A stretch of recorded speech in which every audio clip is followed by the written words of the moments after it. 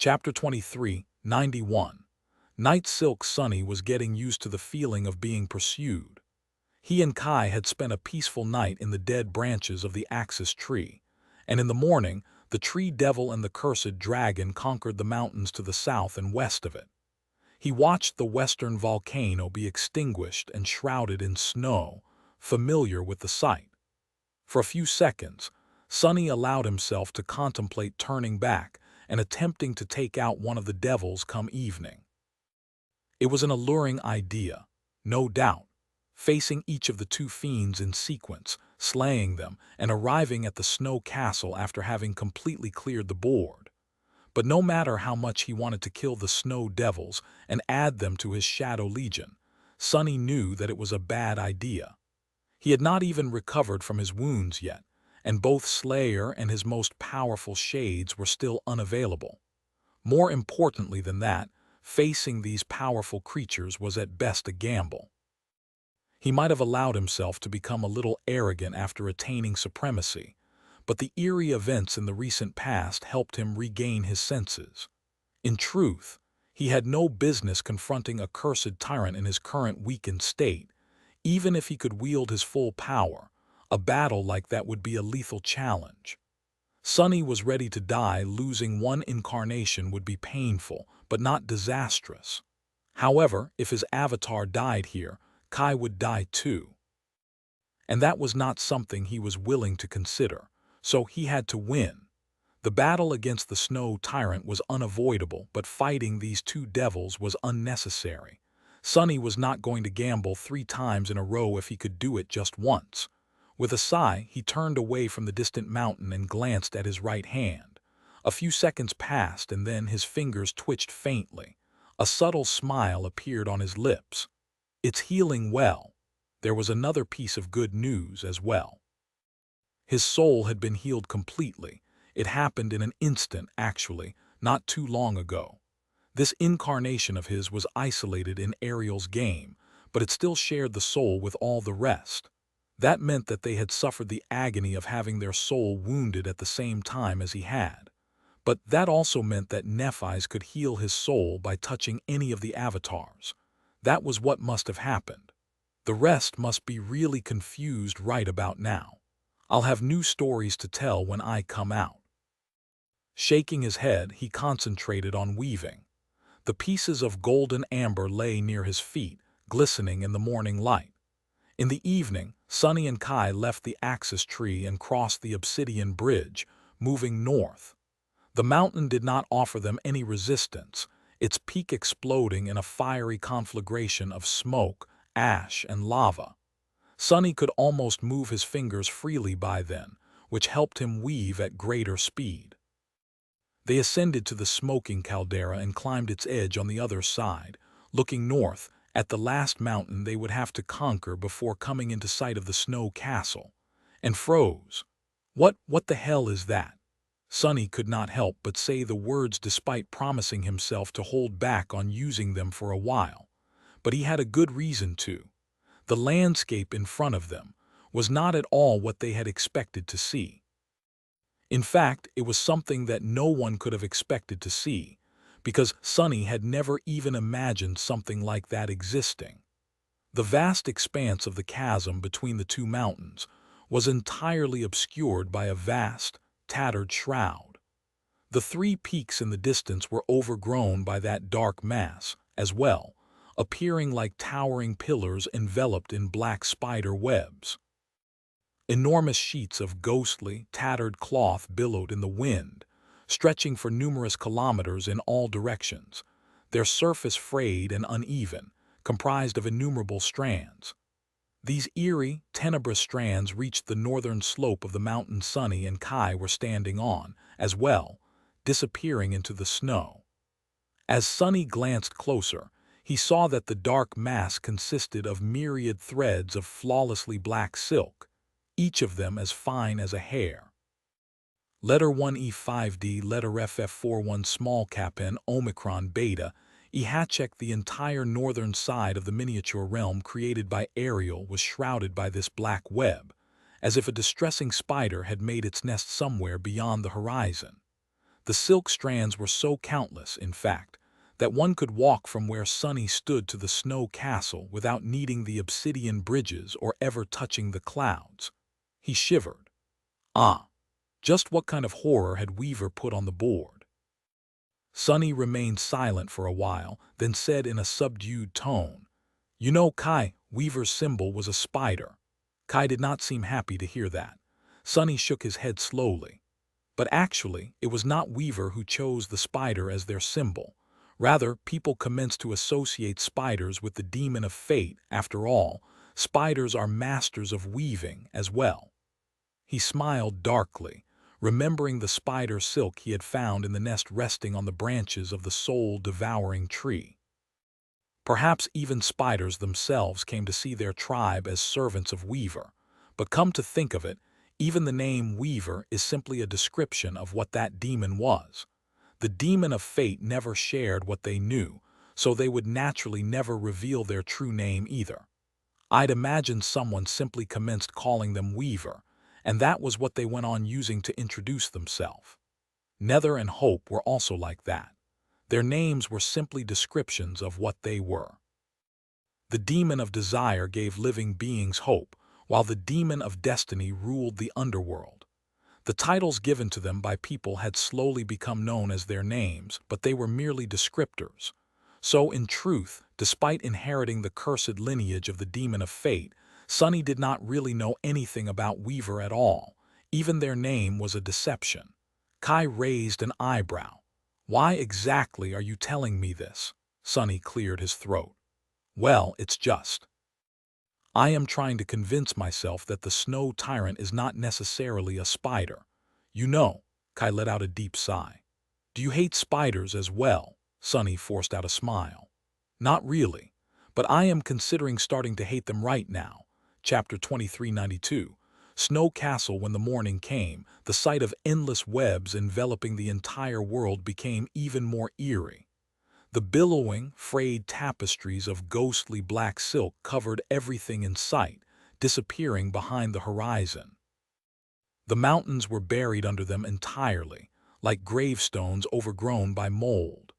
Come to think of it, the mountain they had left yesterday must have been infected by the black silk as well. That was why it had seemed peculiar to Sunny from the axis tree. The webs had just burned away when the mountain erupted, but here, there was too much mystical silk for it to be consumed by ash and lava. Sunny observed the nightmarish landscape silently, slowly clenching and unclenching his right fist. "I don't like it at all." There were less than 2 days left before the battle against the snow tyrant, which meant that he had to start preparing himself mentally for whatever it was he would face. Before that, however, he had to finish the memory he was creating from the golden amber of the axis tree and the 3 sacred soul shards in his possession. This time, he wanted to create a charm. The design of the enchantment had already come together in his mind, and he had already created enough strings of shadow essence to weave it. Now, Sunny was simply going over the mental image of the sorceress tapestry while patiently carving the piece of amber into form with a knife made of shadows. The golden amber was impossibly tough, but it slowly gave in under the sharp blade. The form Sunny was carving was both gorgeous and easy. It was a star.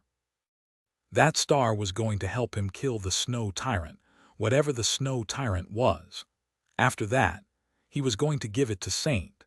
She had gone without a powerful charm to fit her underworld armament for too long, so he really had to make sure that the evening star glanced worthy of its future owner. "I'll be able to build on the initial enchantment later as well. These sacred soul shards are truly remarkable. The weight of the spellweave they can support is simply crazy.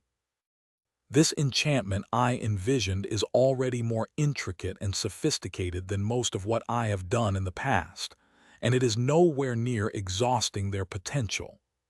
Sunny was pressed for time, so he had to be truly ingenious with the design of the enchantment.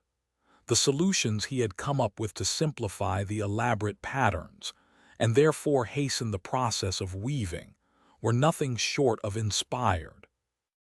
He had even given the evening star a conditional limitation to greatly strengthen its effect when the proper conditions were met.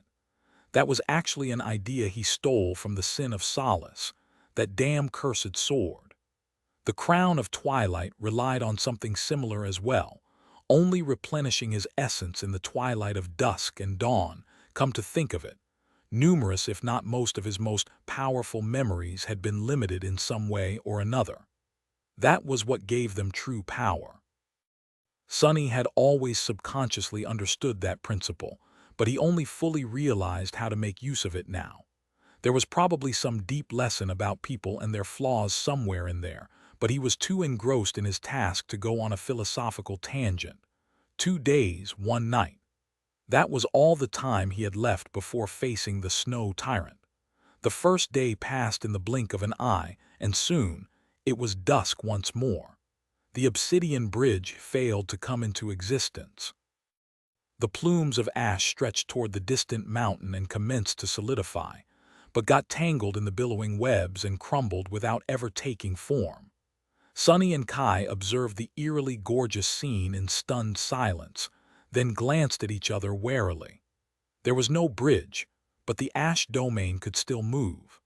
So, Sonny manifested a pair of black wings, and the two of them flew across the sea of fluttering black silk, landing carefully atop the northern mountain. From there they could finally see the snow castle, and the source of black silk, the snow tyrant itself as well. What?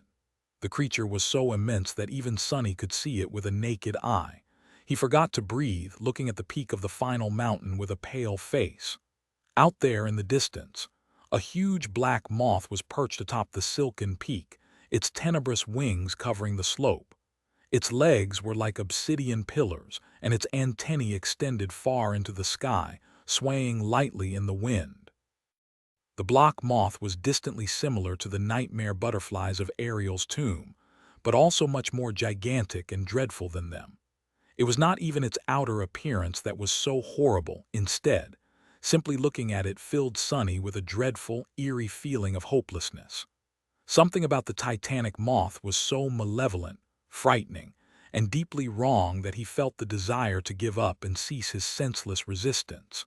He was already doomed, after all. But that was not why Sonny was so stunned. Rather, it was because the sinister black moth felt peculiarly familiar. Come to think of it, the black silk felt familiar as well. Sonny shivered and then whispered quietly, I know it." Kai looked in surprise. "What?"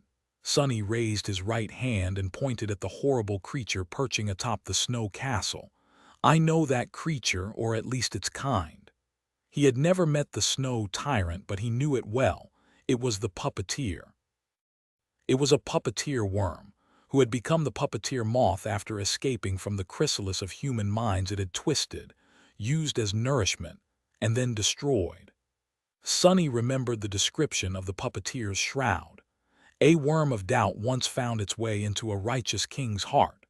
With time, the king was devoured from the inside and became its puppet. A lifetime later, the puppeteer worm escaped from the king's dead body, leaving behind a cocoon of black silk. No one knows where it went. However, once people dared to approach the silent castle, they found the silk among the mountains of gnawed bones and fashioned it into an armor. He did not know whether the creature he was facing was the same puppeteer worm who had been responsible for the birth of the Mountain King, or simply the most accomplished member of their harrowing kind. All he knew was that the description of his old armor failed to mention what a larva evolved to after leaving its chrysalis. He was looking at what it had become right now. Chapter 2393. Who puppeteers the puppeteers as darkness shrouded the world. Sonny and Kai sought shelter from the eerie gaze of the puppeteer on the other side of the mountain. Sonny sat in the ash, his 6 hands dancing in the air as he wove the complicated enchantment of the evening star. One of them was giving him trouble, but he worked through the stiffness and the pangs of pain. His expression was both focused and distant, as if he was in a state of flow, but also rattled to the core. As the radiant patterns of the sorceress tapestry took form, He could feel his shades being mended. The obsidian wasps were restored first, then the shadow wolves and abundance. The wolf was going to recover soon, too. Slayer was close to being fully healed as well. The shade of the Rat King, meanwhile, had never been vanquished, so Sunny could summon it at any second as long as he wished to. The puppeteer moth. Really now? Sunny was a little shaken. Locking these feelings in an isolated partition of his mind, he allowed that part of him to take control of his mouth and spoke quietly. What a splendid coincidence! Meeting a nightmare creature that was connected to his first nightmare here was truly unexpected. Unbelievable, even. What were the chances? It was almost as if someone, a certain nebulous demon, perhaps had pulled the strings behind the scenes to make it happen. Not the strands of black silk that the puppeteer used, though, but an entirely different kind. The strings of fate themselves, maybe. Who was the real puppeteer here, then? Suddenly, the giant black moth perching on the peak of a towering mountain did not seem so traumatic anymore. It even seemed a little pitiful. But naturally, that feeling only lasted for a moment. Kai, who had been staring at the stars idly, turned to look at Sunny. But how do you know that horror? Sunny remained silent for a few seconds, engrossed in weaving, then shrugged. It was mentioned in the description of a memory I owned. It was the second memory I had ever received, actually, and its description was quite memorable because of how creepy it was. Who knew I'd meet that creepy nightmare creature myself one day? He sighed, then shook his head slowly. But actually, it is a good thing. It is a wonderful thing, even. Sunny glanced at Kai and tried to smile. Knowledge is the origin of power, after all. Few things are more important than knowing your adversary. I thought we would have to go into battle against the snow tyrant blind, but would you look at that? Now we don't have to. We know quite a lot about it. In fact, we know the things that matter most. He glanced away and contemplated the situation for a while. Eventually, Sunny said, "The puppeteer's moth can also be called doubt, I guess. That is the essence of its power. It infects the hearts of living beings with doubt and turns them into puppets. In other words, it is an immensely potent manipulator. I hesitate to say that the puppeteer specializes in mind attacks because at its level of power, these distinctions are somewhat meaningless, but fundamentally, that is what it does." He took a deep breath, then smiled. "Which means that we are actually in a highly advantageous position. These types of nightmare creatures usually rely heavily on their insidious powers and most of all on their thralls, but they themselves are relatively weak and frail when it comes to physical confrontations. And what did we do here in Ariel's game?" Kai studied him for a few seconds. "We killed most of this creature's thralls and put ourselves in a position to attack it when it's alone." Sunny nodded. "Indeed, that is what we did. So in a way, we are incredibly lucky. Of all the cursed tyrants in the world, this one might just be the easiest to kill, considering the circumstances, that is. Not that killing it will actually be easy naturally. A cursed tyrant is still a cursed tyrant." He exhaled slowly. "We got rid of most of its thralls and outran those who remain true. The puppeteer is huge and monstrous, but it won't be that fearsome in a battle, relatively speaking, I mean. I'd say between that thing and the wolf would be more furious." There was a long stretch of silence, and then Sunny added in a concerned tone, "But that does not mean that facing the puppeteer won't be infinitely more hazardous than facing the wolf was. That is, naturally, because while we did kill most of its puppets, the real difficulty will be not becoming its puppets ourselves." Sunny could not help but shiver. "I would imagine that a cursed tyrant can subjugate someone like us in an instant, as long as we give it a chance.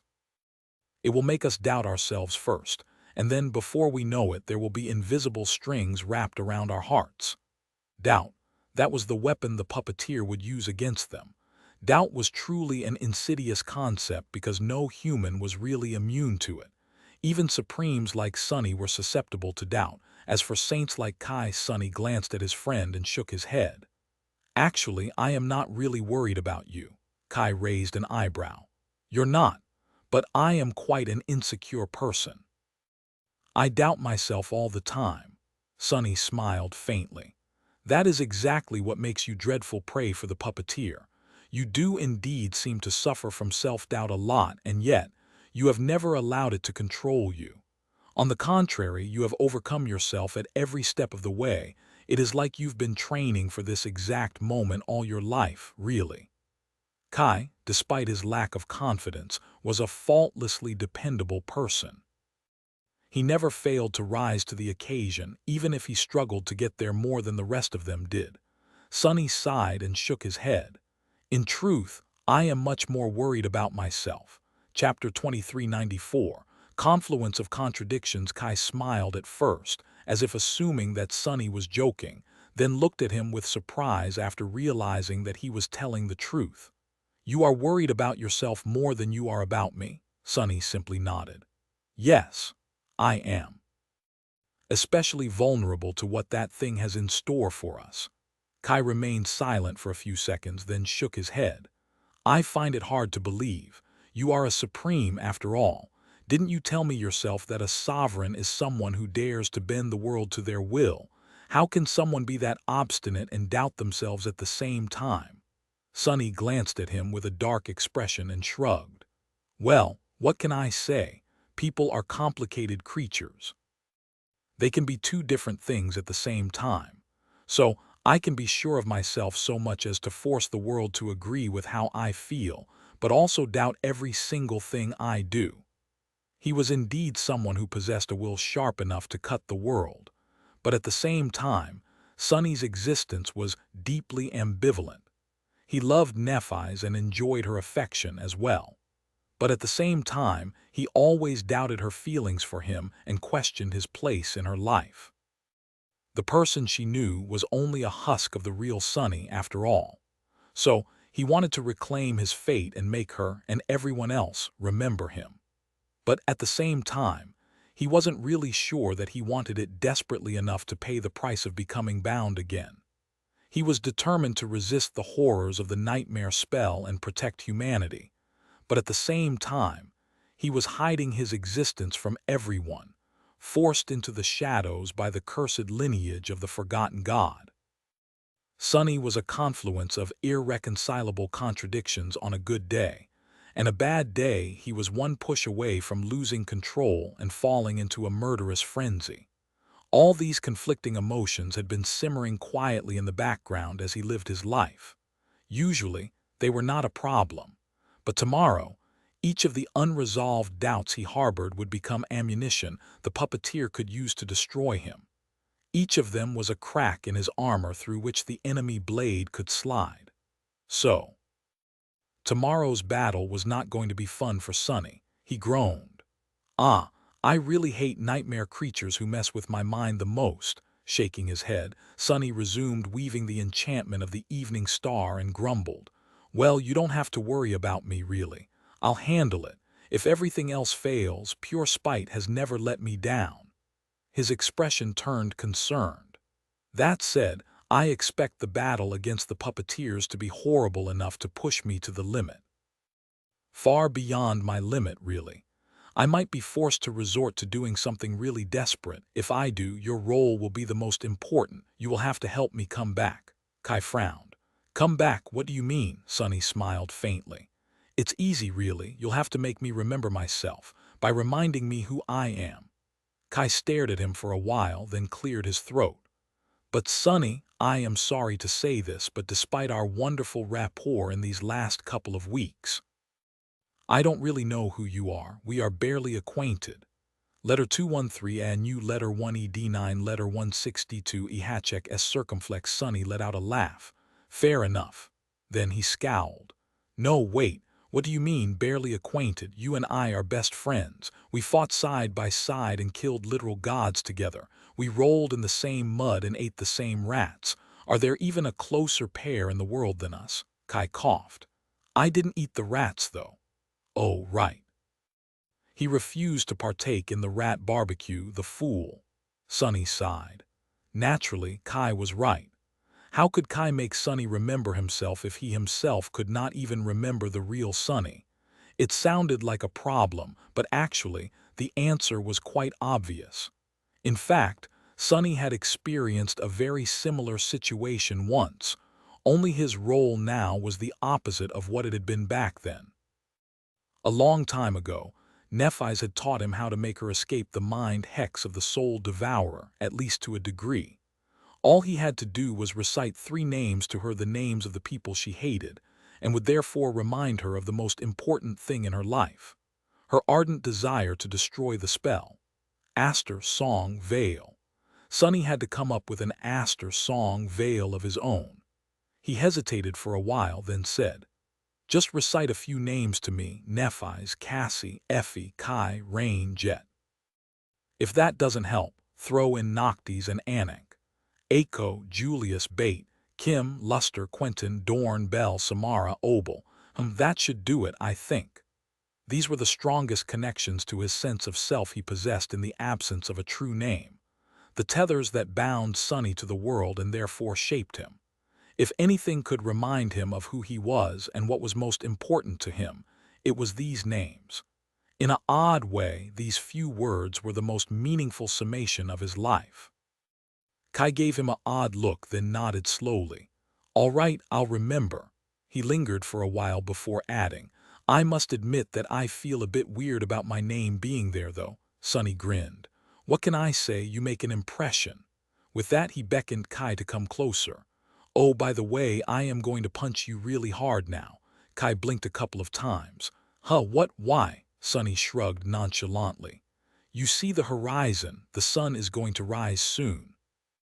I doubt that the puppeteer will leave the snow castle, but it can surely subject us to some kind of terrifying mind attack without moving. You don't want to endure a mental attack of a cursed tyrant more times than necessary, do you?" Kai moved back a little, a wary expression on his face.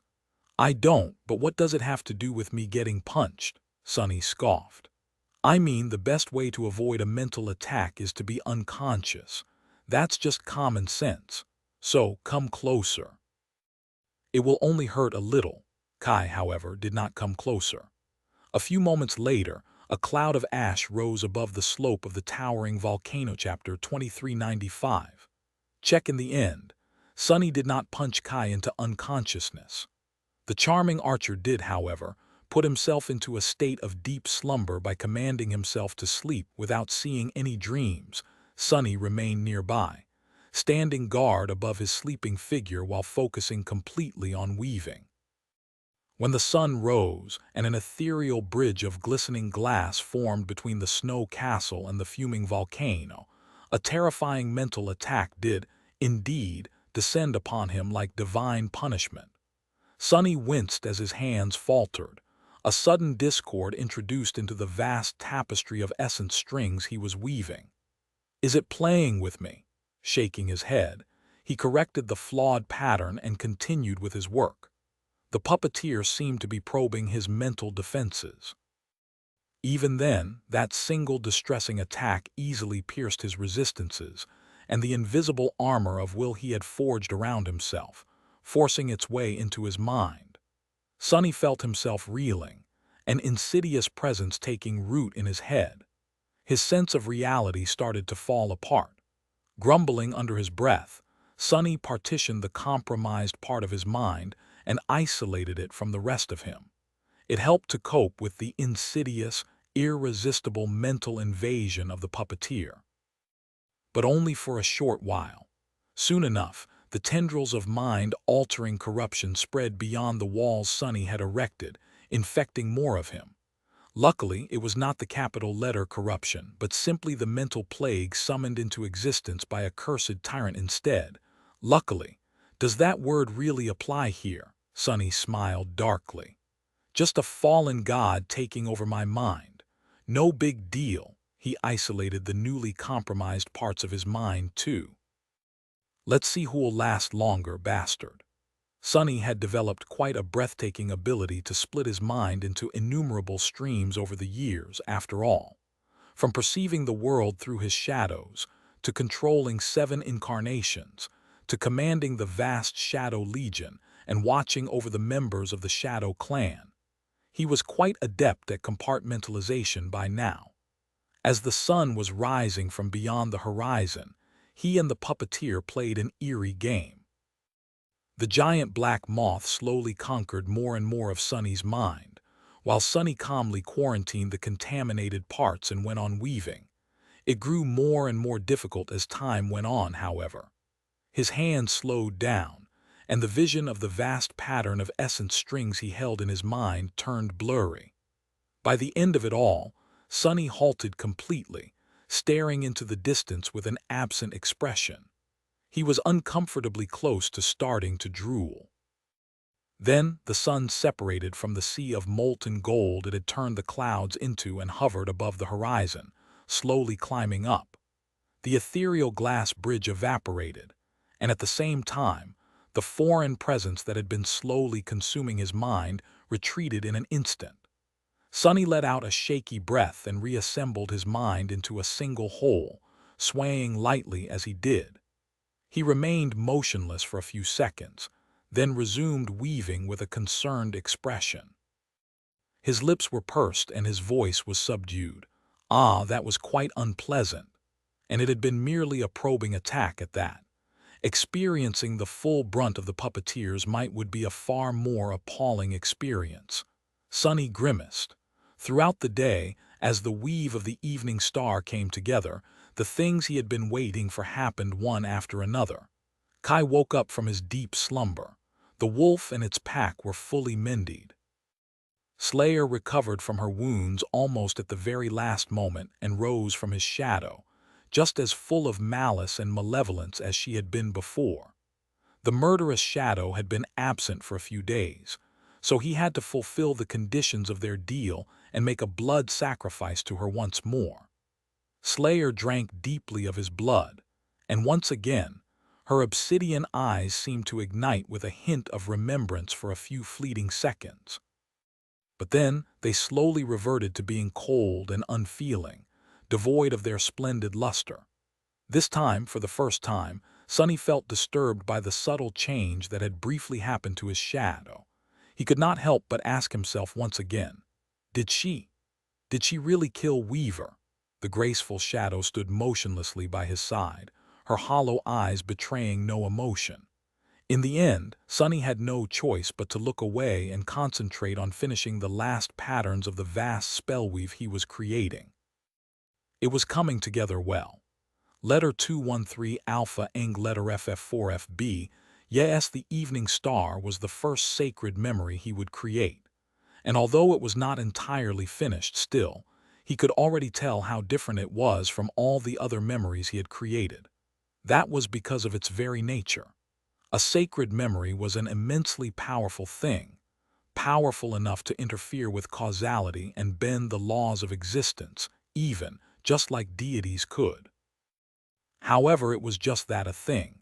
It possessed neither will nor intent, and therefore it lacked the authority to achieve what it was designed to do. How could it function then? The same way the lesser memories function naturally. Since memories did not have souls, they strengthened by the soul essence of their master. Similarly, a sacred memory had to strengthen by the soul essence, the spirit essence, and most importantly, the will of its master to realize its potential. Not just anyone would be able to use the evening star to its full extent. Sunny sighed. I still have ways to go. Weaver's mask and the shadow lantern did not have the same problem after all. They were divine memories that even a mere Awaken could use, which meant that whoever had created them infinitely more proficient at weaving than Sunny was. Well, naturally, they were.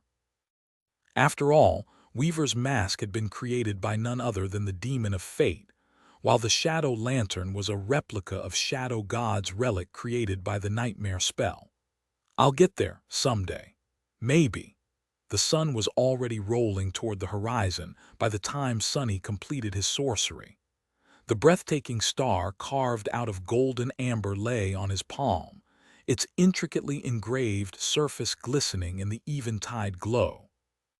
He sighed, then manifested the jade mantle and brought the evening star to the center of his polished black breastplate. Their armor swallowed it, and as the sacred charm drowned in the dark stone-like metal, disappearing without a trace, it was slotted into the underworld armament. Pouring his essence and will into Evening Star, Sunny felt a subtle power flow into his limbs. Works as a charm, he smiled darkly, deactivated the enchantment and rose to his feet. The sun would soon touch the sea of clouds. The battle against the puppeteer was about to commence. Throwing a look at Kai, Sunny lingered for a few moments and asked, "How about it? Are you ready to get the hell out of this dreadful place?" Kai nodded calmly. "Oh, I am. I've been dreaming of taking a proper shower for a week straight." Of course he has. Sunny sighed, then glanced at Slayer. "What about you? Have something to say to me?" Slayer did not deem it worthy to give him an answer. Instead, she simply checked if her swords slid out of their sheaths smoothly. Sunny shook his quietly and glanced north. The sea of clouds was drowning in darkness in the east while burning with a fiery crimson glow in the west. The plumes of ash were stretching toward the snow castle like black tendrils. Soon, they turned into an obsidian bridge, its surface glowing as if illuminated by innumerable embers. Taking a step forward, Sunny called upon the shadows and ash. As he stepped onto the bridge, a tide of darkness followed him like a boundless mantle. Chapter 2396. Evening Star. As Sunny walked across the bridge, bringing the ash domain with him, the huge black moth perching on the peak of the distant white mountain shifted a little. Its size was so immense that, from a distance, it seemed as if the mountain itself moved. Suddenly, he could sense something vast, ancient, and utterly alien gazing at him. It was as if everything about him was revealed under that frightening gaze. The entity studied him with a dispassionate thoroughness, like one would study a strange and curious specimen after dissecting its body. Then, the entity seemed to lose interest. The heavy gaze followed Sunny, but it felt far less penetrating than before. He glanced up at the titanic black moth's face, if it could be called that. It was covered by what looked like soft black fur, with two enormous spherical eyes protruding from it on either side. Its maw was hidden from sight, and its two enormous antennae swayed faintly in the wind. Apart from the fact that each was hundreds of meters in length, they looked like the long, cushy eyebrows of a wizened sage. The puppeteer stayed motionless, and it was that lack of movement that made the sight of a titanic moth so eerie.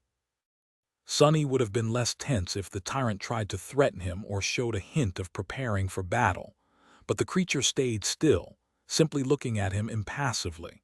"It's not taking me seriously at all."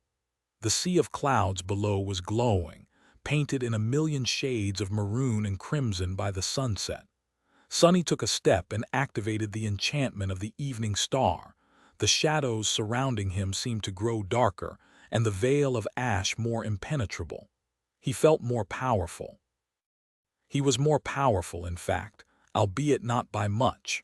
For now, the enchantment of the Evening Star was immensely potent, but simpler in execution than many he had woven before. That was because Sunny had chosen not to rely on the usual patterns he had memorized or developed while designing it. Instead of meticulously weaving the paths and mechanisms its enchantment was to follow, he wove the very concept of what it was meant to achieve into the pattern instead. Sunny based the spellweave of the Evening Star on two simple concepts: abundance and power. The Evening Star was meant to grant its master an abundance of power, not the physical strength, soul potency, mental fortitude, or even willpower, but simply power, in all its shapes and forms. Sunny did not need to meticulously design how that effect would be achieved precisely, because he had based the spellweave of the Evening Star on concepts as opposed to sorcerous principles. After all, the Evening Star was a sacred memory.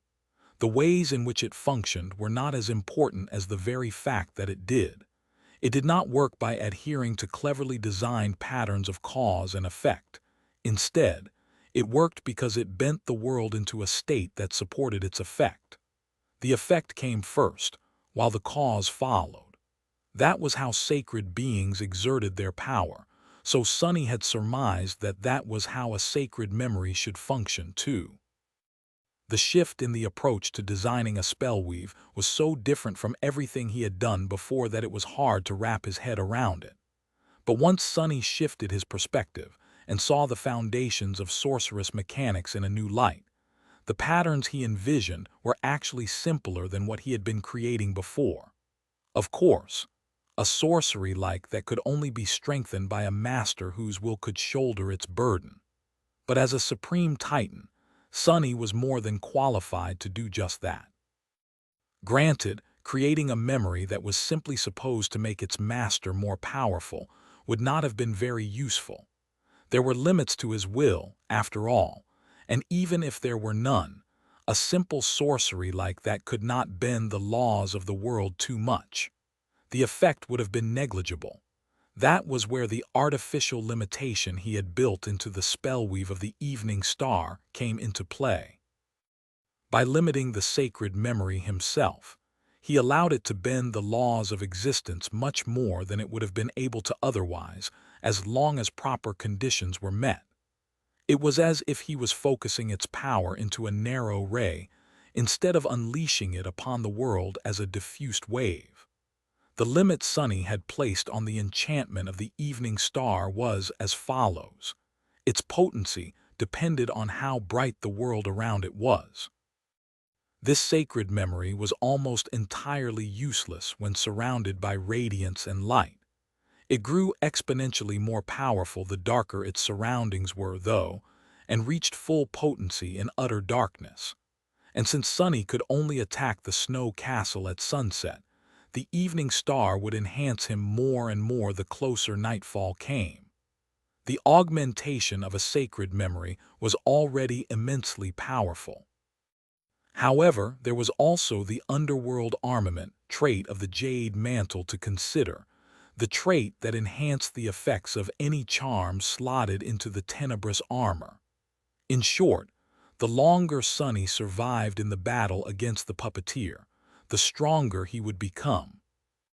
Any augmentation was important, but this one, in particular, was especially vital due to the fact fighters usually grew exhausted and weakened by the end of a vicious battle. In that state of fatigue and vulnerability, every drop of power was especially precious. So Arsadilla letter 1F0, 1 new letter 231B, E grave letter 1D8A hopefully. The puppeteer was in for an unpleasant surprise. Of course, Sunny was quite certain that the detestable creature had a few surprises in store for him, as well. All his senses grew taut as he approached the end of the bridge. All his muscles tensed in preparation for a furious, fatal battle. Sunny inhaled deeply, then gritted his teeth and stepped onto the snowy slope of the towering mountain. He had expected a destructive mental attack to slam into him immediately, possibly even some kind of profane assault that he could not even imagine, let alone describe. He had prepared himself for anything, or so he had thought. But he was wrong, because what happened next left Sunny completely stunned and more than a little bit rattled. Instead of a tyrannical assault, what met him on the slopes of the snow castle was a voice. The voice resounded from all around him, subtle and strangely soft. It said, "Welcome, Liberator. Oh, I've been waiting for so long." Chapter 2397. To a flame Sunny froze. He was not being subjected to a distressing attack, and yet that did not make him feel any less alarmed. If anything, he felt more shaken than he would have if the puppeteer had thrown all its profane power into an obliterating assault. Because despite the fact that the world had changed, and Sunny himself was vastly more powerful now than he had been before, one truth remained the same since the turbulent days of his youth. It was that among all the horrors of the nightmare spell, none were more sinister and harrowing than the ones who could speak like humans. Damnation. He glanced up and studied the motionless puppeteer, who loomed far above him like a black insectal cliff. "Don't answer, don't answer, don't." Then his lips moved on their own. "Who's speaking?" There were a few seconds of silence, and then the soft voice resounded from nowhere. It was as if the wind itself was answering. "I am Moth." Sonny narrowed his eyes, unsure what to say. The cursed tyrant was talking to him. The frightening moth perching atop the mountain was engaging him in conversation, and on top of that it was polite and soft-spoken. "What the hell?" he exhaled slowly. "Why are you talking to me, though?" The puppeteer remained silent for a moment, then answered with a question of its own. "Why not?" Sonny could not help but let out a stifled chuckle. "This is ridiculous." His flaw still forced him to answer, though. "Because you are an abomination, a nightmare creature. You and I are enemies, no?" The huge moth moved its antennae faintly. "Are we enemies? Why?" Sonny laughed. "Why? Oh, actually, you raise a good question. You, creatures of corruption, are all completely overcome by a demented need to eradicate anything and everything that is good and pure. I have no idea why, so now that I have the chance, let me ask you instead. Why the hell are you, vile fiends, so hellbent on destroying us humans? Letter 1 D64D A tilde letter tth rowen Cyrillic va Cyrillicia letter 1 S6 fv. The puppeteer remained silent for a while this time. Eventually, he seemed to sigh. "Words have power, liberator. The power of names is even greater still. And yet you use that power with such violence. You force them upon the world." The giant moth tilted its head down, looking at Sonny with its enormous black eyes. "Corruption, nightmare creature, fiend, vile, pure good. These words you use may not form existence, but they form you. They form everything you touch as well. They even form me." The winds howled, and the glistening strands of black silk enveloping the mountain fluttered in it like a tattered shroud. The cursed tyrant spoke again. "What you have named corruption is the influence of the void. It does not corrupt things, it simply changes them. These things it changes are not malevolent or vile, just like the things it spares are not pure and good. They are merely different, however." When the puppeteer spoke again, its soft voice sounded a little mournful. "There exists a contradiction between those of us who have been touched by the void and those of us who have not, indeed. That contradiction gives birth to conflict. Those of my kind who are young and weak are not detestable, they are pitiful. They are neither of the void nor of the flame. They belong to both but are welcomed by neither." The colossal moth moved its wings faintly, causing hurricane wind to blow across the silken mountain. Sonny shielded his face from the dancing snow and grimaced. "This thing is really huge." The puppeteer continued. "Their existence is a battlefield, and the war they wage against themselves drives them mad. In that anguished state, they are lost and blind. All they can do is desperately seek salvation, like moths to a flame. They are consumed by the desire to possess the flame or to extinguish it. They are overcome by a misguided need to resolve the maddening contradiction and right everything that is wrong with the world and with themselves. Only then would they know solace." Sonny smiled darkly. "Solace? The reason for all this misery is that they seek solace. How truly ironic. No wonder someone told me once that solace is a sin." The puppeteer stirred. "It is in the depths of the flame. Life is war, peace is death. These are the laws carved into existence by the incarnations of flame." Sonny was getting a little confused. The way the puppeteer spoke and the names it used were peculiar. The flame. Since the puppeteer described the flame as the opposite of the void, it must have meant the vast universe created by the gods, the existence itself. Or did it mean the original desire from the flames of which the gods had been born? Possibly it was both. There was probably no distinction between the two for a creature like the puppeteer. The incarnations of flame it mentioned were the gods then.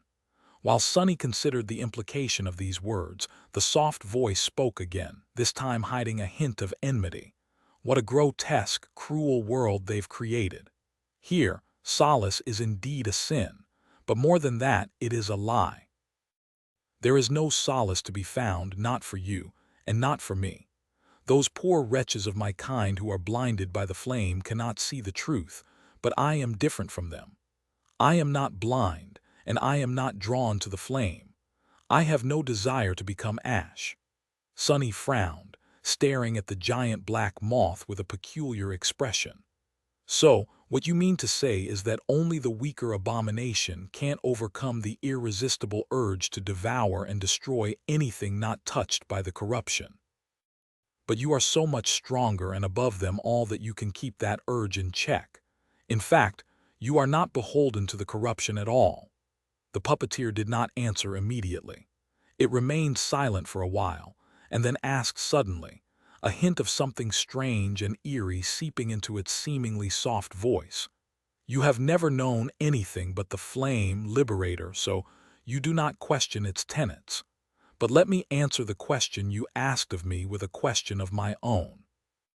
Why do we have to be enemies? Is it because of me, a creature touched by the void, or is it because of you, a creature born of the flame of the flame?" Where life was war chapter 2398, fuel of desire. At first, Sunny laughed. The question was really too preposterous. What was the puppeteers insinuating?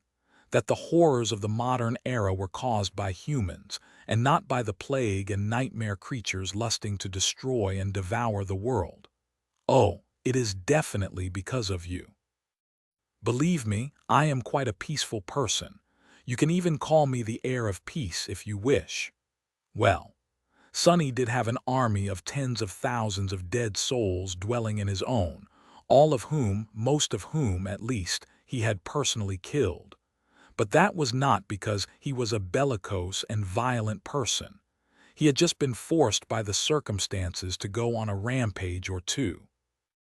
And while few, even among the nightmare creatures, had caused as many violent deaths as Sunny had, that was not because he particularly enjoyed slaughter and carnage. Well, he did enjoy them sometimes, but not that often. Very rarely, really. Sunny opened his mouth to say something, but then closed it again.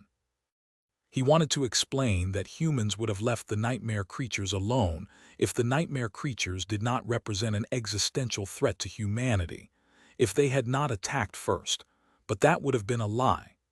After all, humans had managed to eradicate most life on Earth, and had almost eradicated each other long before the nightmare spell descended.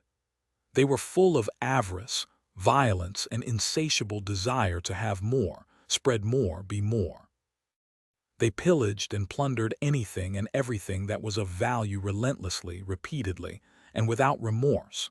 So, if there had really been a flock of harmless nightmare creatures grazing peacefully somewhere on a meadow, humans would have probably slaughtered them and dismantled their precious bodies for parts.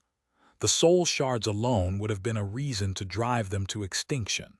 Sunny pursed his lips, suddenly unsure of himself.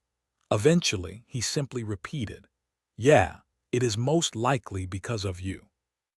The puppeteer seemed to look at him with pity. After a few moments of silence, the soft voice spoke again. "There is a far more meaningful question, Liberator. The incarnations of flame, why did they create their cruel world this way? Why must they make life a constant struggle and deny solace to the beings trapped in the cage of their design? Why is there desperation, desire, hope, and war? Tell me, creature of the flame." Sunny suppressed the desire to scoff, surprised by the sudden philosophical question. Philosophical questions, by definition, had no answer. That was what made them such to begin with. So the better question would have been why the puppeteer insisted on wasting his time. But then the derisive smile slowly drained from his face, because Sunny suddenly realized that he knew the answer.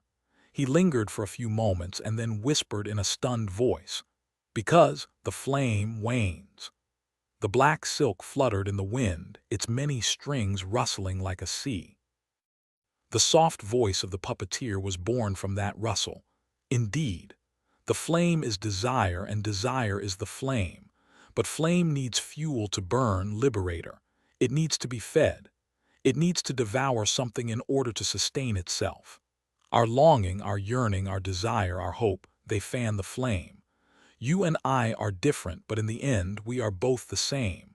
Our lives are fuel, and we only exist to be devoured by the flame." The giant black moth lowered its enormous head, staring at Sunny from above. We are both prisoners of this game as well. We are different, yes, but we are the same. What we share is far more immense than what divides us, and so there is no reason for us to be enemies. Sunny shifted, engrossed by the truth, a version of truth, at least offered him by the puppeteer. His mind slowly drifted to its last claim, and after hesitating for a short while, he asked in an even tone, Letter 1D619, Letter 1D608, Letter 2115 Armenian, He Oinus. Letter 1D41B Igrav, Letter 10314, we are both prisoners. Is that why you keep calling me the Liberator? The giant black moth's antennae swayed lightly. Yes. A long time ago, the one you call Weaver offered me a bargain. I would help them defeat the demon of dread in the death game, and in return they would twist the strings of fate to ensure my survival. And if I waited long enough, a being would come to liberate me from my cage. Sunny chuckled. Weaver promised you freedom, huh? The puppeteer stirred. Freedom, survival, salvation. The winds howled above the silken making the strands of black silk billow fiercely, urgently. Sunny smiled darkly. Did you not know that Weaver was a consummate liar? No, really. You would have been hard-pressed to find a more treacherous bastard to make a deal with. He shook his head. Let me tell you, puppeteer, you should never trust the gods, but you should really never trust Weaver. Only a fool would. In fact, the only thing more foolish than that would be to trust a cursed tyrant. Looking up, he stared the colossal black moth in the eye. Let me ask you one question. Sunny sighed and raised his hand, stretching slowly. Actually, I asked it already as a matter of fact. It was more or less the first question I asked. Why are you talking to me? He lowered his hands and regarded the puppeteer chillingly. It wouldn't be to stall for time and make sure that I can't kill you before the sun sets, would it? There was silence for a few long moments. And then the soft voice resounded from nowhere once again. Only it wasn't so soft anymore. And neither did it resemble anything that could be even distantly mistaken for a human voice. Instead, an eerie, deeply disturbing, dreadful rustle washed over Sunny, making his skin crawl. Arg, kill me. The world itself seemed to laugh at Sunny, full of scorn, sending his mind into a spin. Your death is liberation. Ash Tyrant, Weaver, kept their promise. The puppeteer did not speak after that, but moments before they clashed, Sunny thought that he heard a dying echo drowning in the wind. He could barely discern the words. Your flame, so sweet it's calling. Chapter 2399. Bound Sunny did not know whether the puppeteer had told him the truth or woven intricate lies, shaping them to suit the mind of its prey. Perhaps it was both, with fragments of truth mixed in between deceit to make it all sound so much more believable and tantalizing. One thing was certain, though. Sunny had not believed even for a heartbeat that the puppeteer was above the malevolent madness all nightmare creatures seemed to suffer from. Maybe nightmare creatures were indeed driven mad by the call of the flame, just like Awaken struggled to maintain their sanity when exposed to the call of nightmare. Perhaps the enormous black moth was indeed adept at suppressing its malice, somewhat. But not because it was truly free from the rabid compulsion to destroy and devour anyone and anything not twisted by the void. Rather, it was merely to lure its victims into a false sense of security, just like the puppeteer had attempted to lure Sunny. It had always intended to consume Sunny, at best. At worst, its intention was to turn him into a puppet, infect him with corruption, and make him its thrall. If so, Sunny was not inclined to believe the rest of what the giant moth had told him either. But still, what if the rest of it was indeed true? What if some of it was? What if the world as Sunny knew it, the existence itself, was nothing but a furnace where all of them were doomed to burn? If the purpose of all living things was merely to be fuel? The universe was a cage built to contain the void, but weren't all of them caged within it as well? It was such a dreadful thought. Sonny felt that there was something wrong with that line of thinking. Even if the puppeteer had offered him some version of the truth, though, it had to have omitted something, changing the context and twisting the meaning of everything. But Sonny was not sure. He could not be sure because the seeds of doubt had already been planted into his mind. Damnation! Even after realizing what was happening, Sonny could not do anything. All he could do was kill the puppeteer before these seeds sprouted into something that could not be contained. Luckily, the wasted time did not only benefit the eerie moth. With every minute that passed, Sonny was growing stronger. The evening star burned in the dark depths of the underworld armament, bestowing him with ferocious power. Of course, it was hungrily consuming his essence and willpower as well, but that was a trade he was willing to make. Sonny had been lulled by the conversation with the puppeteer, but now he shook that enthrallment off. And when he did, he felt a chill run down his spine, realizing that passing time was not the only thing he had been overlooking. In truth, Sonny had failed to notice quite a few things as well. Come to think of it, he had been behaving peculiarly from the second his foot landed on the slope of the snow castle. Starting a conversation despite knowing better, humoring the puppeteer's suspiciously convenient claims, failing to pay attention to anything about his surroundings except for the billowing strands of black silk. Most of all, forgetting that Kai and Slayer existed at all. What? How did I? Why had Sonny not even thought to question what his companions were doing while he conversed with the cursed tyrant? Curses! Sonny hastily glanced around, casting his shadow sense out at the same time. His eyes widened, and fear grasped his heart with icy claws. Kai was hundreds of meters away. What looked like Kai, at least, in his transcendent form. A giant figure was buried under a slithering mass of black silk, straining desperately to tear itself free. Sonny could hear the muffled cries of a dragon as the great beast tore at the silk midnight scales glinting through the gaps between the dark strands. Slayer was nowhere to be seen, as if swallowed by the billowing mass of black silk entirely. The puppeteer was still perched atop the mountain, motionless, looming above them like an eerie insectal deity. Most disturbing of all was the fact that, without Sonny ever realizing it, impossibly thin strings had wrapped themselves around his limbs, penetrating his body and reaching into his very soul. Sonny shuddered. Oh! Throwing a murderous gaze up at the still figure of the colossal black moth, Sonny lunged forward. He tried, at least. But the black strings held him in place, controlling him like a marionette. Arg! A hint of panic flooded his mind like a dreadful wave. Suppressing it fiercely, Sonny strained against the invisible strings, feeling them tremble and give. His will cut at them like a blade, severing a few, but more took their place, piercing Sonny's flesh, soul, and spirit. These strings were both tangible and intangible. They restrained him physically, but much more perilously, they restrained him mentally as well. His mind was infected by doubt, and the puppeteer used that doubt to control him. When Sonny wanted to lunge forward, the strings strangled his determination to do just that, and so he stayed in place, unable to force himself into commanding his body to move. "You vile thing!" Sonny growled and purged his mind, throwing it into the state of battle clarity. At the same time, he steeled his resolve and wrapped himself in an armor forged out of pure will.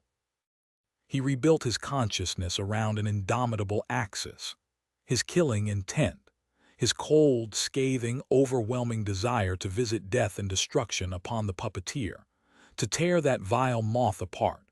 Innumerable strings of black silk snapped, but even more surrounded him, binding him like a suffocating cocoon, or a chrysalis perhaps. Sonny let out a stifled scream, falling to his knees. The strings cut into his skin, drawing drops of crimson blood. Kill it. I must. Letter 1D667, letter 1D4B6, Nya O acute letter 16D2, E grave letter 1D668, kill it. Kill it. He had to. Kill. Grinning wickedly, Sonny commanded his blood to flow back into the thin cuts left on his body and released his physical form. His body turned into a mass of formless darkness, but he failed to escape the stranglehold of the puppeteer's strings. Still, since they bound the shadows just as easily as the bound flesh. The vast shadow struggled and strained, enveloped by the web of black silk, bound, trapped, unable to escape. Some distance away, no glimpses of the magnificent dragon could be seen through the billowing mass of glistening strands anymore, and no sound of him could be heard. Kai's figure was buried entirely under a dark hill of silk. Most of the sun was hidden behind the horizon, and the fiery splendor of radiant sunset was slowly turning into the dim twilight of dusk. Chapter 2400, Breaking the Rules. Sonny could feel his mind slipping. The puppeteer loomed above the world like a dark cliff, the giant black orbs of its eerie black eyes staring down upon the slopes of the silken mountain dispassionately. Kai was still struggling to free himself from under the mass of black silk, but he was almost entirely immobilized by now. Sonny was straining against the puppeteer's strings as well, but it was pointless. If they were only holding him in place, he could have torn them apart. He could have slithered his way out of their inescapable embrace, at least. But the strings bound his mind just like they were binding his shadow. His very thoughts were restrained, and Sonny could not even fathom trying to break free anymore. Time was running out. The only thought the puppeteer could not poison with doubt was the one Sonny kept repeating silently, using it as an axis that held his mind together and prevented it from falling entirely under the eerie nightmare creature's control. Kill it, I must kill it. His bloodlust was his only salvation. The vast shadows stirred. Sonny broke his mind apart into innumerable streams, abandoning most of them to free some from the insidious grasp of the puppeteer.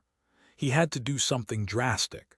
The time for desperate measures had come and gone. Now was the time for pure madness. Sonny imagined himself taking a deep breath. Then he took all his willpower, all his authority, all his killing intent, and all the power granted to him by the evening star, and used them to call forth a shade. If he thought about it, the puppeteer was really in a bad situation. Its true power lay in its thralls, but none of them were here to protect their master.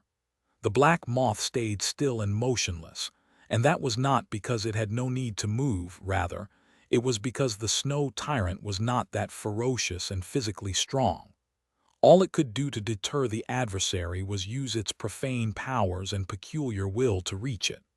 On top of that, Sonny was more or less its natural predator. That was because Sonny commanded a legion of shades, and shades possessed neither will nor a sense of self. They had no desires, no resolve, no determination of their own, and therefore they knew no hesitation.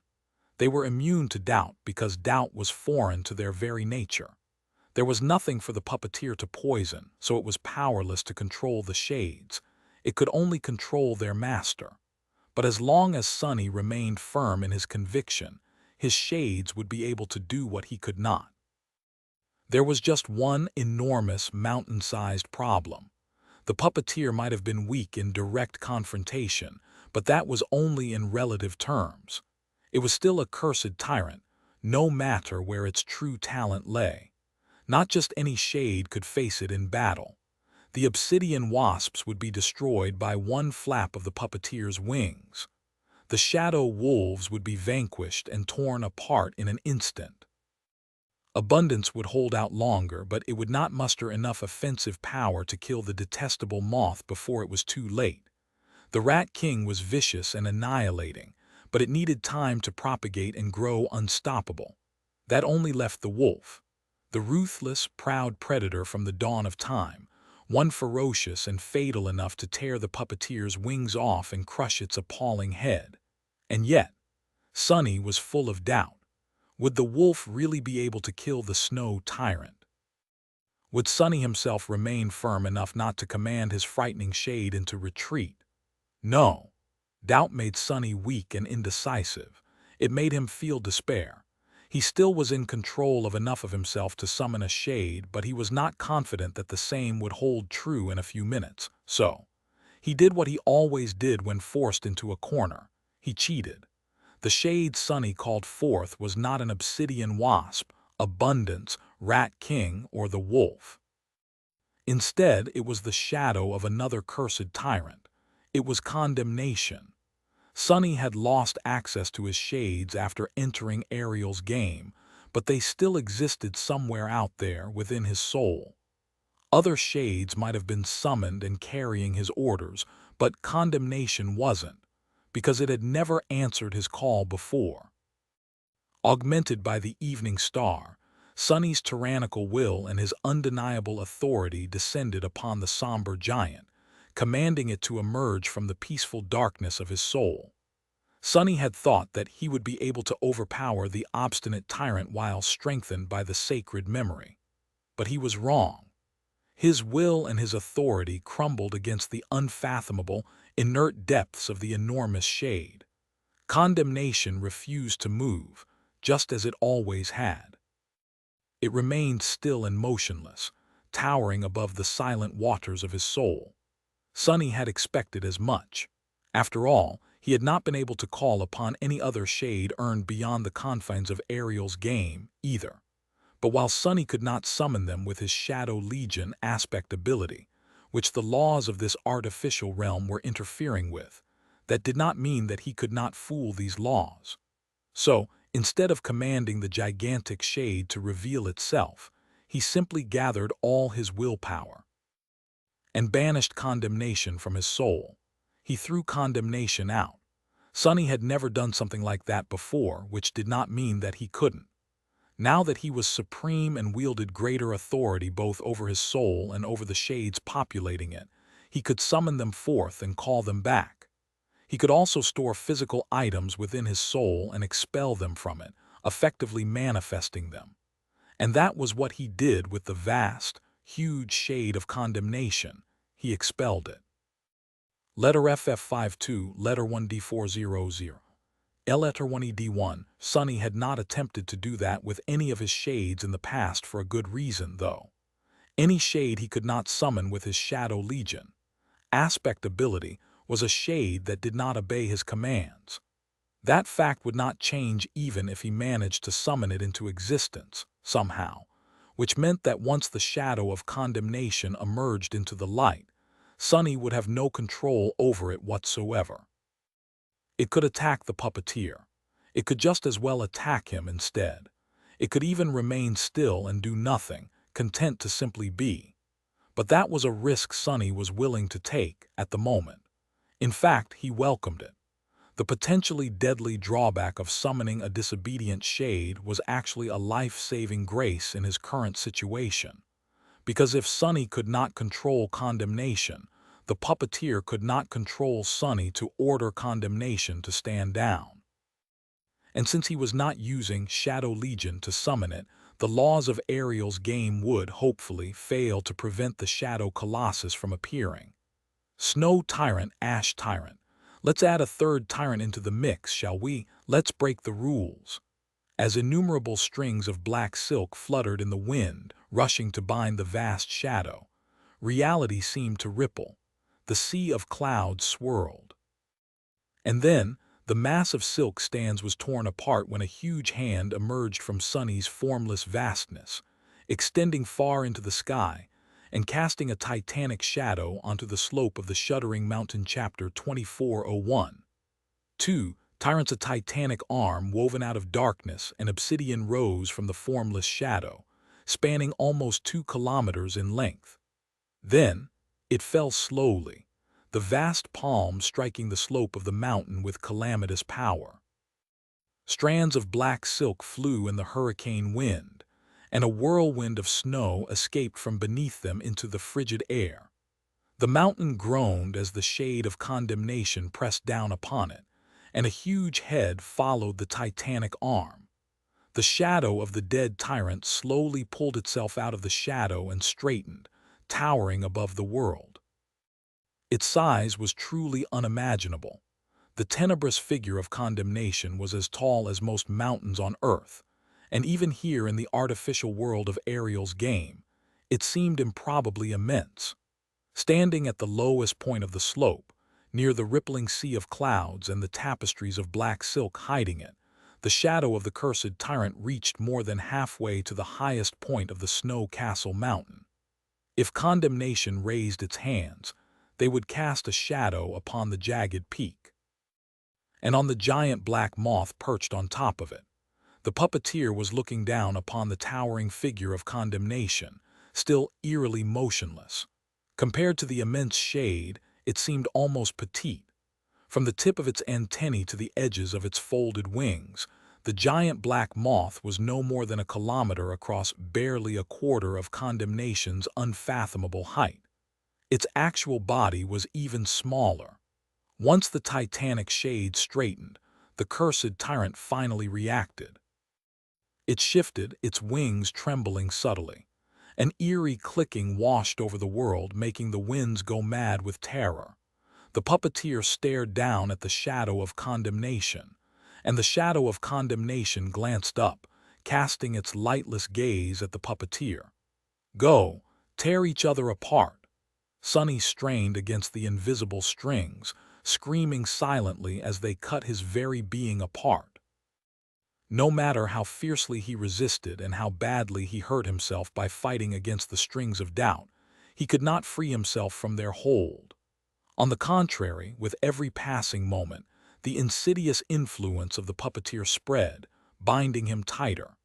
And although he was desperately hoping that the shadow of condemnation would clash with the eerie black moth, there was no guarantee that it would. That shade was different from the rest, possessing a mind of its own. However, that mind was peculiar and alien, not easily understood. Sonny had no idea what guided it, and therefore, he did not know what condemnation would do. The tenebrous giant could indeed attack the puppeteer. It could turn around and crush Sonny under its foot as well. It could even do nothing. But that did not matter too much, really, because no matter what it did, the puppeteer would have to react. Even if condemnation showed no immediate hostility to the insidious moth, the moth would not be able to ignore the threat it represented or tolerate its presence in the snow domain. The puppeteer would be forced to act, and therefore, the clash between it and the shadow of condemnation was inevitable. Sonny was going to use that chance to escape his bindings. Come on! To his relief, the shadow of condemnation seemed to sense the silent malice of the giant moth perched atop the mountain. Still looking up, it slowly raised its titanic foot and took a step forward, breaching a vast distance with that single step. It was climbing the mountain. Yes, consumed by doubt and pain, Sonny felt a hint of vicious glee. He did not hope that the titanic shade would be able to kill the puppeteer. Even if the accursed moth was physically weak, it was still a cursed one, while the shade of condemnation was merely the shade of a once mighty being. Its calamitous power was incomparable to a true cursed tyrant, and the shadow of its will was incomparable to the profane authority of a living deity. Even if shades were immune to the puppeteer's malevolent power, Sonny did not count condemnation's chances high. And yet, the devastation caused by a clash between these two would be unthinkable. The puppeteer would most likely prevail, but it would not prevail easily, and neither would it prevail unscathed. Most importantly, it would not prevail rapidly, which would give Sonny plenty of time to free himself while the adversary's attention was concentrated somewhere else. Out there in front of him, condemnation took another titanic step, making the mountain shake. It was then that the puppeteer finally moved.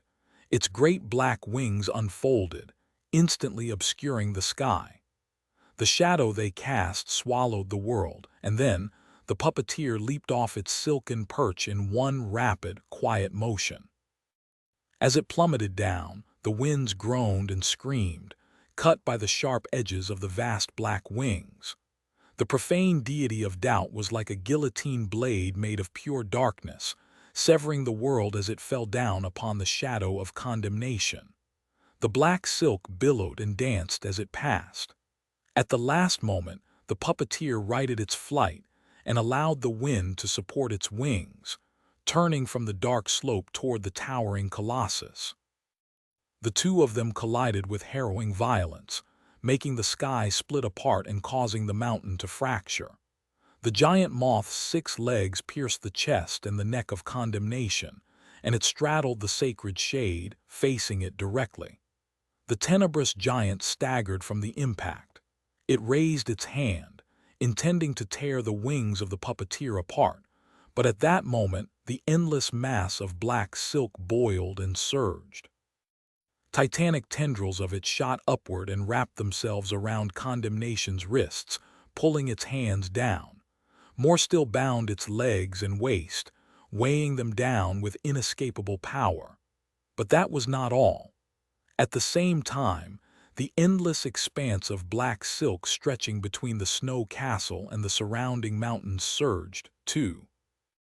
Letter 1E5D Alpha Small Capen or Letter 162 E Hatchek, Letter 219 Countless strands of it originated from the silken mountain, reaching outward like a boundless web. Now, they rose into the air and surrounded the snow castle, closing around it like a huge cocoon. As they slowly closed, the world dimmed. The blazing, bleeding inferno of the dying sunset was blotted out, and a deep darkness fell upon the fractured mountain. In that darkness, the evening star burned, fueling Sunny with a flood of power. Chapter 2402. Doubtless the world shook and shook as the cursed tyrant and the sacred shade clashed. The immense vastness of condemnation was straining against the gargantuan pillars of black silk that bound its limbs, while the puppeteer straddled its chest, reaching for the giant's face. It seemed to have the upper hand at the moment, but the shadow of condemnation was already retaliating. Even if it could not break the countless strands of silk, it had already begun assimilating them. Everything that touched condemnation was condemned to become a part of it, and the black silk was no exception. But was the puppeteer an exception? Sunny did not know, and he did not have time to observe the battle between the tyrants, one living, one dead, closely. Because his only chance to free himself from the invisible strings cast by the puppeteer was now, while the accursed moth was distracted by the shadow of condemnation. Sadly, contrary to his hopes, the puppeteer did not seem distracted at all. Even while fighting the titanic foe, it maintained flawless control of its strings. In fact, their silken vice had only grown more crushing, making Sunny reel and sway at the edge of the abyss. He could feel the last shreds of certainty slipping away from him. He was not even entirely sure of who he was anymore. Once he lost himself entirely, he would truly and utterly turn into an obedient puppet of the harrowing black moth. I refuse. As the invisible strings sliced him apart, Sunny continued to fight them, to exterminate the doubt plaguing his mind, and to strive to break free. All the things he had done to gain freedom, everything that he had sacrificed to break his chains, and what, he would become a damn insect's toy. Sunny raged against his doubt, against the invisible strings, tearing more and more of himself apart to escape them. But what was the point? The strings were unbreakable, it was all hopeless, the suffering was overwhelming. Ah, he knew suffering well. From the cruel expanse of the forgotten shore, no, from even earlier than that. From the suffocating maze of the outskirts until now, every step he took was accompanied by unbearable pain. That was life. That was the truth of his existence, of all existence. An endless struggle to fuel the flame, an endless struggle that was the flame, a terrible furnace that endlessly devoured itself to continue devouring, struggling, and burning. An endless, vile, self-sustaining curse, so wasn't it? Wasn't it enough? Did he really have to suffer more, to struggle more, struggle? Did he not deserve to stop struggling for once? Sunny shivered, enveloped by the invisible strings. The strings were wrapped tightly around him, their cold touch promising peace and solace. No. It wasn't enough. Solace was a sin, peace was death. Stop struggling. Like hell, Sonny would only stop struggling when he was dead, and he was technically already dead, so he was never going to stop. Never. Life was a struggle, living hurt. Good, pain was a gift. As long as he could feel pain, he knew that he was still alive. So what if the flame needed fuel to burn? Sonny himself was a part of the flame all of existence was, so why would he want to starve and extinguish himself? Letter 1 D64D A umlaut agruv letter 16 data Cyrillicia. Why would he not want to burn as brightly as he could, to pursue his desires as passionately as he could, to feed the flame with his longing? That was life. Why would he not want to live? Damn moth! Get the hell out of my head, you lying wretch! The vast shadow surged, ripping the strings apart. Countless strands of silk broke, but not enough of them to set him free. However, by resisting as desperately as he could, Sonny did buy himself time. And a few seconds later, a graceful figure suddenly appeared nearby, her long braid whipping in the wind. Slayer skirted the tendrils of silk, dashing between them like a dancer, and reached him in an instant. Landing on the snow near Sonny, she glanced at him briefly, her onyx eyes shining with sincere, murderous purity. Then her twin swords fell down, slicing through the invisible strings that bound him in place. Empowered by ash, her strike carried an undeniable finality. The sharp blade sliced through countless threads of silk, and suddenly Sonny could move again. As the two titanic creatures battled on the slope of the fracturing mountain, the shadows behind them seethed and surged. Free! Kai! The hiss that resounded from the shadows did not sound like a human voice. It washed over the world, making Slayer take a step back. She lingered for a moment, then dashed in the direction of a hill of black silk under which Kai was buried.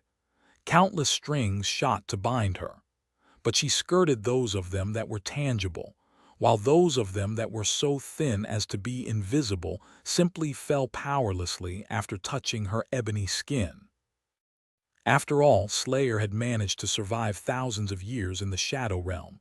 Other shadows had lost themselves to its dark expanse.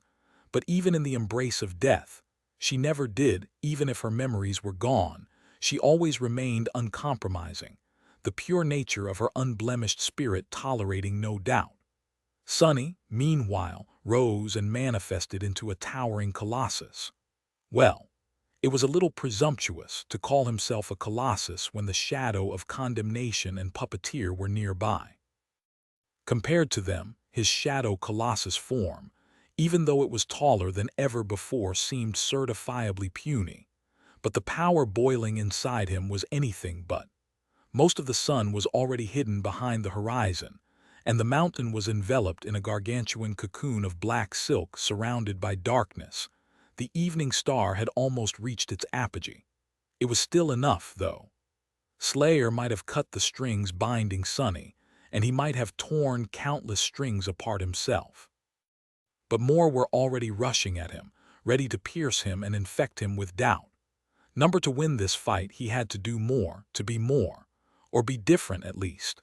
Sonny glanced up at the two battling deities, and then he did something he had been wary of, frightened of, for a long, long time. Chapter 2403. Forced enlightenment. On the slope above Sonny, condemnation was absorbing the strands of silk into the vastness of its tenebrous body. The mighty black tendrils binding its limbs had already been assimilated, tearing as the towering giant broke free of their hold. So were the lower segments of the puppeteer's legs, 4 of its legs, at least, which had been thrust into condemnation's chest. The giant moth let out a peculiar clicking sound as its limbs snapped, rivers of eerie black ichor flowing out of the awful wounds like a tide. Everywhere the drops of dark liquid fell, the slope of the mountain itself seethed and boiled, giving birth to monstrous apparitions. Losing its purchase on the body of condemnation, the detestable moth should have plummeted down from a great height. However, instead, it was flattened against the towering shade's titanic chest, slowly drowning in it, as if attracted by the pull of an irresistible force. For a moment, it seemed as if the puppeteer was in a desperate situation. But then, Sonny saw something that stunned and terrified him. Something that should not have been possible. Condemnation's huge head separated from its body in a harrowing fountain of obsidian shrapnel. The black moth had 2 legs left. After all, in using them, it had just finished brutally tearing the titanic shade's head off its neck. The puppeteer glanced small and delicate in front of the mountain-sized shadow of condemnation, and yet it easily raised the enormous head with its 2 thin legs. Sonny was not sure if the giant black moth had a mouth, but he was entirely certain that the head of condemnation was being devoured somehow. It was rapidly reducing in size, torrents of darkness flowing down the towering shadow's beheaded body while pieces of obsidian rained down like dark meteors. Their impacts damaged the slope of the mountain even more, sending deep cracks running through it. Condemnation, meanwhile, was about to grasp the puppeteer's wings. However, those wings moved at the last moment, the sharp edges slicing through the titanic shade's wrists like gigantic blades. In an instant, the towering giant lost both of its hands. Beheaded and mutilated, condemnation swayed, and moved its arms to embrace the puppeteer, seemingly unconcerned about the frightening state of its material vessel. Pieces of the slope, glacial ice, and vast tapestries of black silk were already being absorbed into its body, turning into condemnation's flesh. The titanic shade was going to offer the puppeteer a distressing fight, but Sonny knew that it was going to lose. It could even be entirely destroyed, not sent back into his soul or the shadow realm itself, but simply annihilated, ceasing to exist forever or possibly becoming nourishment for the eerie black moth. Sonny had not known that shades could even be destroyed, but he should have known better. There were few absolutes in the world of the nightmare spell. The fact that none of his shades had been destroyed before simply meant that he had not met a creature capable of destroying them yet. As the rank and class of his enemies reached the peak of profane power, he was bound to meet one soon.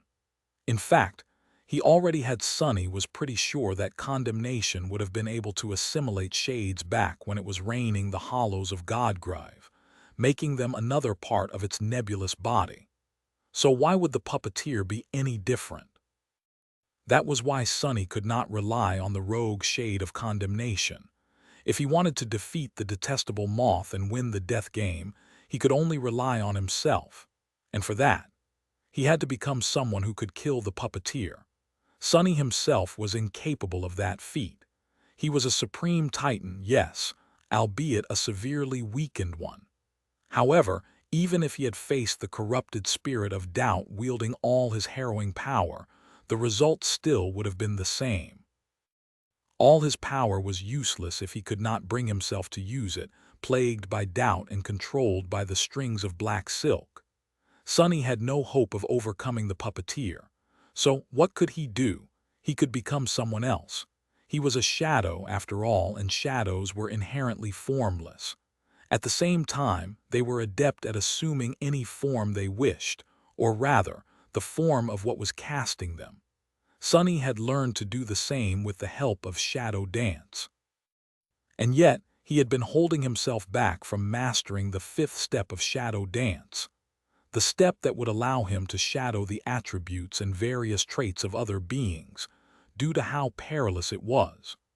Prescription A umlaut letter 2115 O grave letter 1D587, yeah, as he was afraid to lose himself in their forms forever.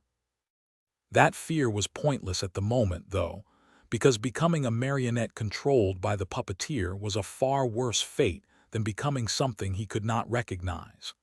So, Sonny forcefully suppressed his murderous rage and brought the bleeding fragments of his frayed mind together, preparing to break through to a new level of mastery over shadow dance. He collected the insights and attainments he had glimpsed as a saint and a sovereign, plunging himself into a state of artificial enlightenment. The concepts and ideas he had brushed against but chose to ignore shone in the darkness of his mind and fused together.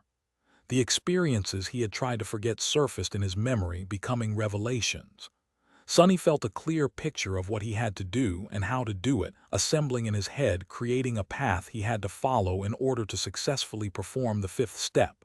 All that was left to do was try, succeed, and survive succeeding.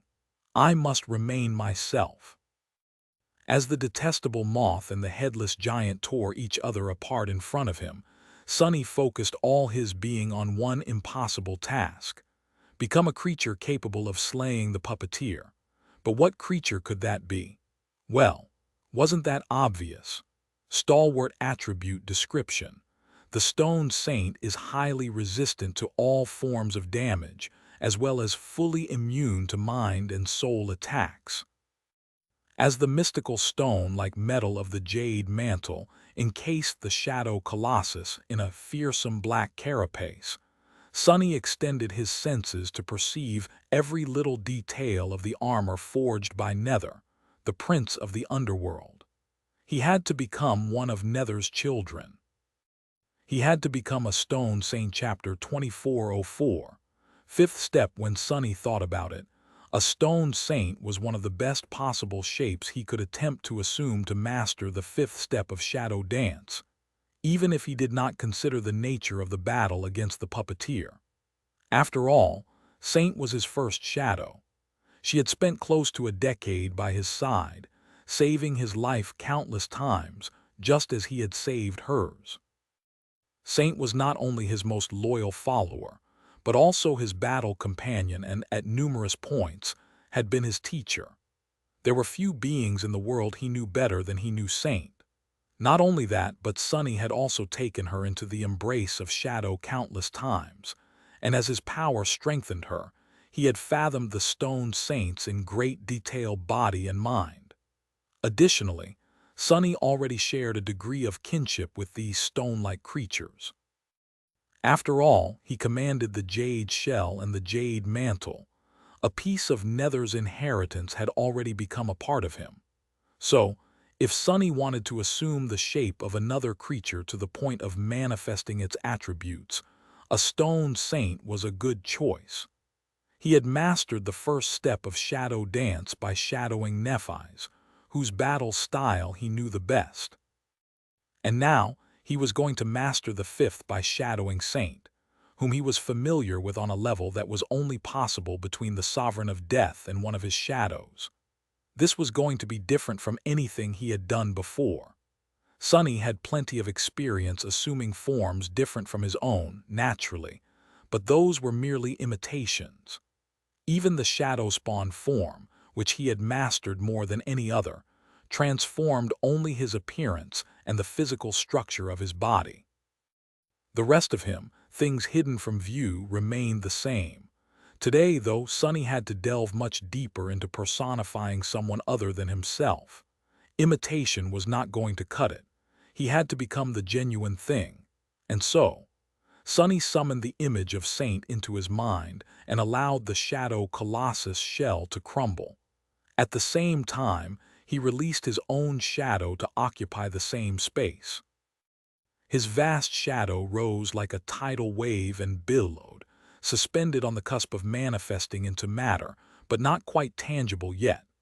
Sonny thrust himself into a foreign mindset, substituting the essence of his being with one that belonged to someone else. He was not a creature of flesh and bone born in the outskirts of NQSC. He was not a shadow of that mortal man, either. I was born in the underworld. Deep in the cavernous halls of his dark domain, the last child of the forgotten god had created Sonny from stone to quell the fire burning in his resentful heart. However, that fire only grew hotter. Designed to bring peace, Sonny and his siblings were instead born into an endless war. I was raised on the battlefield. He was proud. He was strong. He was a warrior. He was proficient in all forms of combat, having wielded all manner of weapons to wage war upon the gods. On 1,000 blood-soaked battlefields, countless weapons sang in his hand, and by listening to their cold songs, he had learned how to fashion himself into a weapon too. I know no surrender. There were beings out there who could destroy him, however, there were none who could bring him to his knees. His stone-like body was nearly indestructible. His spirit was indomitable. His conviction was as firm as a mountain, as clear as crystal. His ferocious heart knew no submission, only loyalty. He was an orphan. His creator was long dead, and his siblings had all been either destroyed or consumed by corruption. Now Sonny was alone, forlorn, forsaken, until Sonny slowly manifested himself into existence. His flesh was neither stone nor flesh. Instead, it was something in between, possessing the same stone-like quality as the jade mantle. Instead of a heart, a furnace of divine flame burned in his chest. Instead of blood, ruby dust flowed in his veins. Impossibly thin diamond strings permeated his body like nerves, creating an intricate and gorgeous sorceress array. Essence flowed through them, giving him life, giving him power. I am a stone saint. The vast shadow finally manifested into a dark colossus, towering at least 200 meters above ground. His powerful body was encased in a fearsome suit of black armor, which had been forged by the prince of the underworld, his father himself. Two fierce crimson lights were burning in the darkness that nestled behind the visor of his helmet. His stone-like body was heavy as a mountain, but could also become as light as a feather. His every move carried crushing weight, and strengthened by the evening star, he felt as if he could tear down the world. His mind was deep and unfathomable. His will was indomitable. Sonny knew then he had succeeded. He had shadowed the attributes and abilities of a stone saint, battle master, stalwart, and the rest. Some of them, like the flame of divinity and the underworld armament, he had already possessed, but they permeated his being differently now. He was now a being similar to Saint, but not Saint herself. After all, stone saints were individuals, just like humans were. Each of them possessed their own unique skills and followed their own paths, and while they shared natural affinities and affinity to true darkness, for example, they were not the same. Saint was a transcendent devil who commanded true darkness and had recently learned to control the concept of nothingness to further her goals. Sonny, meanwhile, was a supreme titan who commanded shadows. So the stone saint he had become was a supreme titan and a ruler of shadows as well. The fifth step was complete. Everything was as it should have been. Prescription Alpha and Obar Veye letter 10314 no. Something was still missing. Why am I unarmed? Reaching into the shadows, Sonny pulled a giant sword and a giant shield out of them, looking up at the cursed tyrant and the sacred shade battling each other. He raised his sword and struck it against the rim of his shield twice, each strike resounding above the crumbling mountain like the ringing of a gigantic gong, announcing his unshakable resolve to the world, challenging whoever dared to stand against him, and heralding death and destruction to his enemies. Chapter 2405. Rulers of the sky answering the deafening call of the ringing shield. Two bestial crimson flames ignited in the darkness cast by the towering black colossus. A dreadful growl drowned out the howling of the wind, and something colossal rose from the shadows at its feet. It was an enormous wolf, its fur moving in the wind like tongues of dark flame. The size of the sacred shade was colossal, and yet it only reached the armored giant's hip. Together they glanced like a warrior and his warhound, both born from shadows, surrounded by darkness and full of murderous intent. Good boy. Sonny grinned behind the visor of his helmet. At the same time, he felt a pang of surprise. What the? I can talk. Saint never did, so he often assumed that stone saints had simply not been given that ability by Nether. But as it turned out, his assumption was wrong. The shadow wolf lowered its head to the ground, letting out another frightening growl. Sonny had summoned it because he could. Usually, the strain of controlling a sacred shade would have been too great for him to attempt calling upon more than one at a time, not impossible, but too strenuous to be useful in most situations.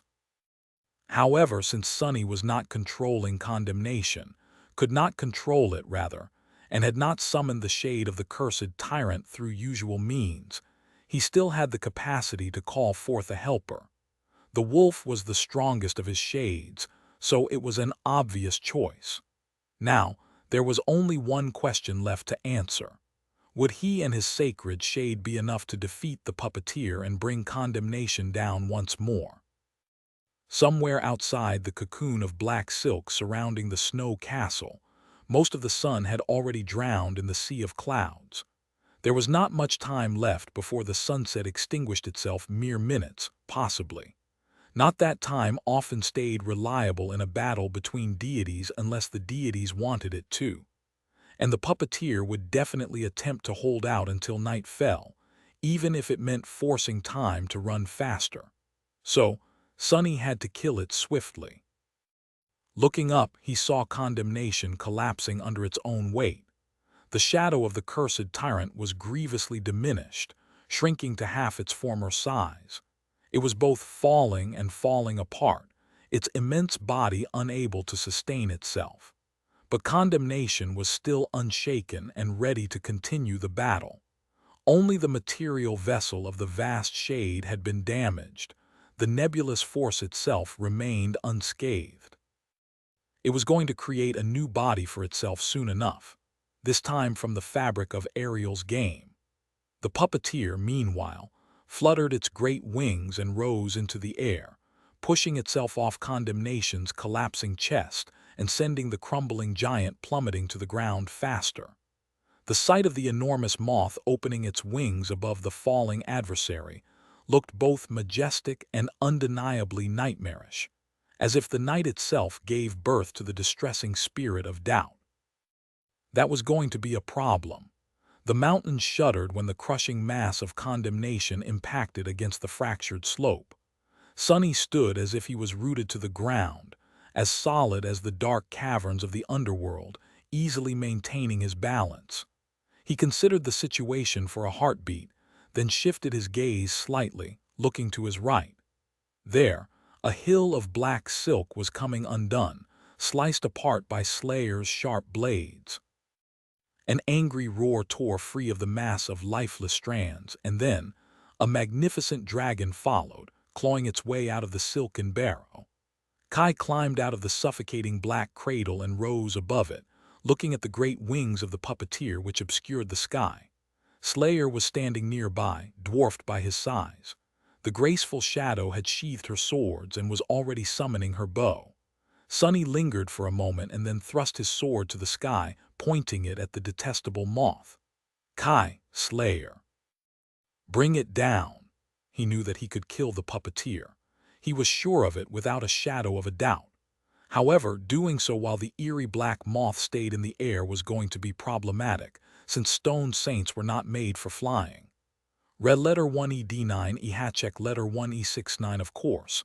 Sunny could still diminish the weight of his towering body and leap into the sky, but the puppeteer would have an advantage in an aerial battle. Similarly, Sunny would have an advantage on the ground. Luckily, one of his companions had a claim to the title of the ruler of the sky as well. Kai was a dragon after all, and while he was not powerful enough to slay the giant moth, he could at least prevent it from keeping its distance from Sunny. As Sunny's voice thundered above the quaking mountain, Kai and Slayer swayed under its destructive force. Then, they exchanged a glance. The graceful shadow leaped onto the back of the dark dragon, and the dragon soared into the sky, rushing to meet the puppeteer. Tendrils of black silk pursued them, but Kai dodged them nimbly, flying much faster than the silk could move. Sunny then lowered his sword and pointed at the ruins of condemnation, and at an eerie vortex of shadows, obsidian, shattered rock, glacial ice, and black silk spinning slowly at its heart as it swallowed more and more matter, reforming itself. That's your prey. Go get it. The wolf was, first and foremost, a predator. And a predator knew how to target its prey when it was weak, weakened, or ailing. The sacred shade burst into a leap, rushing at its rogue kin. Sunny, meanwhile, drew his right hand back, And then he tossed his enormous shield with all the power of a supreme titan, sending it flying into the black sky like an obliterating discus, right at the puppeteer's eerie form. The giant black moth fluttered its wings, barely dodging the giant shield. It was distracted for a short moment, though. And in that moment, a destructive sonic blast slammed into one of its wings, while the other was pierced by a lethal arrow. Chapter 2406. Spirit of Doubt. The puppeteer's wings were mighty, but they were also brittle. Relatively speaking, naturally. In truth, there was hardly a more indestructible material out there than the wings of a cursed tyrant.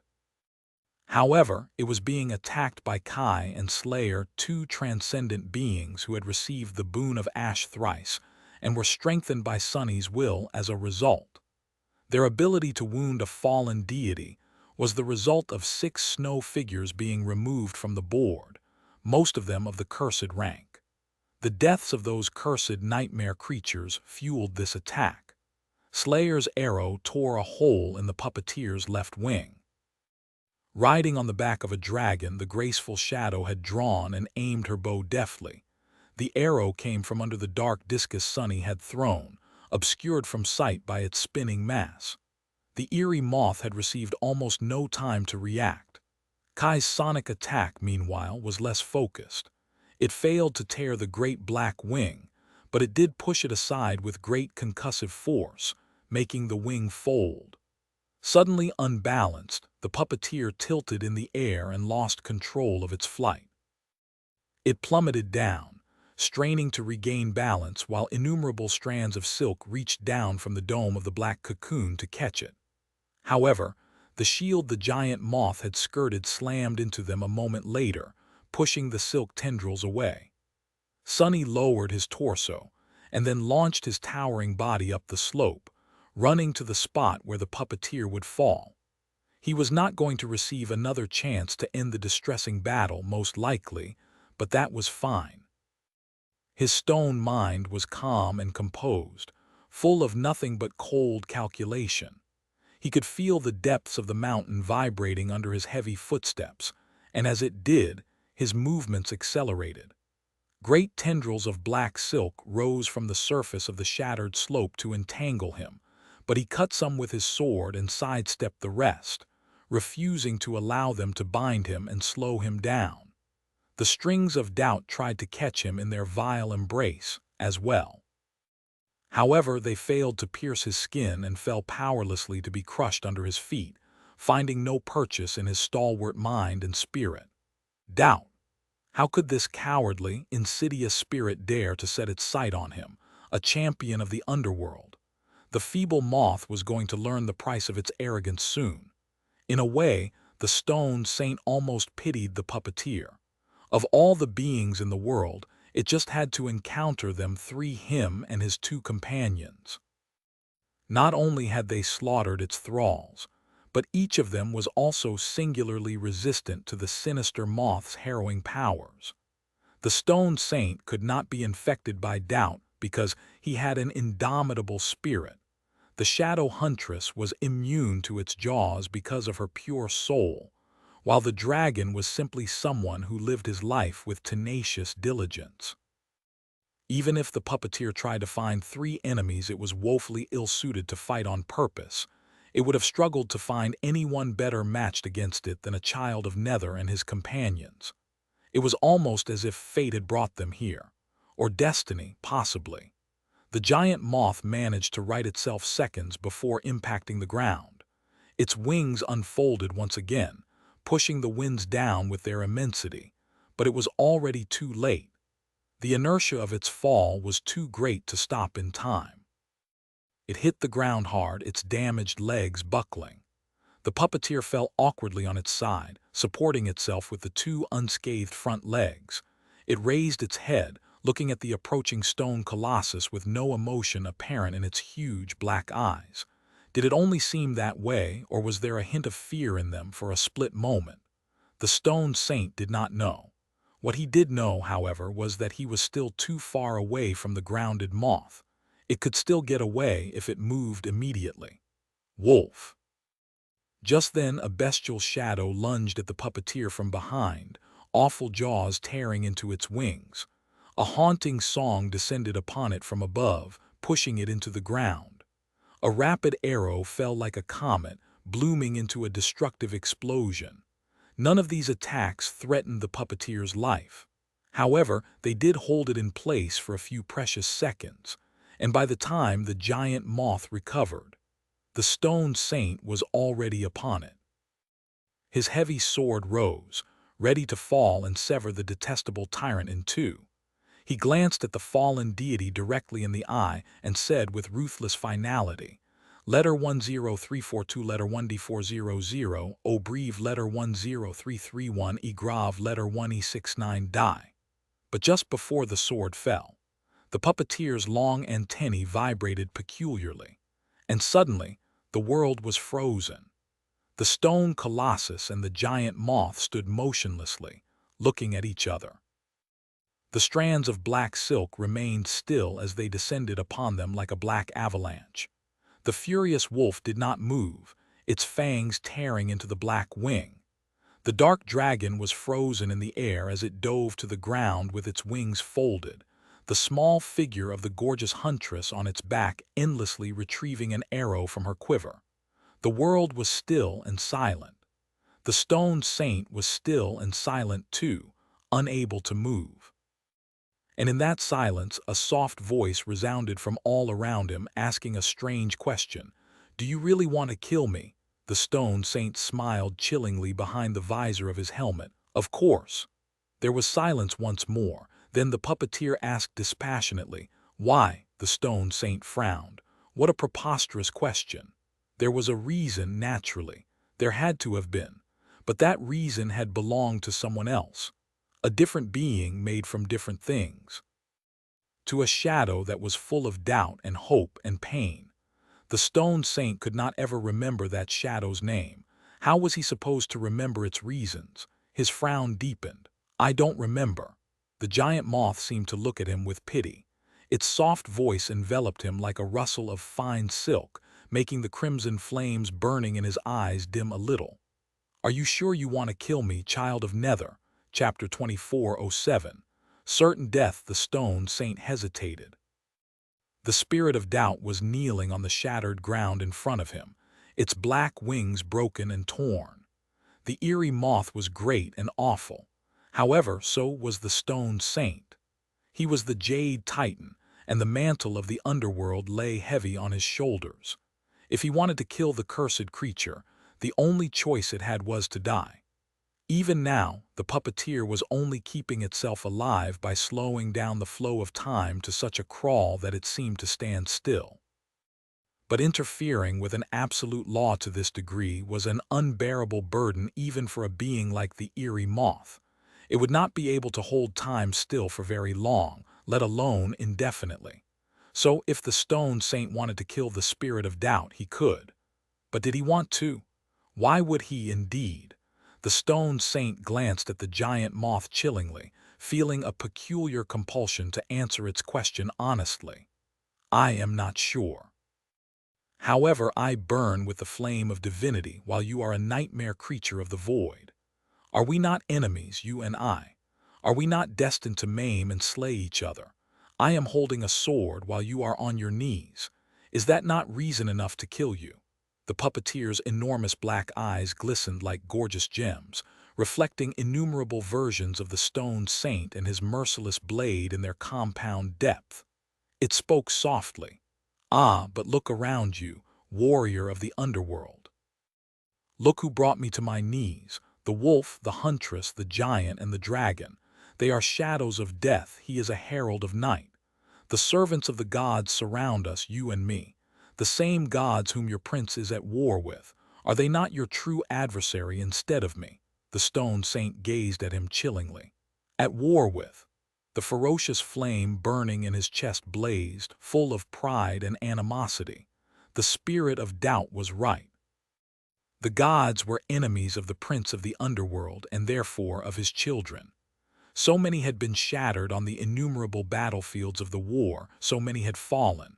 So many were yet to fall. There was no peace left anywhere in the world. There was no mercy left either. Surrender was impossible, and those who lost would not be spared. So the war could only end when the gods fell, or when all of existence fell. The puppeteer's soft voice flowed into his ears like honey. You are a child of Nether and therefore of the forgotten God, who dreams in the void, who dreams of the void. I am a being of the void, and while there is a conflict between us, doesn't it pale in comparison to the conflict between us and those who serve the vile gods? Are we not more alike than we are apart? Are we not allies before we are enemies? Allies. The stone saint regarded the kneeling moth silently, then shifted his gaze to the frozen figures of his own companions. His frown deepened. The three shadows, the gorgeous dragon whose scales were the color of midnight, its eyes burning like silver stars. The servants of the gods, the vile, hateful, cruel gods. Why was he fighting side by side with the adversary? The stone saint glanced at the spirit of doubt. You might be right. There was indeed a semblance of truth to what the sinister moth had said. He smiled chillingly behind the visor of his helmet. But spirit of doubt, did you not say it yourself? The stone saint gathered his will, sensing the pressure of the snow domain crushing him. That you made a deal with Weaver. Something about the puppeteer's eyes changed. But it was too late. Not letting the eerie black moth say anything else, the stone saint sent his will and authority outward. And while the gods are truly hateful, no one is more odious and vile than the traitor, demon of fate. You have aided Weaver, spirit of doubt. His will enveloped the fractured mountain, crashing against the puppeteer's authority, and for that I will kill you. There was no hesitation to his sword anymore.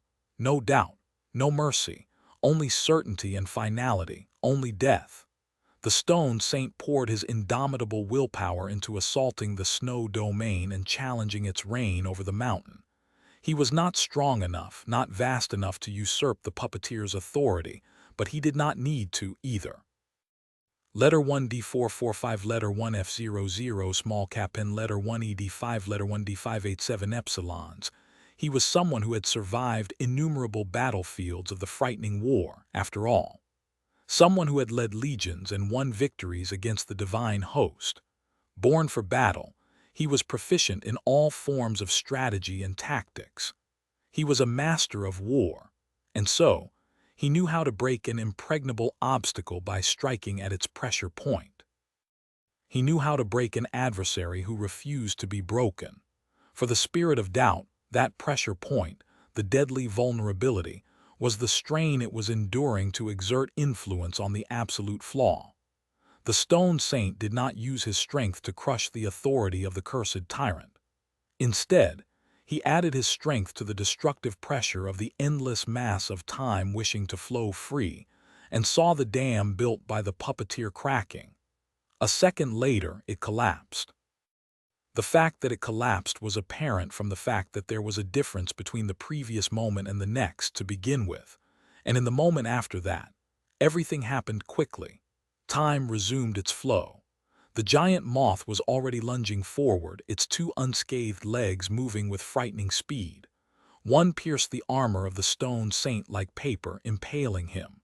The other batted his sword away, then pushed his arm down, breaking it. Awful pain washed over his mind, blurring his vision. The two of them were suddenly face to face, with only a few meters separating the fearsome visor of the jade armor from the harrowing moth's enthralling black eyes. The stone saint saw himself reflected in the 1,000 black gems, rivers of ruby dust streaming down his breastplate. The puppeteer strained its scythe-like leg, aiming to extinguish the flame burning in his chest. The stone saint raised his free hand above his head, as if wanting to bring his fist down on the adversary in desperation. Instead, though, he caught the giant dark discus of the round shield he had tossed into the sky before, and brought it down with the weight of a mountain. The rim of the shield crushed the puppeteer's neck and went through it, slicing the cursed tyrant's head clean off. The huge body of the moth shuddered and then went limp. Its head rolled to the ground, staring into the lightless sky blindly. The tendrils of black silk rustled as they fell, and in their rustle, the stone saint thought that he heard an echo of a soft, dying voice. "You lied to me, Weaver." The voice had only wished to be free. The last vestiges of the molten sun drowned in the sea of crimson clouds, and darkness descended upon the world. The cursed spirit of doubt, puppeteer, was no more. Chapter 2408. Lost you forever, you have slain an adversary. The stone saint tilted his head, looking at the corpse of the fallen deity. Whose voice was that? Many things seemed strange now that the battle was over. He vaguely senses that he was supposed to feel something now that the spirit of doubt was dead. Was it a sense of triumph, or a sense of loss? It was a rare and incredible feat, for someone supreme to slay someone cursed, not to mention a cursed tyrant, and one as insidious as the puppeteer had been to boot. But the stone saint was not glad. He was a champion of the underworld after all. His victory was a matter of course. He only felt pity that the stunning black moth was no more. It had fought valiantly and deserved his respect. The death of an adversary like that was not a joyous occasion, but it was also not something to feel so strangely about. So why? It was as if he was forgetting something. Ah, I see. The battle was not over yet. Raising his head, the stone saint glanced at the approaching dragon. The shadow of a wolf was sniffing the corpse of the giant moth nearby.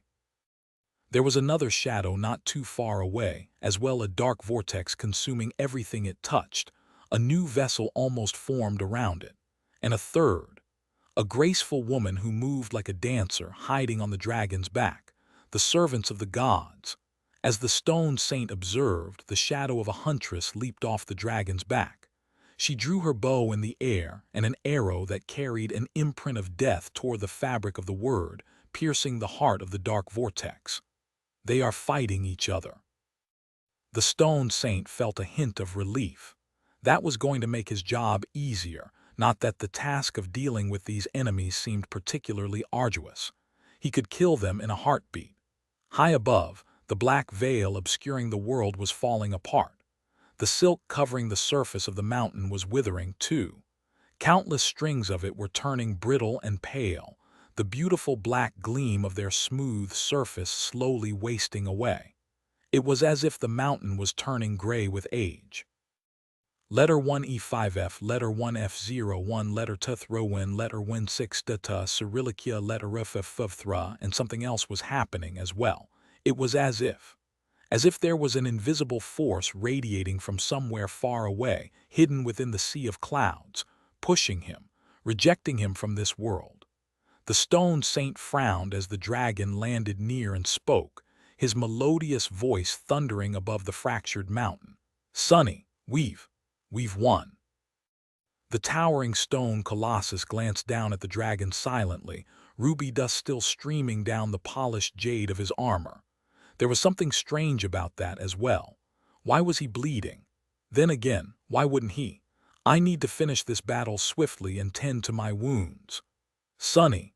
Nearby, the wolf's shadow raised its snout and peered at the stone saint. Its fur bristled and it backed away slowly, letting out a threatening growl.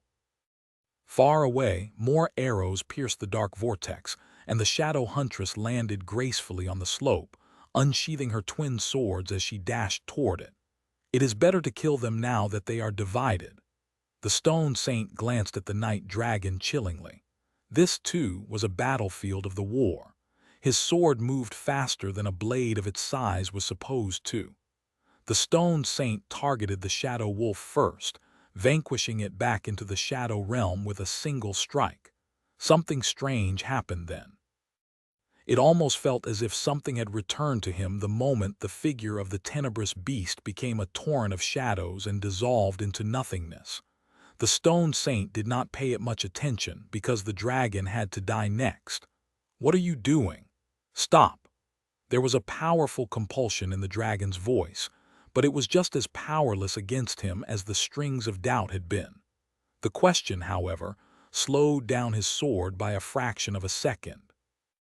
That was enough for the great beast to avoid a fatal wound, but not to dodge the stone-like blade entirely. It sliced the midnight scales easily and bit deeply into his flesh, drawing silver blood.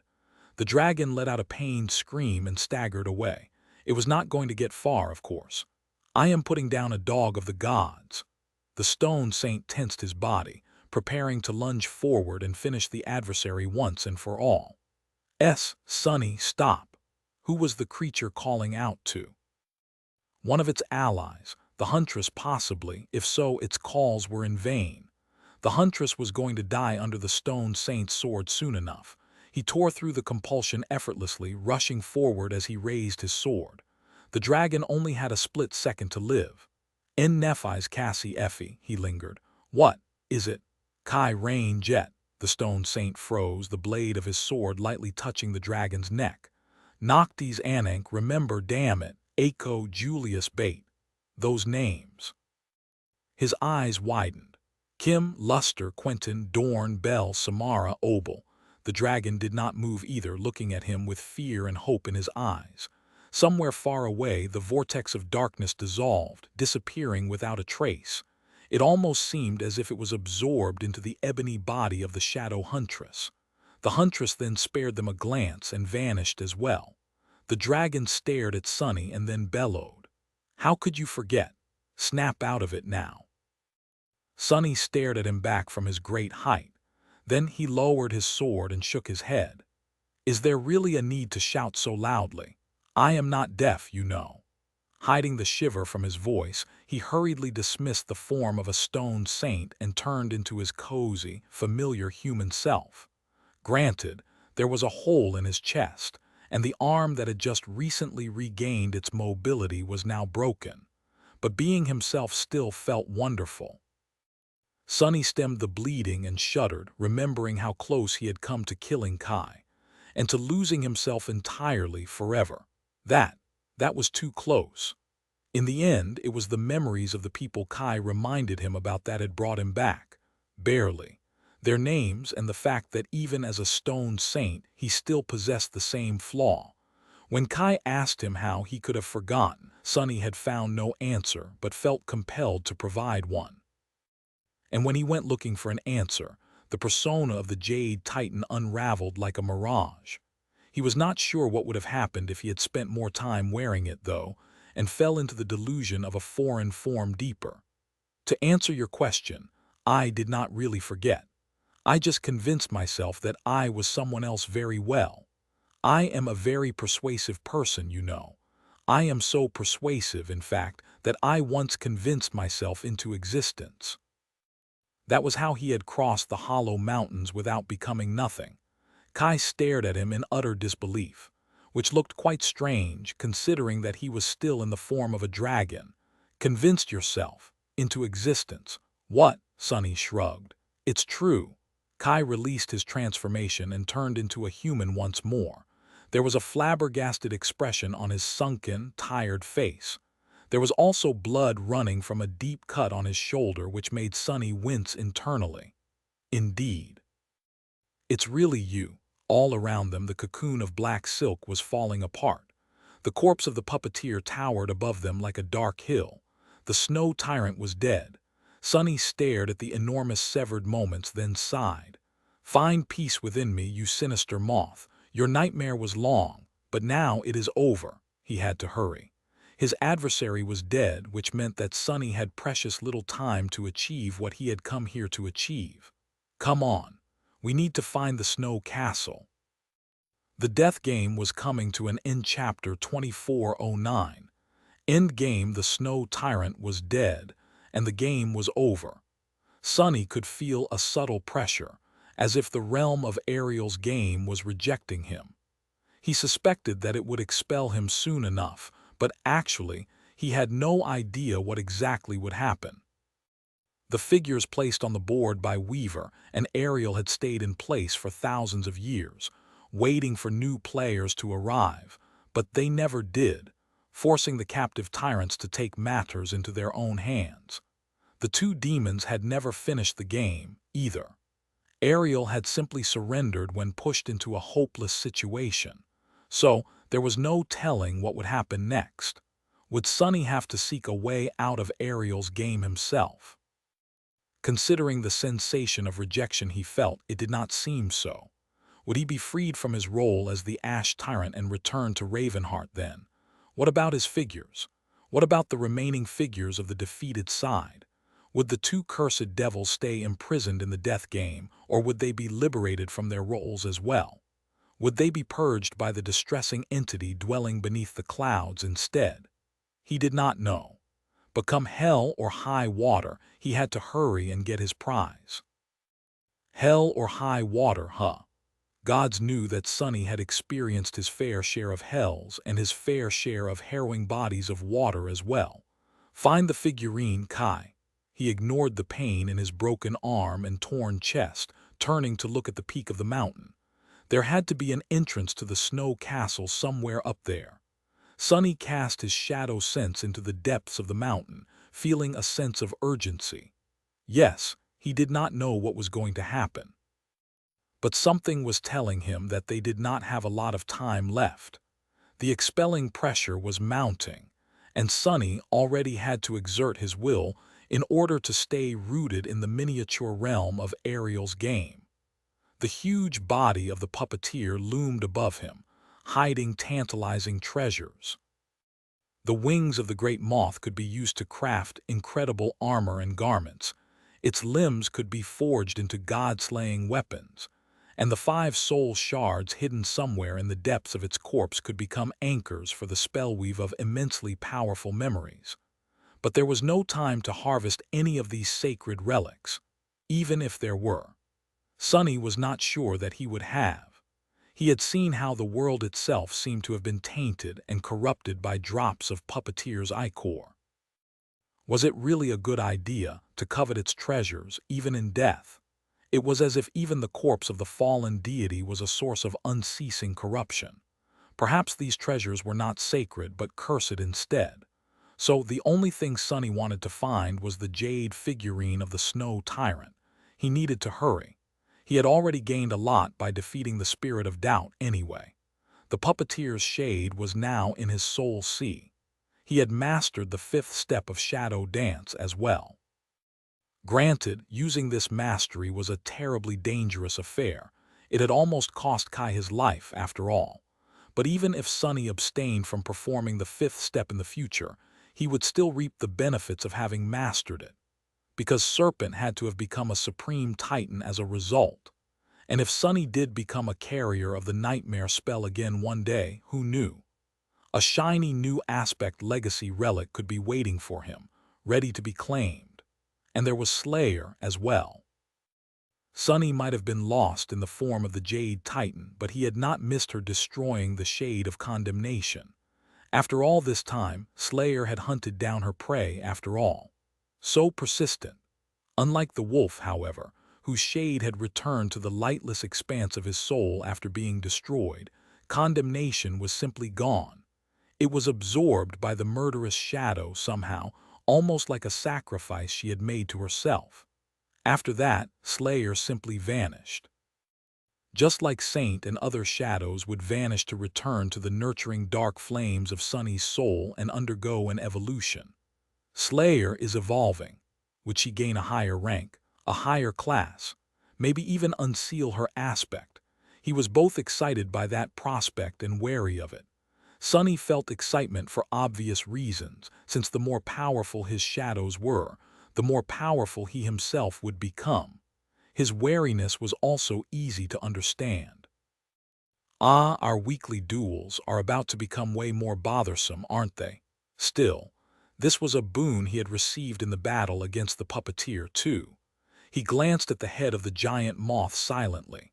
Sonny used to think that the Mountain King had been the final form of the puppeteer worm, but now that he had met the spirit of doubt, he knew that he had been wrong.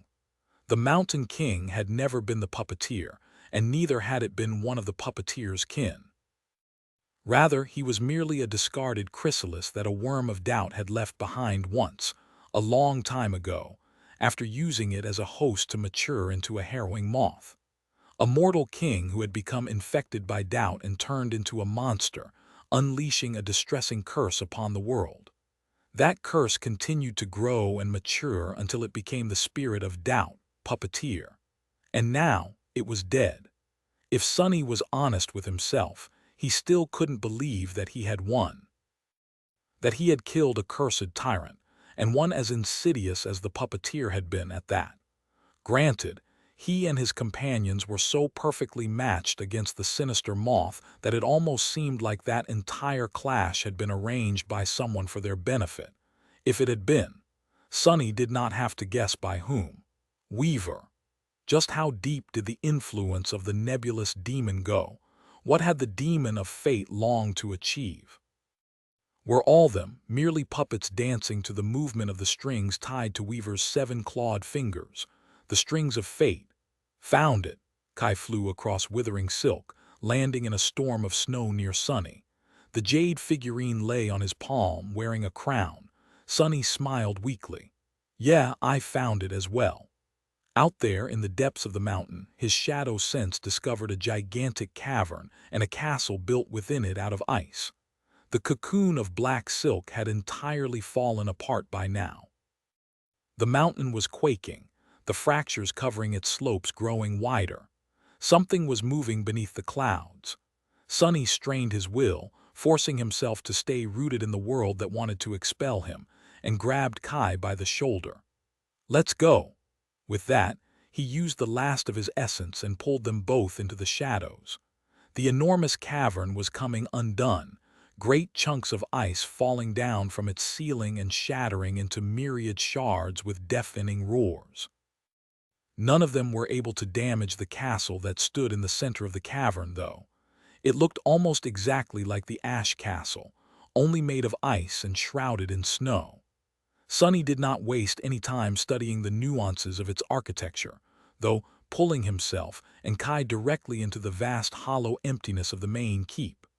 There, snow covered the floor instead of ash. Most of the great ice chamber was filled with innumerable threads of black silk, however, which blocked the path like a web. These ones did not seem to be withering yet and retained their startling durability. Sonny could have cut a path through the web of black silk if he wanted to, but he was grievously wounded, on the verge of essence exhaustion and pressed for time on top of that. So he simply shoved as much silk as he could into his soul sea, clearing a narrow tunnel to the heart of the chamber. There, a jade altar stood in front of a circular pit. There was no smoke rising from the pit, and no lava seething deep below. Instead, there was only a bottomless dark well permeated by killing cold. The cold was somewhat bearable near the altar, but deep in the darkness, nothing could survive its frigid embrace. Not even a supreme titan like Sonny. Hurry! He limped to the pit, dragging Kai along.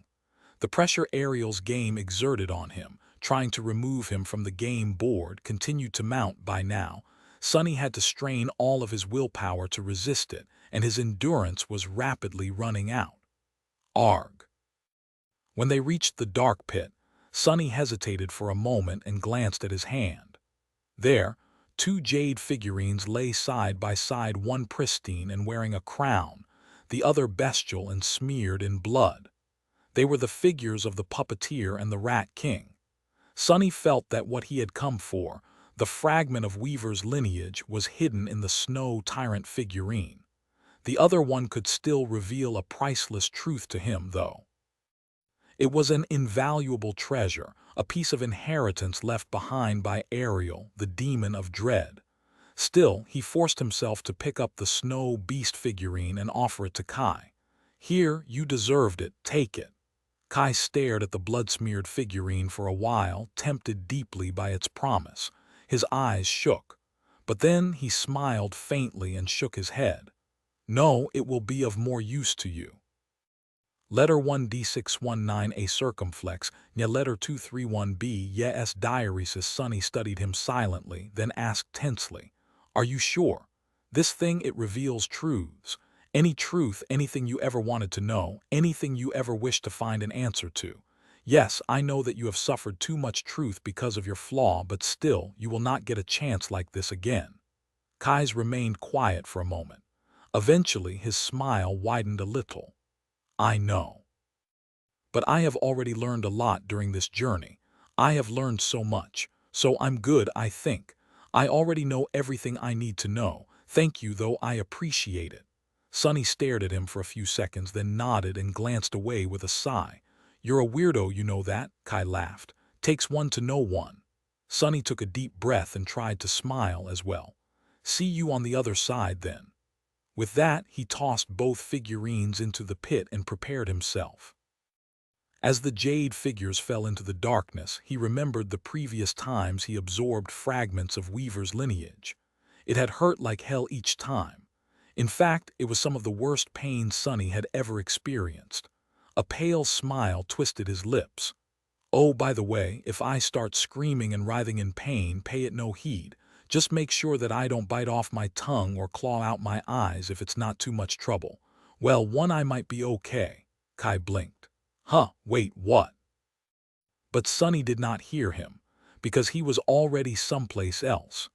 He was receiving his prize chapter 2410, Myriad of Stars, the World Was Made of Fire. Countless trees were burning, toppling with sorrowful groans. Ash obscured the sky, and unbearable heat melted the sanity of those who still fought in the boundless inferno. A sacred beast was galloping through the fire, a gorgeous white stag with antlers made of pure gold, its holy presence soothing the flames and saving the young sapling that had not succumbed to the world-ending blaze yet. Flowers and verdant grass sprouted where its hooves touched the ground. Its ivory hooves, however, were smeared with blood and ruby dust, having crushed the skulls of countless soldiers of the demon army. Suddenly, a ferocious figure lunged at the stag from the darkness and smoke. It was an enormous black leopard, its eyes burning with murderous fury. The leopard was smaller than the sacred beast, but its size did not seem to matter. Its jaws closed on the white stag's throat, drawing rivers of golden ichor. The two beasts collided and rolled through the flames, crushing countless trees. The stag managed to throw the leopard off and rose to its feet, lowering its head to impale the predator with its great antlers. Ichor was flowing from its torn neck, but it was still full of vitality and tremendous power. The leopard, meanwhile, had already been heavily wounded and bleeding from dozens of awful wounds before their battle commenced. Now, it was all but defenseless before the charging stag. Then, however, the figure of the black leopard rippled, and a split second later, it turned into a stag as well, this one as black as night, but otherwise almost a perfect copy of the sacred beast in front of it. The two beasts collided, their antlers intertwining. The black stag threw the white one to the ground and changed again, becoming a boar this time. Its tusks dug into the stag's belly, and more ichor spilled on the ashen ground. Eventually, the battle was over. The sacred beast lay butchered on the pyre of burning wood, and in front of it stood a woman in torn leather armor, her gorgeous face bloodied and covered in ash. Distressing wounds littered her body, and there was a peculiar emptiness in her eyes. The fire was consuming the world, and the battle continued to rage around her, but she seemed oblivious to the slaughter. Swaying heavily, the woman took a step back and fell down. As she stubbornly struggled to rise, her blood soaking the ash, the flames crawled closer and closer. Before they consumed her, however, someone appeared out of the groans of dying trees, looking down at her silently. It was a tall figure wrapped in a nebulous mantle, wearing a fearsome mask of black polished wood. The mask snarled ferociously, but the gaze of the stranger was cold enough to douse the inferno that surrounded them. A voice that sounded like a myriad of dying curses resounded from behind the mask, addressing the woman. "Look at you. You're dying. How pitiful, how disappointing. Is this all you are capable of? Is this all you are? You are so easy, so weak. How dare you be so weak, my adversary?" There was no answer. A porcelain hand appeared from the folds of the nebulous mantle. 7 clawed fingers grabbed the collar of the woman's torn cuirass and violently wrenched her to her feet. A dreadful growl resounded from behind the mask, making the flames reel back in fear. "Do you even remember your own name, pathetic thing?" The woman stared at the black mask absently. Then, however, a hint of recognition ignited in her eyes. Her lips moved and she said hoarsely, I killed you." The masked figure laughed. Did you? Did you really think that someone like you could have killed me? That you are qualified to kill me? Me, the demon of fate?" Weaver threw the woman to the ground and grew still, staring at her with a dreadful, inexplicable emotion. Then the towering demon crouched near her and whispered in 1,000 insidious voices. "Well, perhaps you did, possibly you are, maybe you will. That is your fate after all, and you are fated. So tell me." Weaver's voice turned into a litany of dreadful snarls, full of scorn and indignation. "Who gave you permission to die?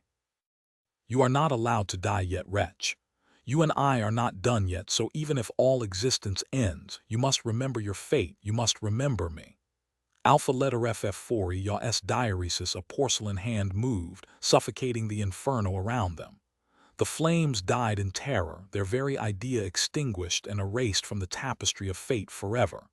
You can forget everything else, everyone else, you can even forget your own name.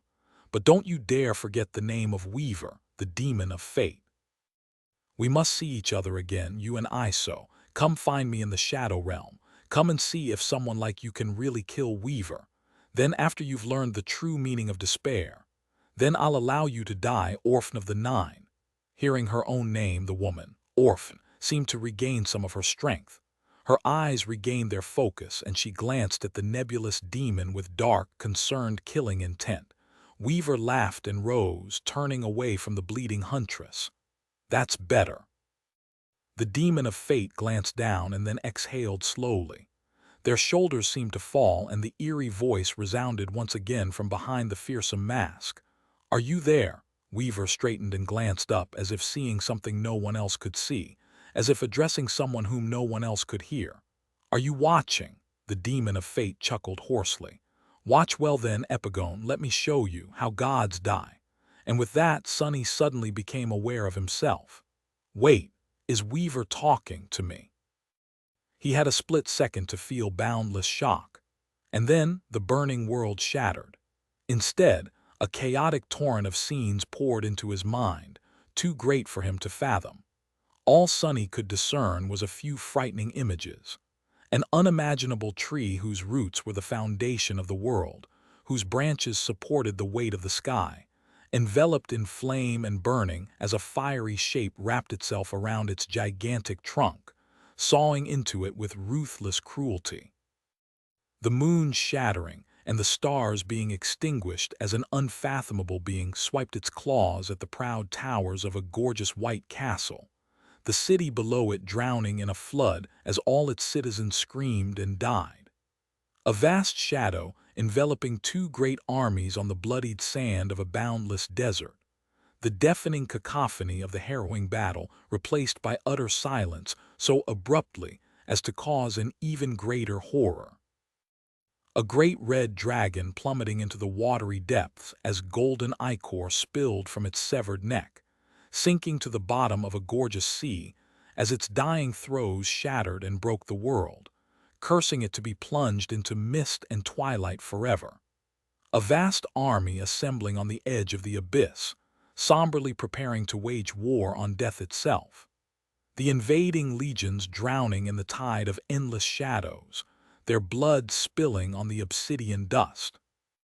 Unfathomable figures clashing within the raging essence, storms as the last, desperate battle of the Doom War shook the very foundation of existence. And then, at the end of it all, a nebulous figure in a tattered mantle walking through the darkness with unsteady steps, cracks covering its wooden mask.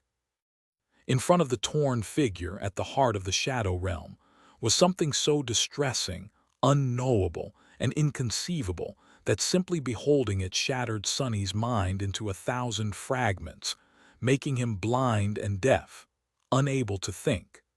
And yet, he still saw.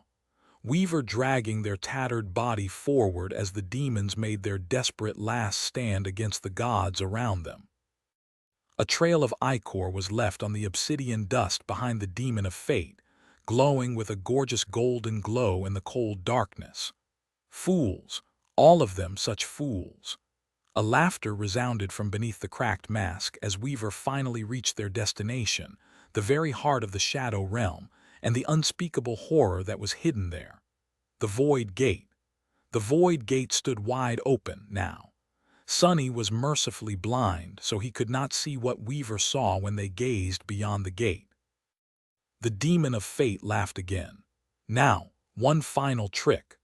But before the cunning demon could do anything, a bone blade pierced their back, tore through their flesh, and severed their shadow before exiting in a fountain of ichor from their chest. Weaver staggered and glanced back. There, a woman in bloodied armor was holding the hilt of a bone dagger, life rapidly draining from her cold, dark eyes. Her face was hidden behind a tattered, torn veil, but the demon still recognized her. "You." The two of them fell down at the same time. Golden ichor and crimson blood mixed before being swallowed by the obsidian dust. The woman's lips twisted into a vicious smile behind the torn veil.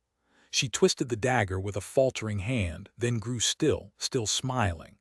Her eyes dimmed, turning hollow and glassy. She was dead. The demon of fate was not going to survive much longer either. A deep sigh resounded from behind the mask. Looking at the dead woman, Weaver drew one last, arduous breath. "You are just in time." The last thing Sonny saw startled and confused him because it did not make much sense at all. He found himself in an endless black void illuminated by a myriad of stars. Some of the stars were small and dim, while some were great and radiant. Some were connected by strings of silver light, while most were isolated from each other by the vast expanse of empty darkness. By then, something changed.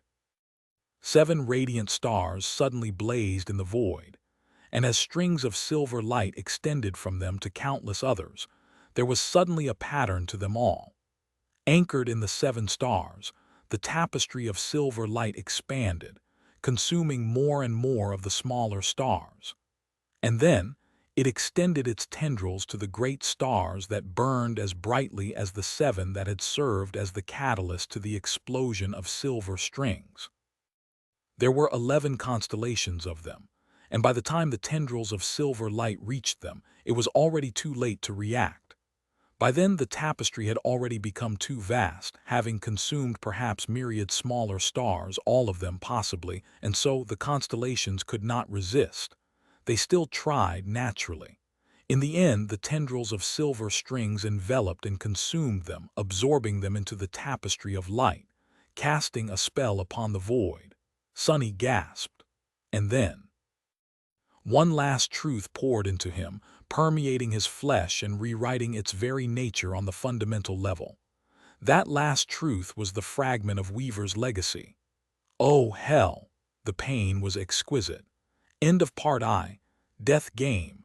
Chapter 24:11. Flesh Weave. Sonny felt the final truth enter his body and infect it, spreading like a malignant code. The very nature of his mortal vessel was being changed and rewritten, his cells being torn apart and reassembled according to the new blueprint. The agony of being undone and rebuilt was simply appalling, making him stagger and fall. It was the opposite of the gentle process of evolution and renewal that Awakened experienced when attaining a new rank, violent, unnatural, and profoundly wrong. Sonny could feel that he was becoming something that he had never been meant to become, changing into something that he had never been meant to be. For the 4th time, the legacy of Weaver took root in his body, reshaping it. This time the change mainly affected his flesh. His muscle tissue, tendons, internal organs. Everything was being reforged and tempered, becoming much more resilient and tenacious than before, full of inhuman vitality. How does this even make sense? He was a shadow now.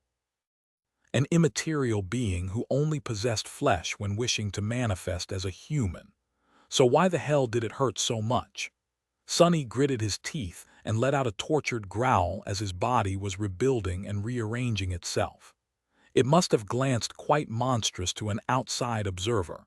His muscles were rippling and twisting like snakes under his skin, and disgusting squelching noises were resounding from inside him.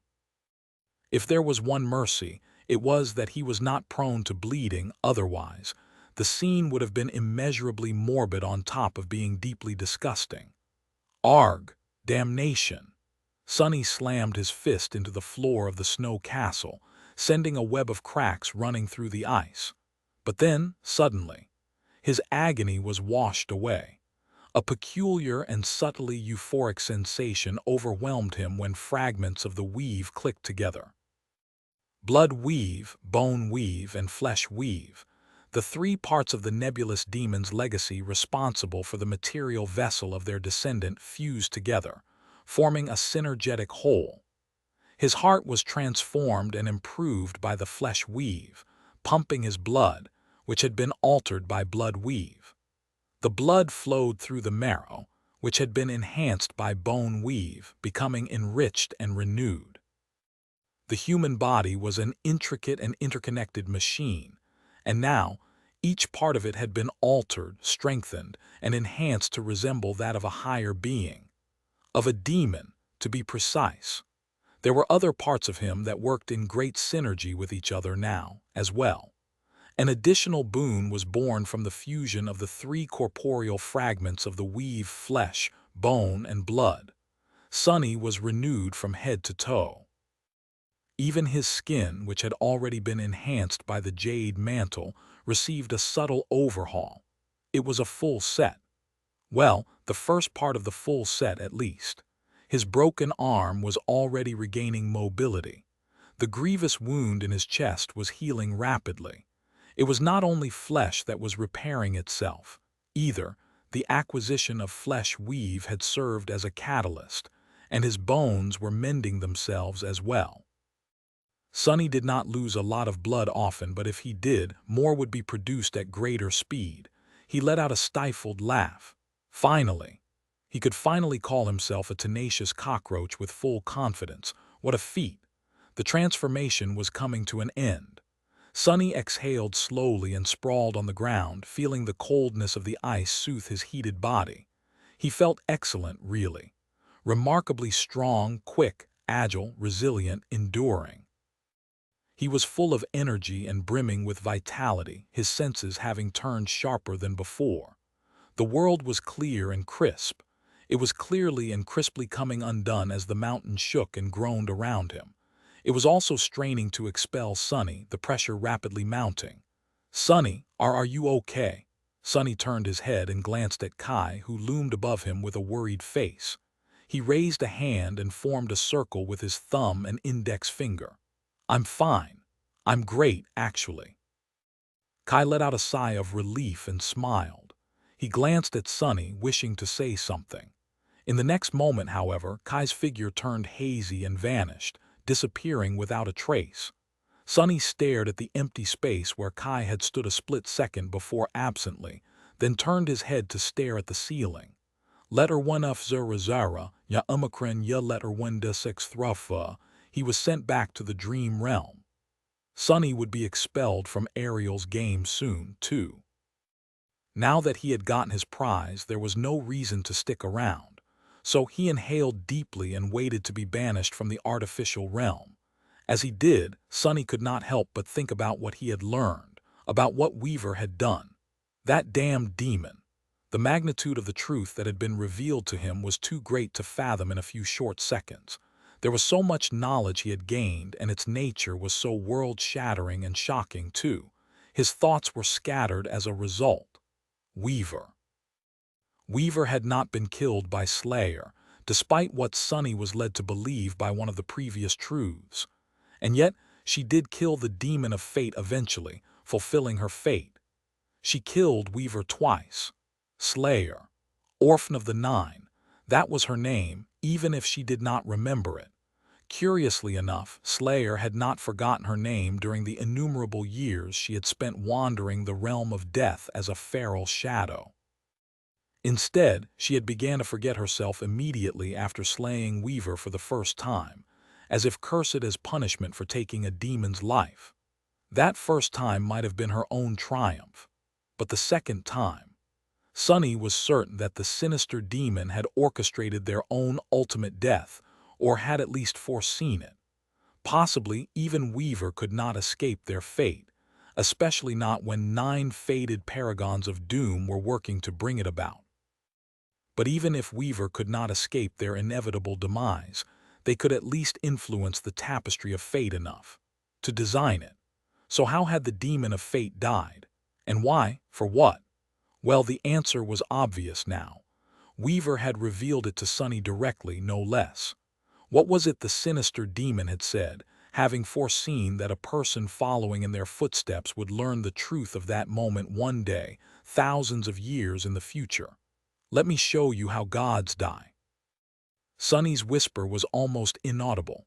Weaver had promised to show him how to kill the gods, and they did. Finally, Sunny knew the answer to the questions that had been plaguing him for a decade. How had the gods died? What had happened to the demons? Now he knew. Weaver killed them. Weaver killed them all. A hoarse, unbelieving laugh escaped from his lips. Chapter 24:12. Weaver's lullaby. It had been right in front of him the whole time. The description of Bone Weave said so. When children of the forgotten god rebelled against the gods, Weaver was the only one to refuse the call of war. Despised and hunted by both sides, they disappeared. No one knew where Weaver went and what they did, until it was too late. Where had Weaver gone and what had Weaver done? They had gone to create the nightmare spell. Sunny had been confused when he saw the final image of the vision shown to him by the sacrifice of the snow tyrant figure, but now he realized the truth.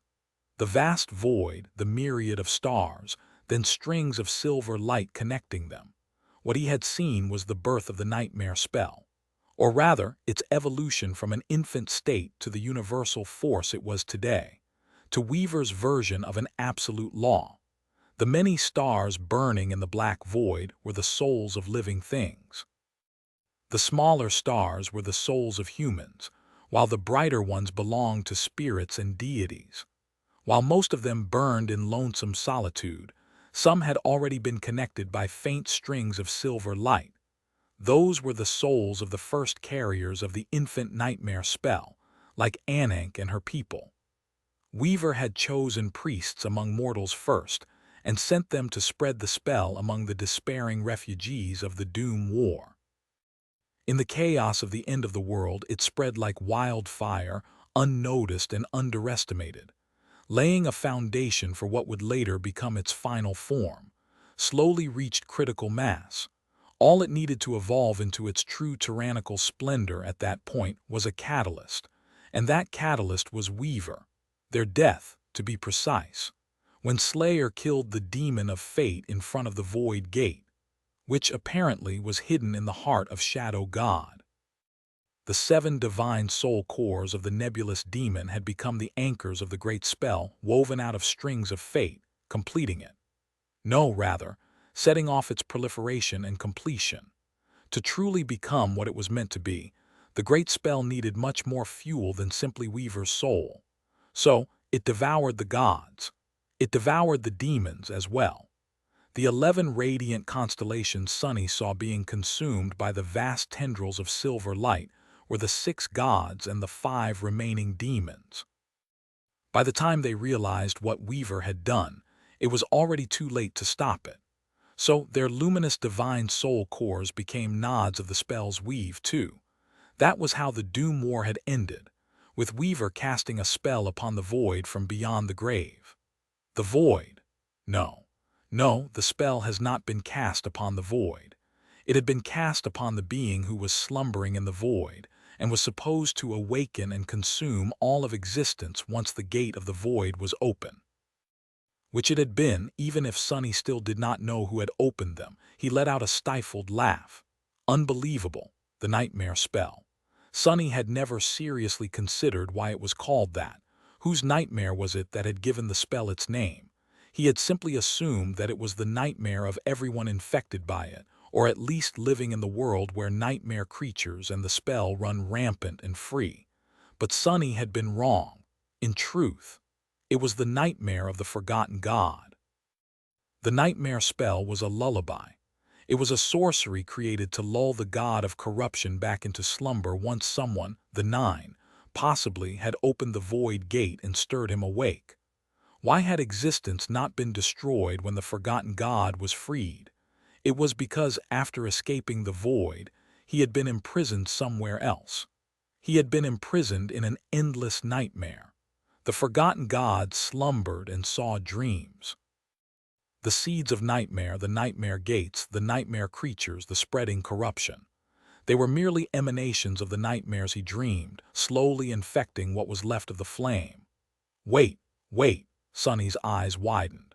The implications were too vast and enormous for him to handle easily. The death of the gods, the end of the war, the purpose of the spell, Weaver's hidden intent. Sonny was not sure of his conclusions yet, but if he was right, then he could extrapolate and glimpse one final truth. Arsadilla letter 1d4b6 letter 1d40d. He had always assumed that the sixth nightmare, the nightmare that would make those who conquered it divine, was the last one.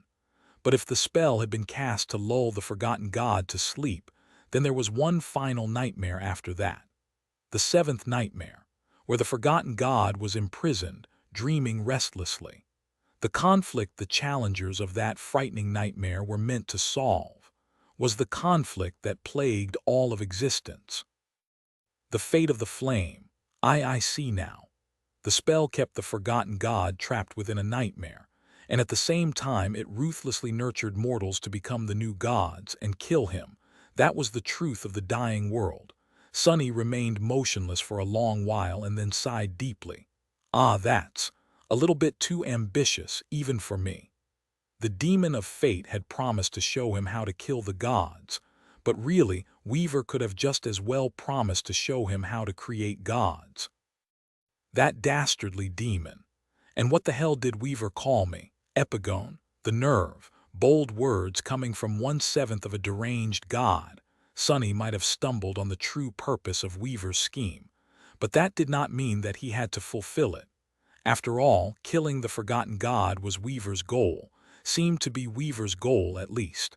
But it was not Sonny's goal, and neither was the goal of his comrades and companions, of Nephis. Their goal was simply to make sure that humanity survived and build a new home for it in the dream realm.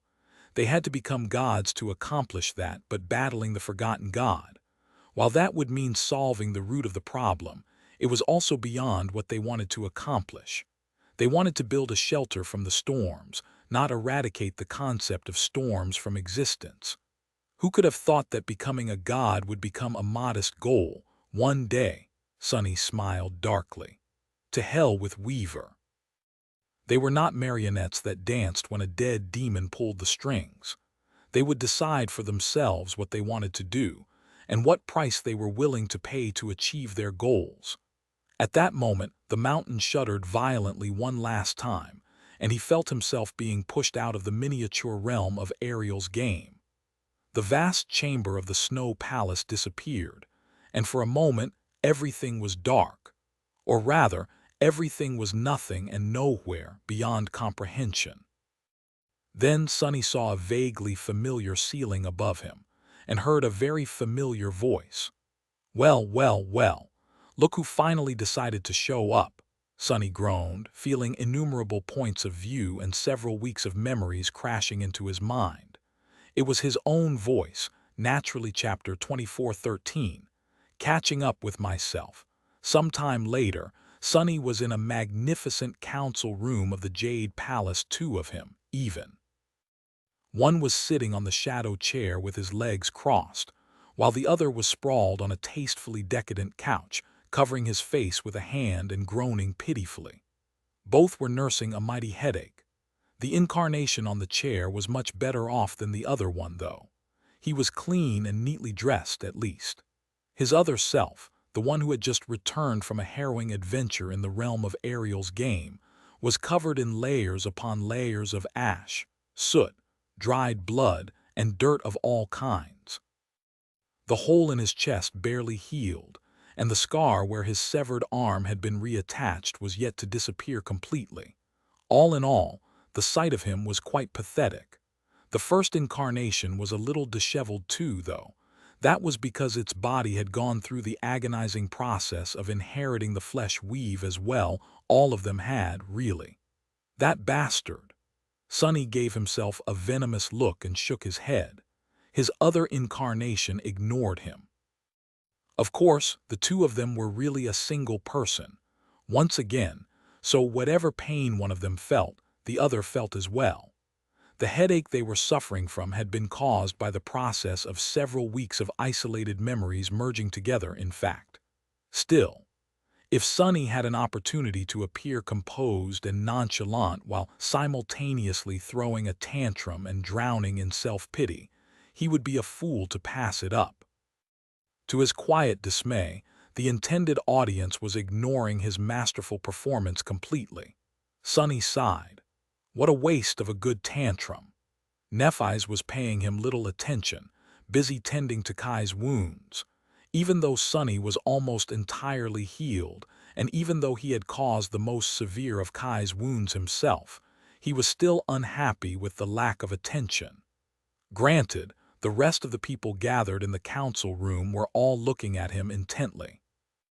One could even say that they were giving him death stares, to be fair.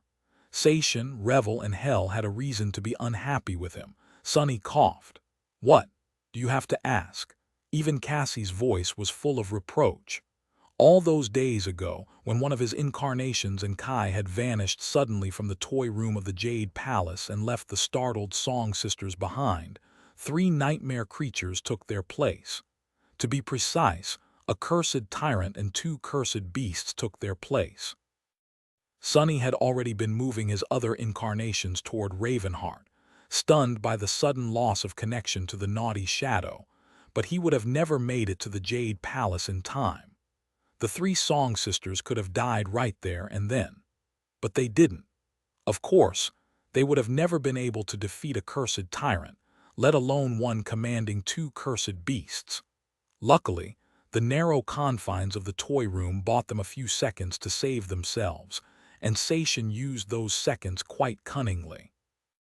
She lured the distressing creatures toward the Jade Queen's dollhouse, which swallowed them up just like it had swallowed her and her sisters decades ago. The cursed ones were still trapped inside of it. In fact, over the last 2 weeks, Sonny had spent numerous hours staring at the tiny figures of the detestable horrors wandering the gorgeously decorated rooms of the dollhouse. Someone had to guard the 2 harrowing toys, the dollhouse and the jade board, at all times after all. So Sonny had spent the better half of the month doing just that.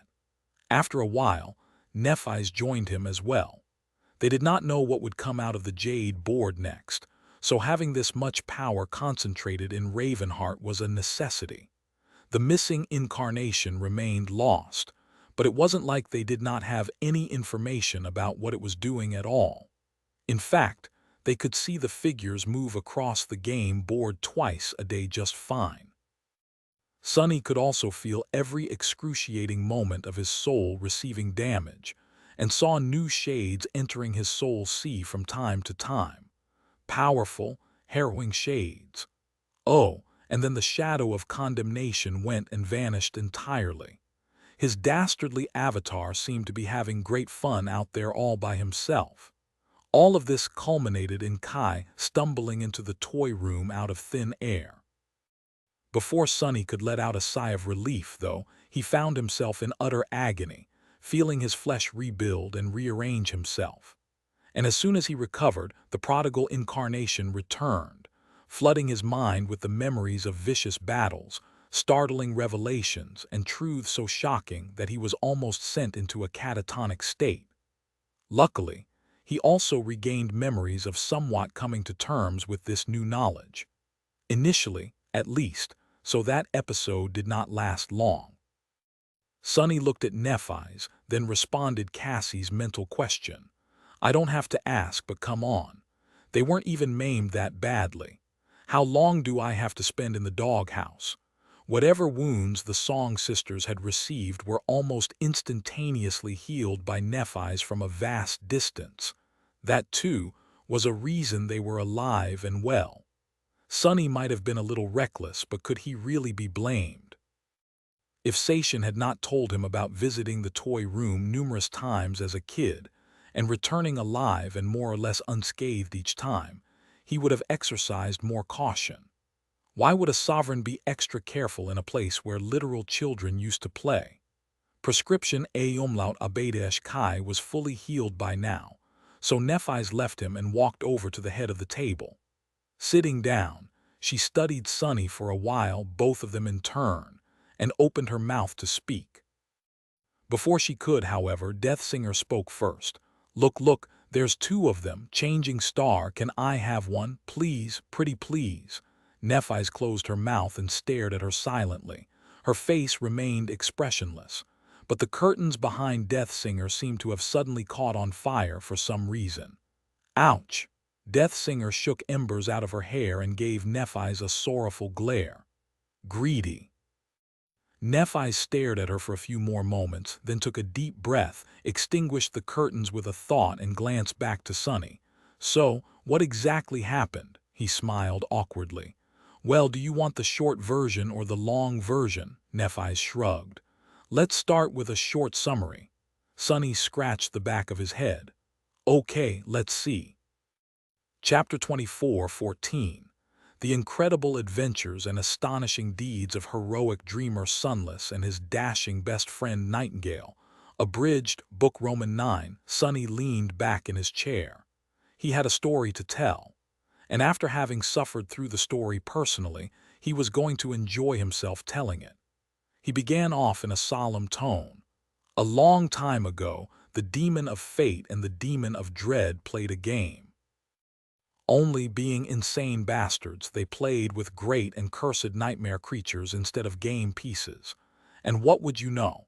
Kai and I got sucked into the death game realm and given a choice between winning an unwinnable game or meeting our deaths. So we went and won. Nephis sighed. A little bit less short, please. Seishin, meanwhile, glanced between them with a stunned expression. Excuse me, demon of fate, demon of dread, cursed nightmare creatures. Sunny grinned. You're excused. Anyway, where do I begin? First, we eradicated a swarm of 100 great beasts. Then we graduated to fighting cursed abominations. The first one we killed was an infinite worm, and I mean literally infinite. That thing seemed like trouble, but actually it died when I simply stepped on it. Revel stared at him for a few seconds, then turned to Kai. Kai waved a hand weakly, still exhausted from the ordeal. His voice was faint. It's true. It's all true. Her eyes widened. No, but... However, Sunny interrupted her. So, next we found a cozy temple on the peak of a mystical mountain and waited to be beset by a pack of frightening wolves led by a cursed demon, as well as a very impressive training dummy. I was really hungry by then, but sadly there was no wolf meat left by the time I was done with them. In fact, there was barely any mountain left as well. I sort of blew it up to smithereens. It was quite a sight.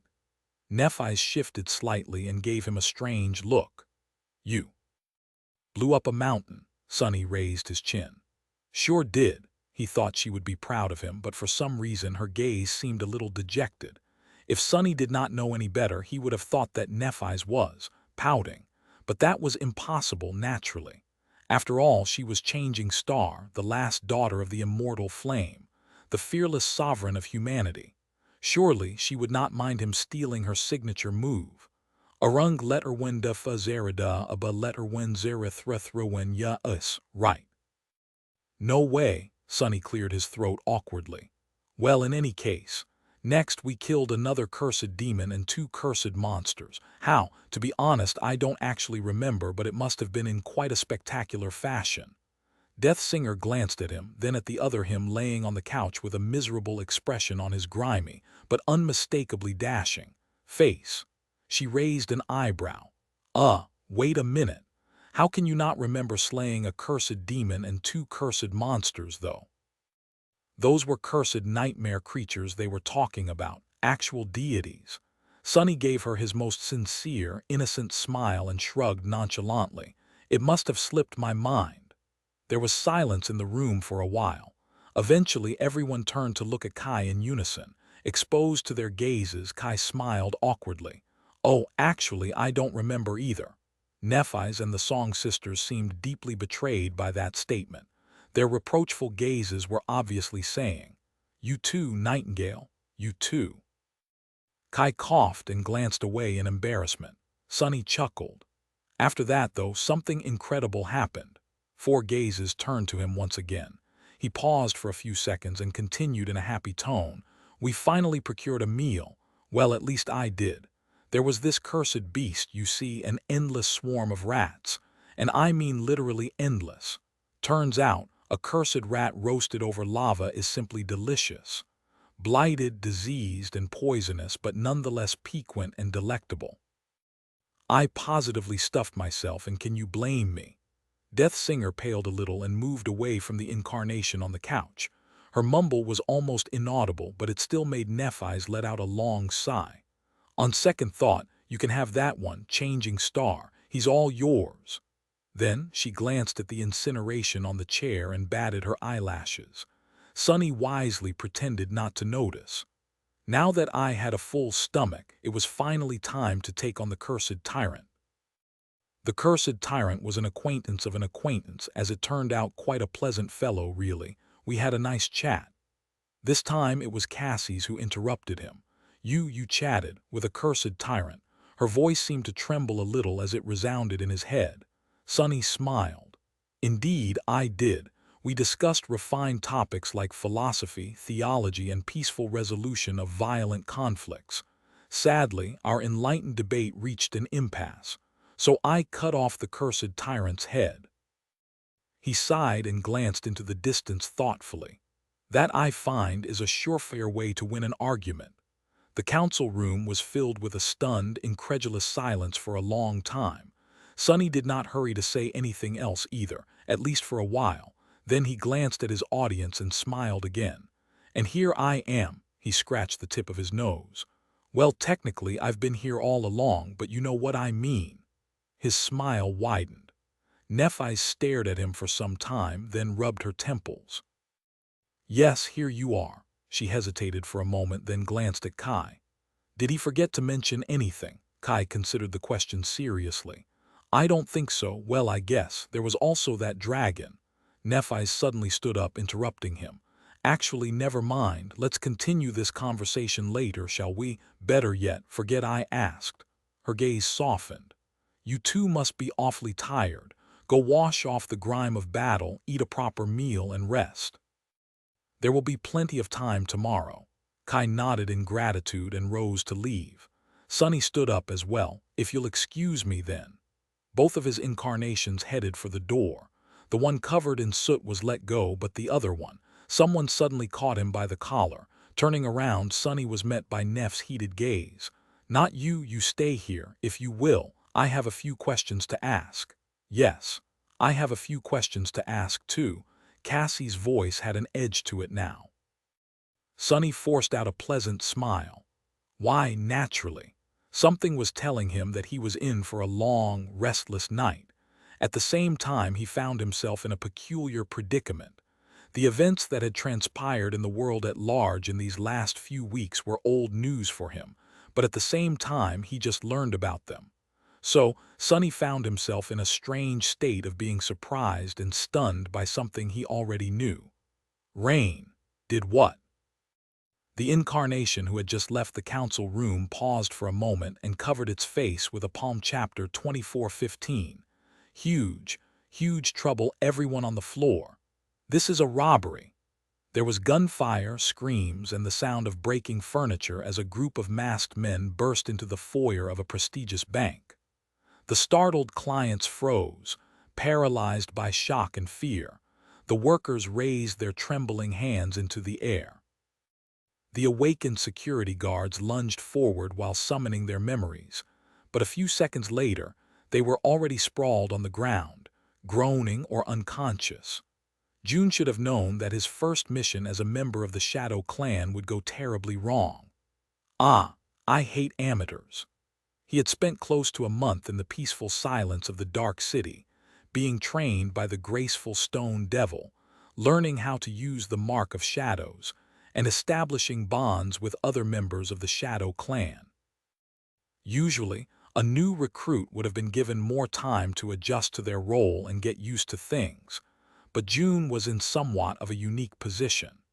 His status as an elite among the black market operatives gave him a perfect cover to be seen in places where other members of the Shadow clan could not enter without drawing attention, as well as a convenient reason to meddle in all kinds of unsavory business. So, he had been sent on a mission earlier than usual. And now he found himself in the middle of a bank robbery. To be precise, June was wearing black combat fatigues, hiding his face behind an abomination mask, and holding an automatic rifle while watching his fellow robbers herd the hostages to the center of the foyer. The rest were breaking into the security system of the bank to activate the lockdown protocol. Having made sure that everyone was proceeding smoothly, he turned to the person who had fired a burst of bullets into the ceiling and regarded him chillingly. The man sensed his gaze and turned, asking in a hoarse voice, "What?" Instead of answering, June silently punched him in the solar plexus. His jab had not been telegraphed in any way and lacked a wind-up, so it did not seem very forceful. And yet the awakened henchman folded in two and fell to his knees with a pained gasp, struggling to breathe. June calmly grabbed him by the hair, jerked his head upward, and asked in a chillingly calm tone, "What are you doing?" He pointed to the ceiling. "Have you watched too many movies, moron? This bank is built to withstand nightmare gates. It is a box made from monster hide and reinforced alloy, so where do you think your bullets go when you start shooting randomly? Do you want to kill someone with a ricochet?" The man hissed, trying to struggle free from his grasp, and glanced up at June with fury. However, that wrath was replaced with fear after meeting his cold, murderous, and eerily calm gaze. The enforcer shivered behind the snarling mask. Sorry, Corsair." June watched him for a second more, mentally reevaluating the situation.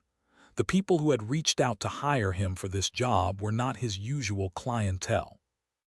They were not professionals assembling a crew of reliable specialists. Instead, they were zealots. Letter 1D40 D letter 1ED3 Eoganek letter 1D64 usually, June would not have taken such a contract, but the peculiar cult these zealots belonged to had been on the Shadow clan's radar for a number of months now. This was their first serious move, so Awakened Kim had sent him to learn more about their goals and to make sure that nothing went wrong during the attack on the bank. In short, the robbers were a motley crew of a dozen or so believers and a few hired hands, June included. He was one of the more experienced people among them, so even the zealots seemed to be treating him with respect and trepidation. Still, maybe it was a good idea to make them respect him a little more. June glanced at the kneeling enforcer, considering if it was worth it to make an example out of him. "Is there a problem here?" He shifted his gaze and glanced at a delicate young woman with fair skin and blonde hair who had approached them. She was the only one of them dressed as a civilian and wearing no mask granted.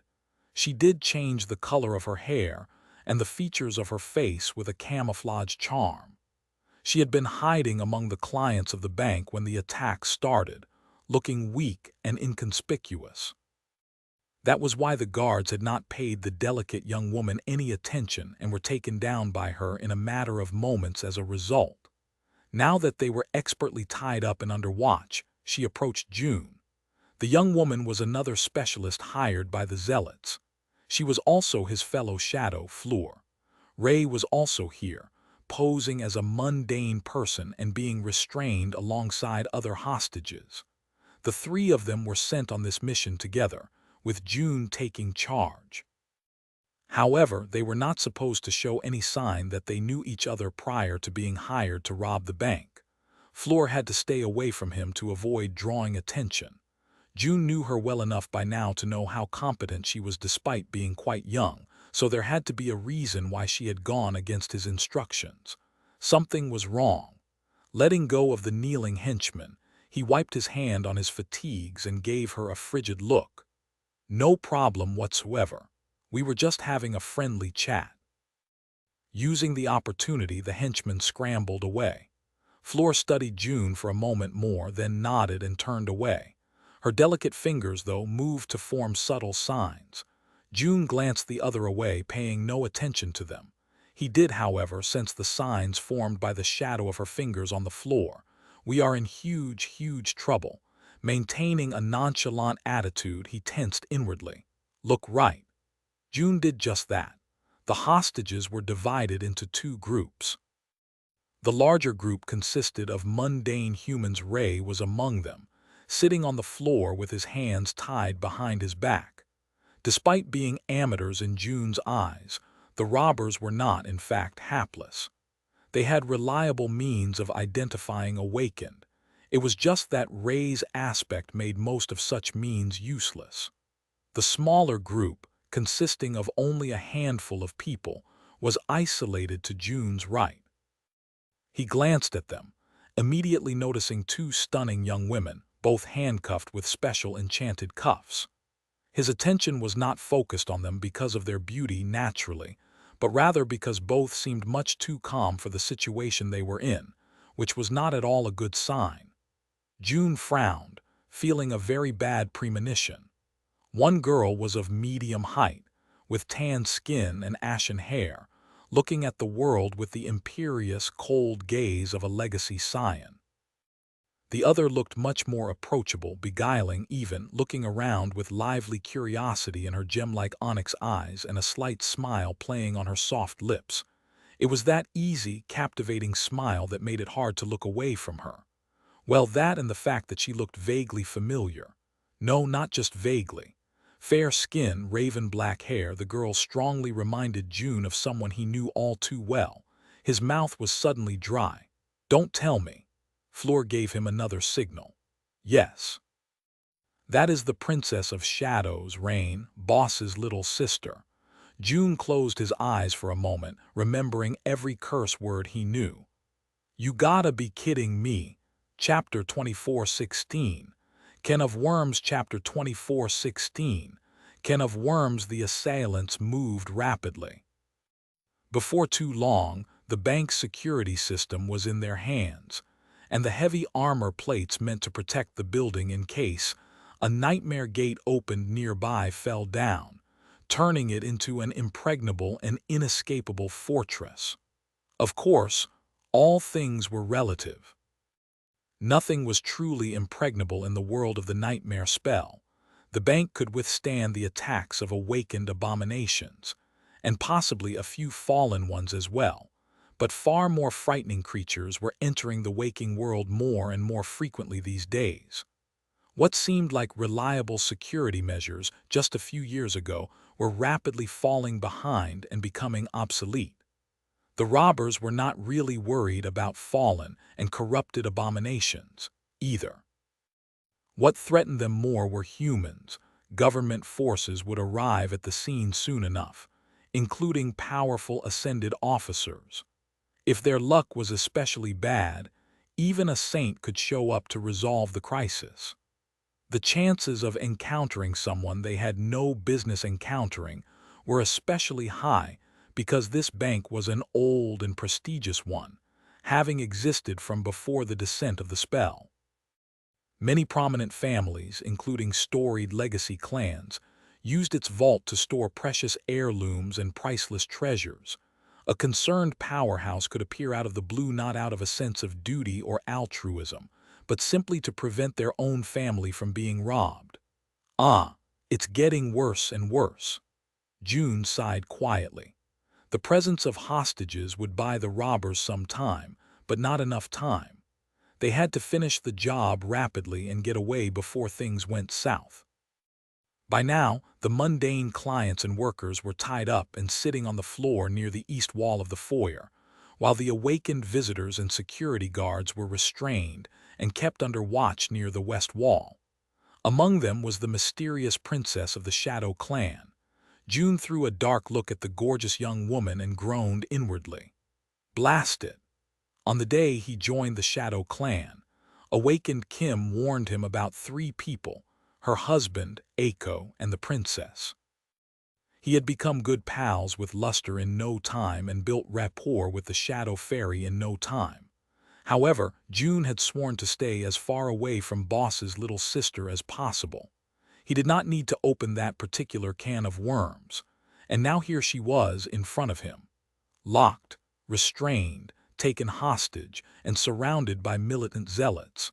What was going to happen to June if even a single hair fell from her head? What was it that Awakened Kim said?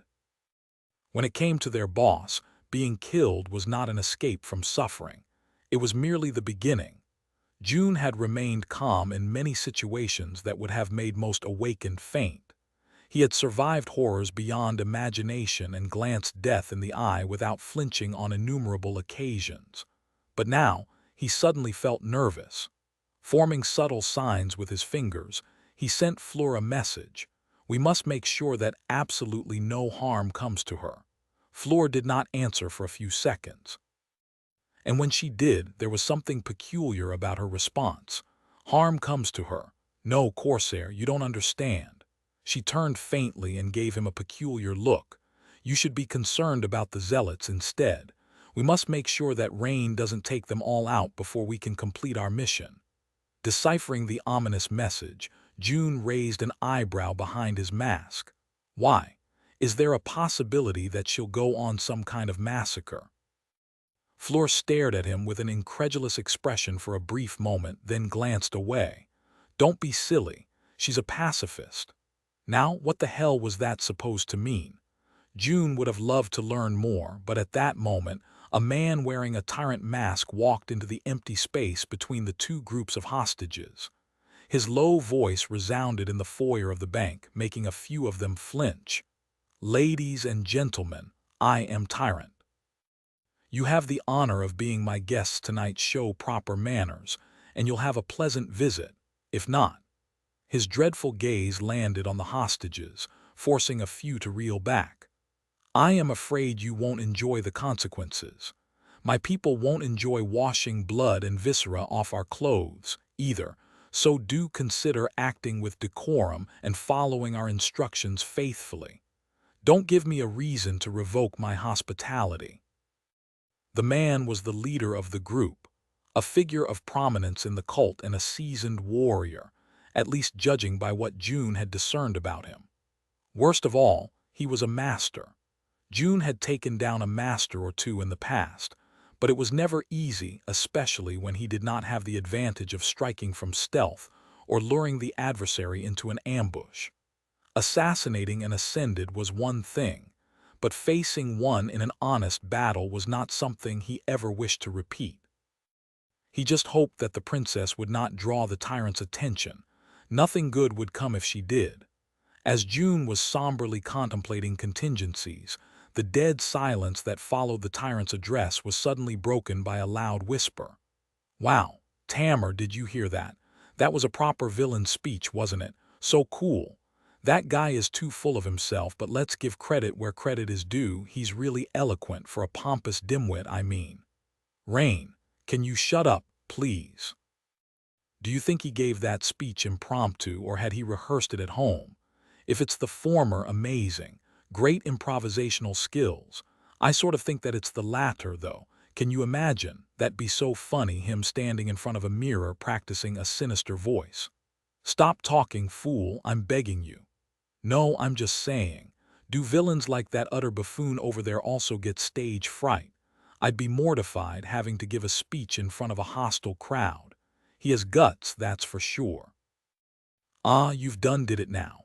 Huh, why is everyone looking at me? The loud whispers finally grew silent. Everyone in the bank, the robbers, the hostages, and the tyrant himself, were indeed staring at the two young women. Prescription Alpha Nya letter 22F letter 1D587 E umlaut letter 1D8. The Princess of Shadow blinked a couple of times, then smiled awkwardly.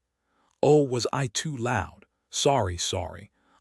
Continue as you were. June shook and suppressed the desire to shoot someone. Possibly himself. In all his career as a soldier, mercenary, and occasionally an assassin. Arg, she's exactly like her brother. Chapter 24:17. Harmless, hilarious hostage Rain glanced at the masked thugs and smiled innocently. That should be enough, right? Life was really unpredictable. Today was supposed to be a usual day, and yet she had found herself in the middle of a bank robbery. Rain would have blamed her awful luck, but she suspected that luck had nothing to do with it. Rather, it must have been Tamar. She gave the legacy girl a sidelong glance. The two of them were visiting NQSC on business. Rain was, while Tamar had come along as her friend and unofficial bodyguard. Chief Bethany had achieved a groundbreaking feat by establishing a hydroelectric plant in the dream realm, but she could not return to the waking world to share her research with the part of the academic community still residing here.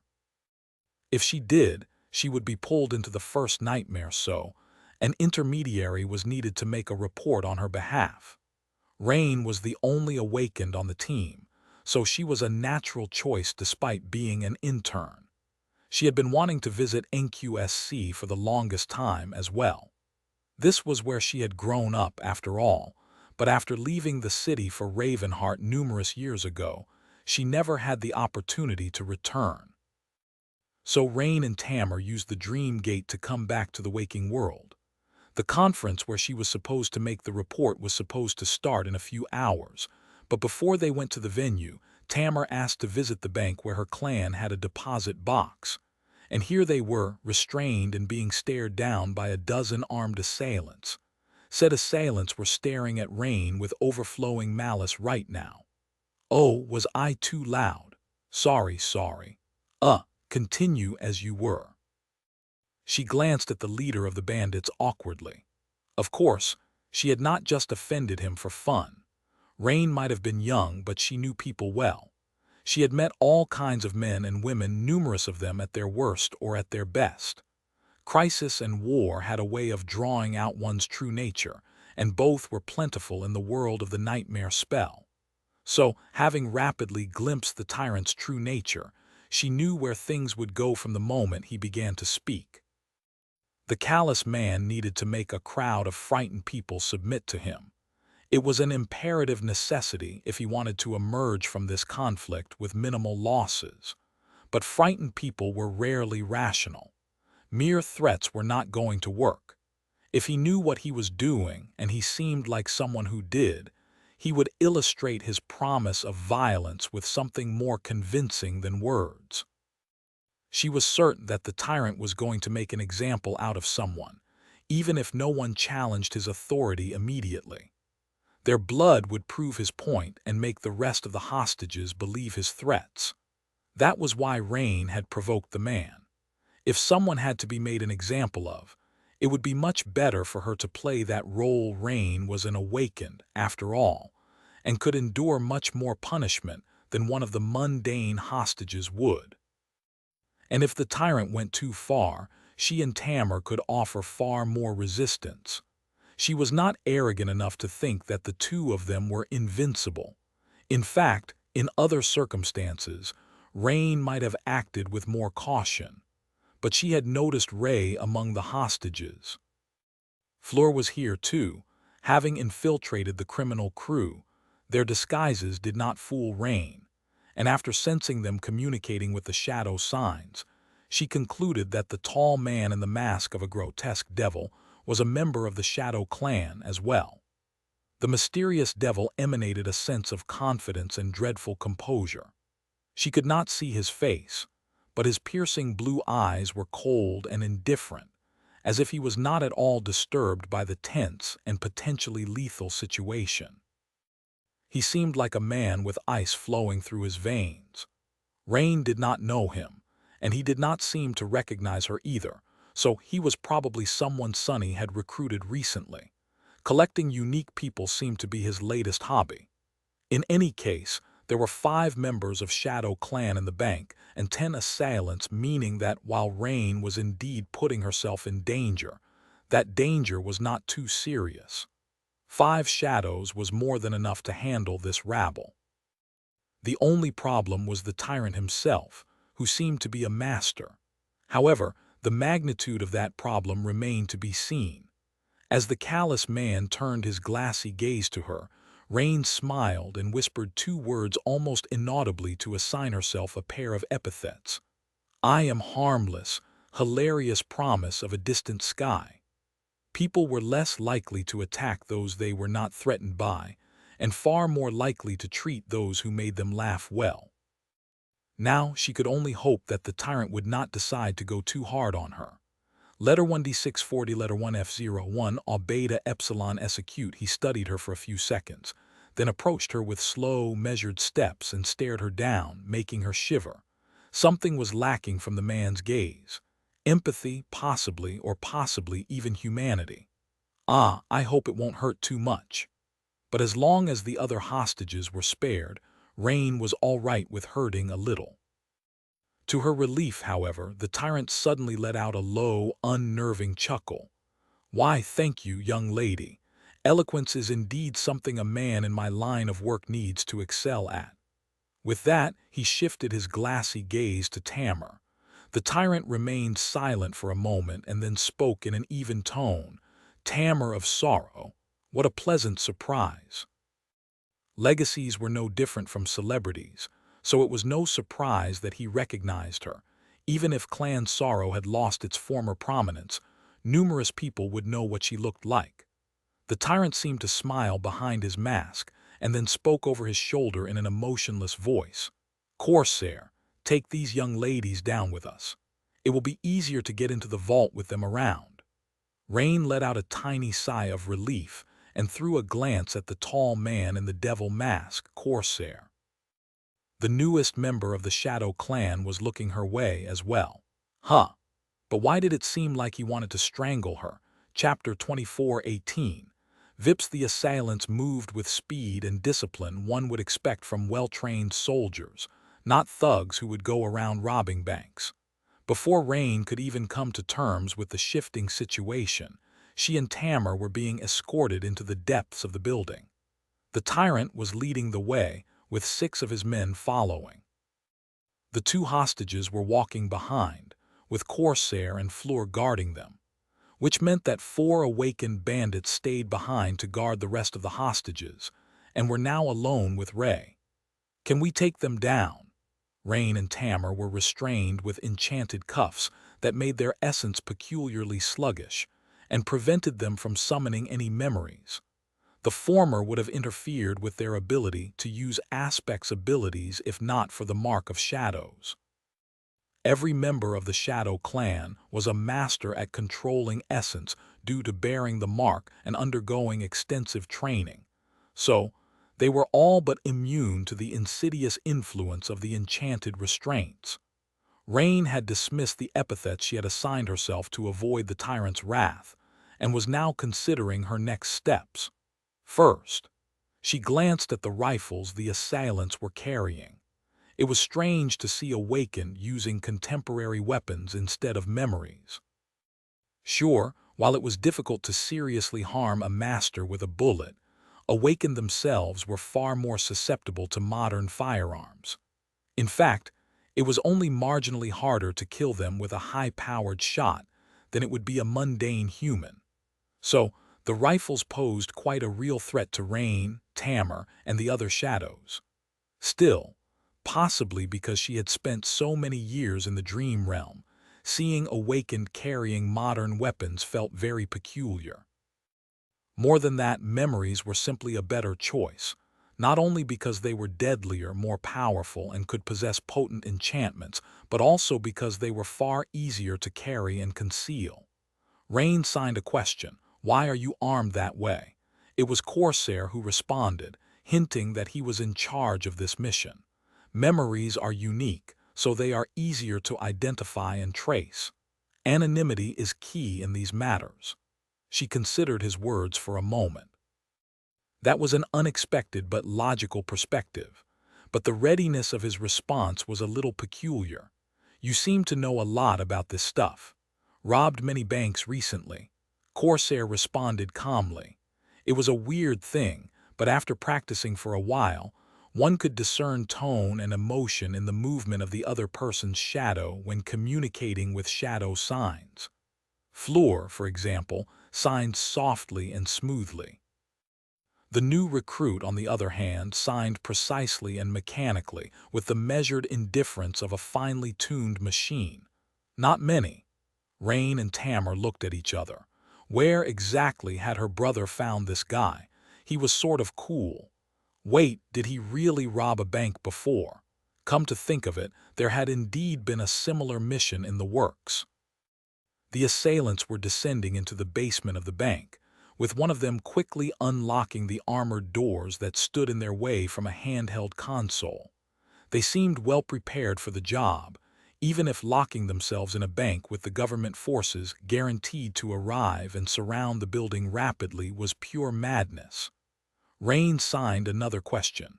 What is their plan exactly? Corsair responded after a short pause. We were not told the details. One of them has a spatial movement aspect ability, though. He is their escape route. Wait, he must be really new. How come he uses shadow signs so confidently then? It took her ages to learn this peculiar manner of communication. Was this guy a genius? That was so unfair. Rain suppressed her envy and asked the final question. So, what do we do? Shall we take them down? Corsair shifted faintly, and she could feel his cold gaze. Please don't do anything yet, princess. At least not until they reveal all their cards. Rain frowned.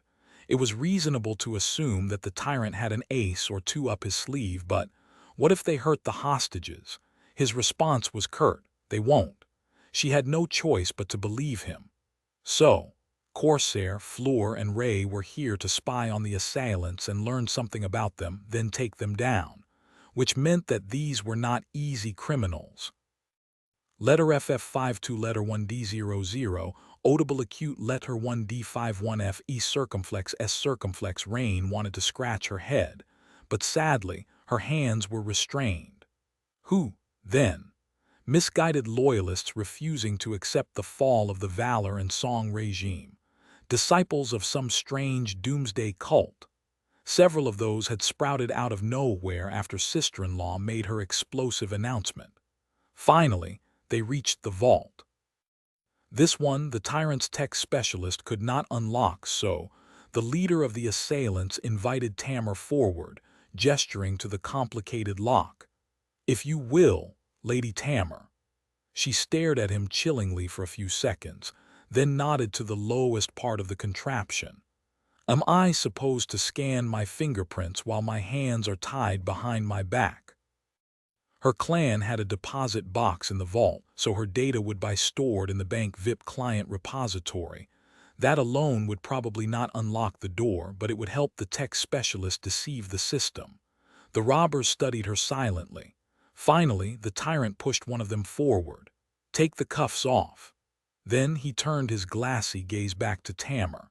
Please don't do anything rash, young lady. If you do, I'll start with cutting off a finger. I know that you won't be deterred by such an easy threat. Legacies can be quite stubborn, after all, but do understand that I don't mean your finger. I mean you little friend over there, and it won't end with a single finger either.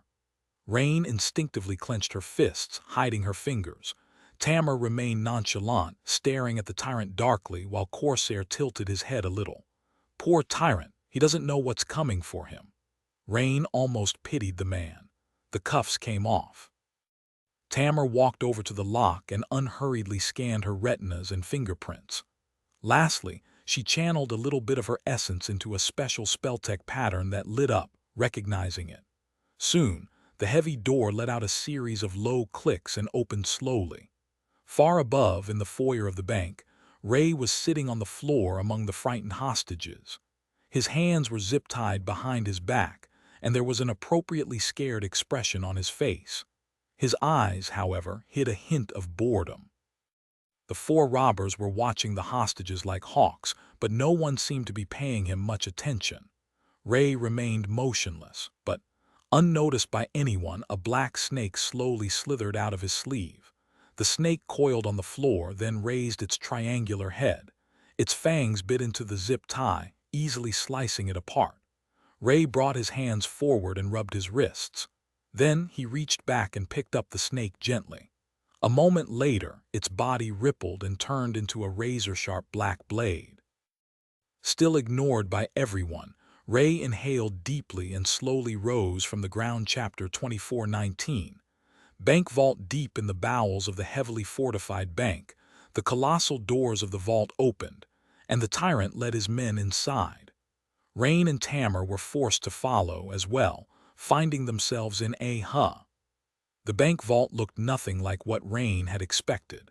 In fact, it looked no different from a tastefully decorated, luxurious apartment.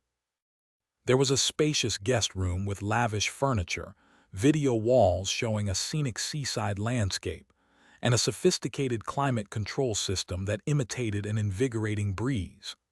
Several doors led out of the guest room, opening into a gorgeously furnished kitchen, a neat and cozy bedroom, a recreation room with a state-of-the-art entertainment system, a stylish parlor. There was everything a person needed to live a comfortable life here, not having to step outside at all. A woman in a muted but fashionable business attire was standing in the middle of the guest room, looking at the tyrant with a tense expression. "What is going on?" Rain looked at Tamar and Corsair furtively, but neither of them seemed surprised by the scene. The tyrant gave a nod and his people dispersed across the luxurious apartment vault. The man himself, meanwhile, walked over to the woman and gave her his usual cold, glassy stare. He spoke first. "Pleasure to meet you, Vault Keeper. Now I presume there is no point in expecting your willing cooperation." The woman shook her head somberly. The tyrant chuckled. "Suit yourself. Torture it is, then." She gave him a cold smile. "You seem to know your basics. Then you should know that people like me are employed for a reason as well. My aspect makes me immune to pain, so try your worst." Rain finally understood what was happening. In hindsight, it was quite obvious. This bank was an old and prestigious one, offering its services to numerous prominent legacy families. And what was it that legacy clans would want to keep safe? Jewelry, precious materials, pieces of priceless art. Well, that too. But primarily, the most valuable assets legacies possessed were memories and echoes. Only Awakened could own those, though. In case the heirs of a family had not undergone the awakening yet, a reliable intermediary was needed to make sure that they would receive their inheritance. Awakened led perilous lives, after all, and could die at any moment. Parents were not always able to transfer the aspect legact relics and valuable memories to their children themselves.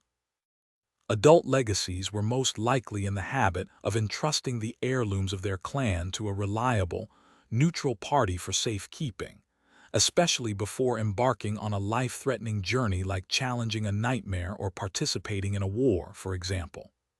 A letter 22b beta eomlaut s retroflex, hence the need for the bank, and for the woman who was standing in front of the tyrant with a cold smile. He had called her the Vault Keeper, but more precisely, she was the vault. She was the Awakened who kept the memories and echoes entrusted to the bank in her soul. That was why she was locked underground, living in the safety of this luxurious, heavily protected apartment. And just in case someone invaded the underground safe room, the Vault Keeper possessed an aspect that negated pain and was therefore immune to more mundane forms of torture, making it that much harder to force her to transfer the memories and echoes against her will. But where there was a will, there was a way. Rain's expression darkened. There was probably an armored room with mundane deposit boxes somewhere here as well, but that was not the tyrant's goal. His goal was the Vault Keeper. The man studied her silently for a moment and then seemed to smile behind his mask. "Bold words, but will you be responsible for them? We will see just how potent your aspect is soon, Vault Keeper. Are you truly immune to all pain?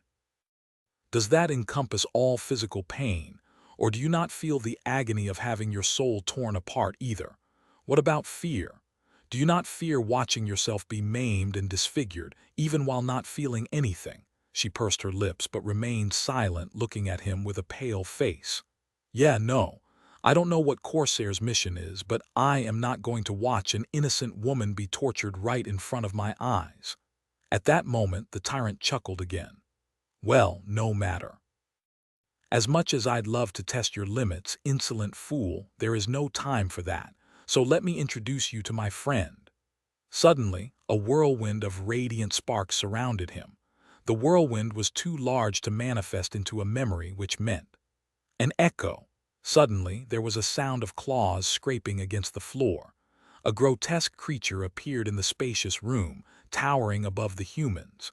It was about 3 meters tall, with a gaunt torso and long, pale limbs. Its lower limbs were long and powerful, resembling that of a frog, while its upper limbs looked almost like that of a human apart from their deathly pallor, eerie proportions, and clawed hands. The truly appalling part was its face, though.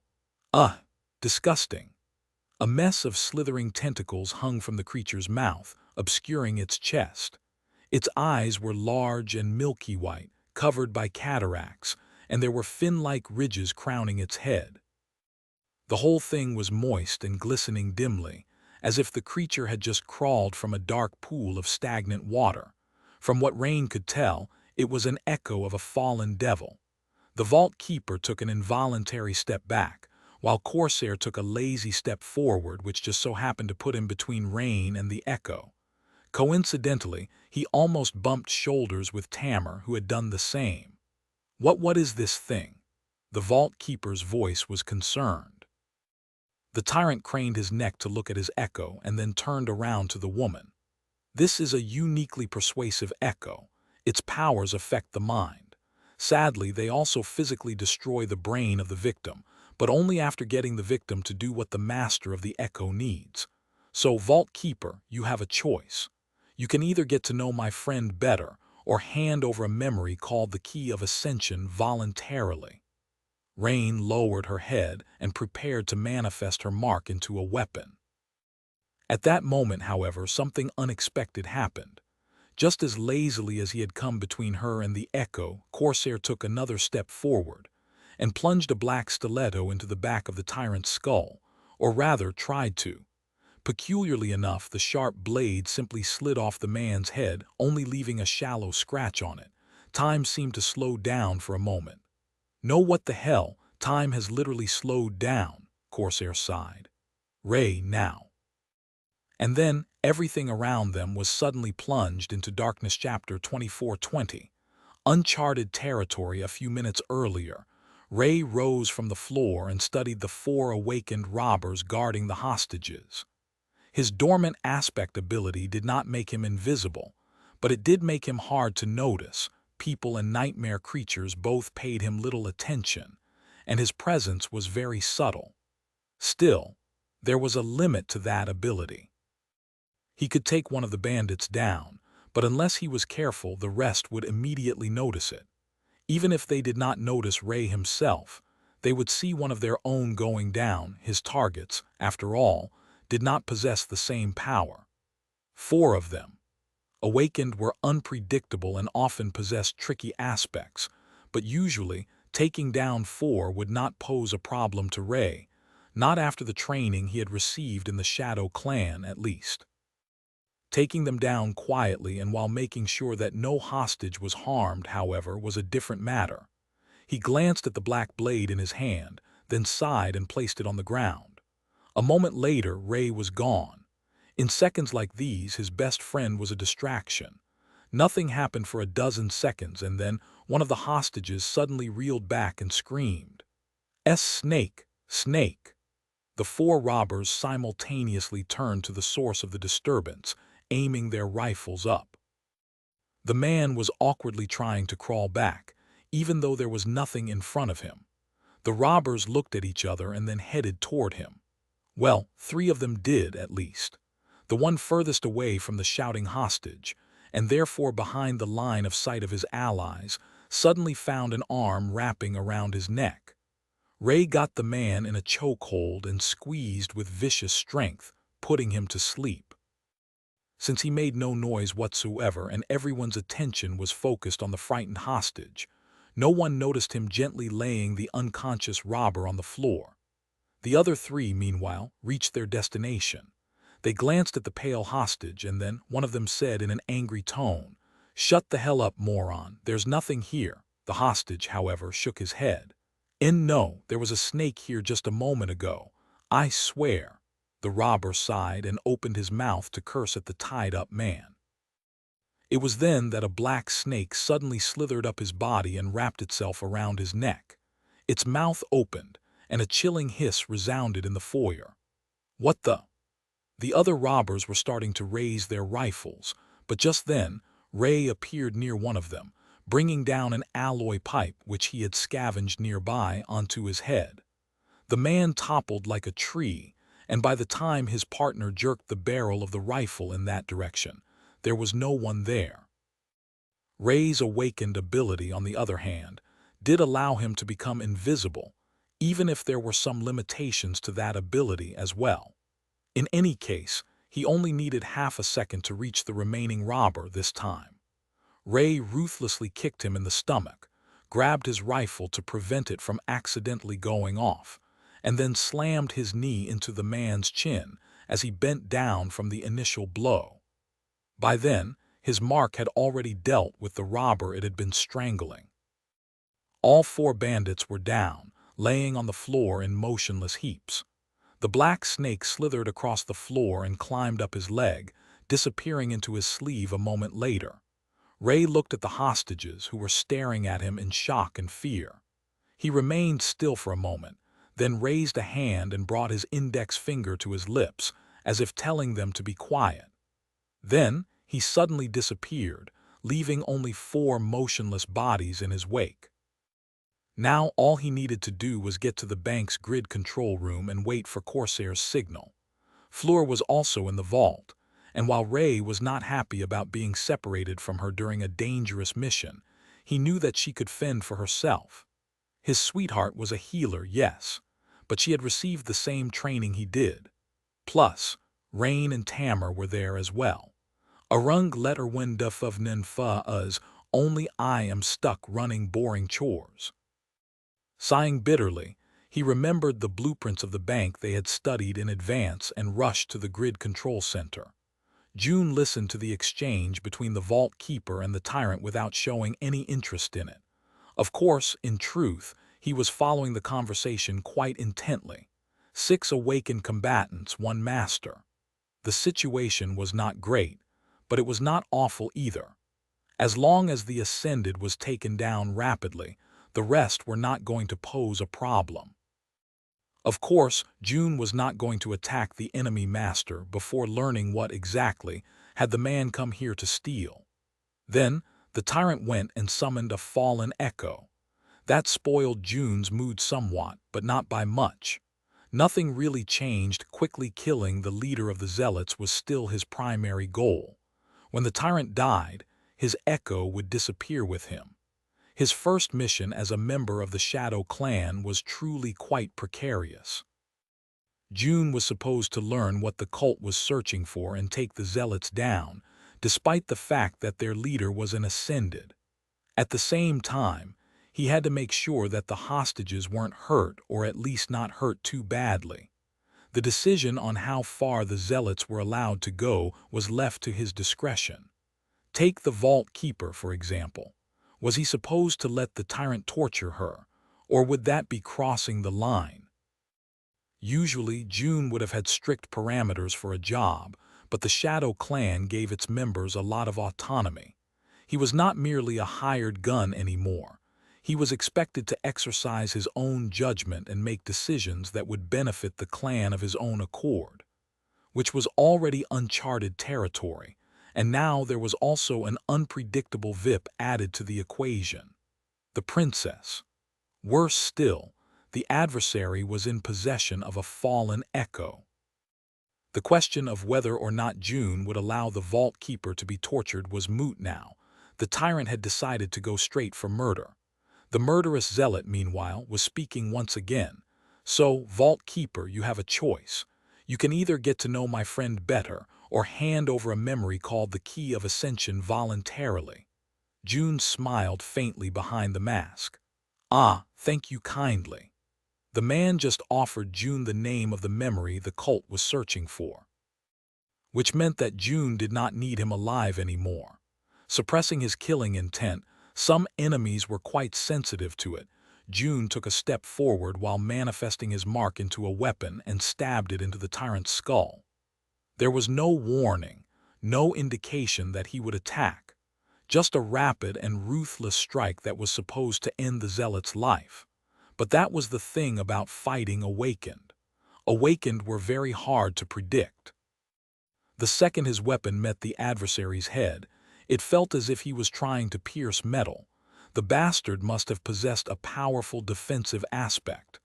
Well, crap. June activated his own awakened ability, slowing down time. Ray now. Somewhere far away, Ray heard his voice through a special communication memory shared between the three members of the team and cut the power. The artificial lights, the video walls, the climate control systems, everything in the vault that needed power to function was immediately disabled, plunging the spacious room into utter darkness. And darkness was the territory of the Shadows chapter 24-21. In slow motion, June possessed quite a strange aspect. His dormant aspect ability was subtle, but versatile and very useful. It made him exceptionally observant. His senses were sharper than those of most people, and he could discern many things that the rest would not notice. More than that, time seemed to slow down around him when he was focused or full of adrenaline, but that was merely an illusion. In truth, time flowed at its usual pace, and it was rather June's ability to perceive and assess his surroundings that outpaced it. In other words, he saw the movements of his enemies in slow motion. June was moving just as slowly, since his speed was not given a corresponding boost. However, he had more time to perceive what his enemies were doing and come up with the best possible countermeasures.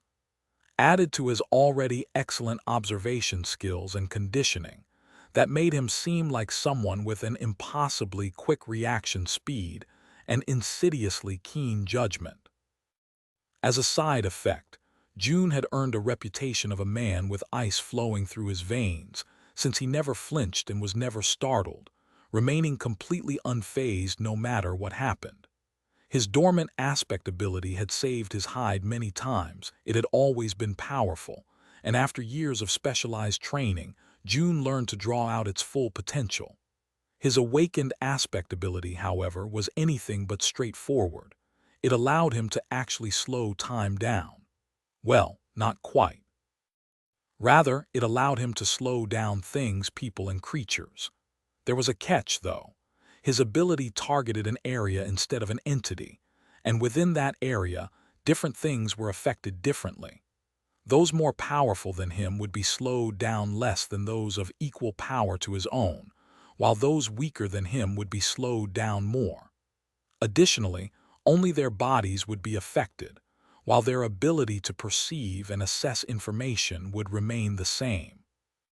Inanimate objects and phenomena, meanwhile, were slowed down the most. June was not immune to his own ability either, which meant that he had to use it cautiously and with foresight. He could cast it in front of himself to slow down a speeding bullet and step out of its path, for example, or to escape an explosion. But if he wanted to engage a powerful adversary in melee, slowing them both down would be the death of him. After all, he would be affected more than his foe. Still, once his backstab failed to kill the tyrant, June plunged the entire vault into the mire of slowed time to give Ray enough time to cut the power. Once darkness swallowed the entire bank, the shadows received a decisive advantage against the enemy. June made a sign, telegraphing his intent, tyrant. At the same time, Tammer of Sorrow made one as well, echo. In the next moment, June deactivated his awakened ability, and the underground vault exploded into chaos. Corsair. The tyrant's voice thundered in the darkness, full of murderous wrath and something else entirely. In fact, it was a full-blown sonic attack. Luckily, June had already disappeared from his previous position, so he was not caught in the destructive shockwave. Fleur dashed forward, grabbing the vault keeper and pushing her to the ground. Tamar of Sorrow had already destroyed her restraints and exploded forward with breathtaking speed. The young woman seemed to step on air as she soared above the fallen devil. Her mark of shadows assumed the form of a black greatsword, and she brought it down on the towering creature's detestable head with a spin. Letter 1D445 A Armenian. He Hinus. Beta Igrav letter 1E67. The princess took a leisurely step to the side, putting the mass of the lumbering echo between herself and the awakened robbers, then opened her mouth as if to say something. The zealots opened fire. You absolute idiots! June wasted a whole fraction of a second to bemoan the lack of professional standards the wannabe outlaws were displaying. Who the hell fired blindly in a closed space? Sure, neither the tyrant nor his echo would be harmed by mundane bullets, but the 6 awakened henchmen could easily shoot each other instead of their enemies. And indeed, none of the bullets hit their marks. Fleur and the vault keeper were on the floor. Tamar of Sorrow was 3 meters above ground. Princess Rain was protected by the mass of the towering echo, while June was protected by the tyrant. The ascended zealot had already turned back, so a few bullets hit him in the back of the head, ricocheting away with metallic ringing.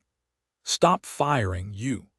Before he could finish the sentence, June crashed into him like a battering ram.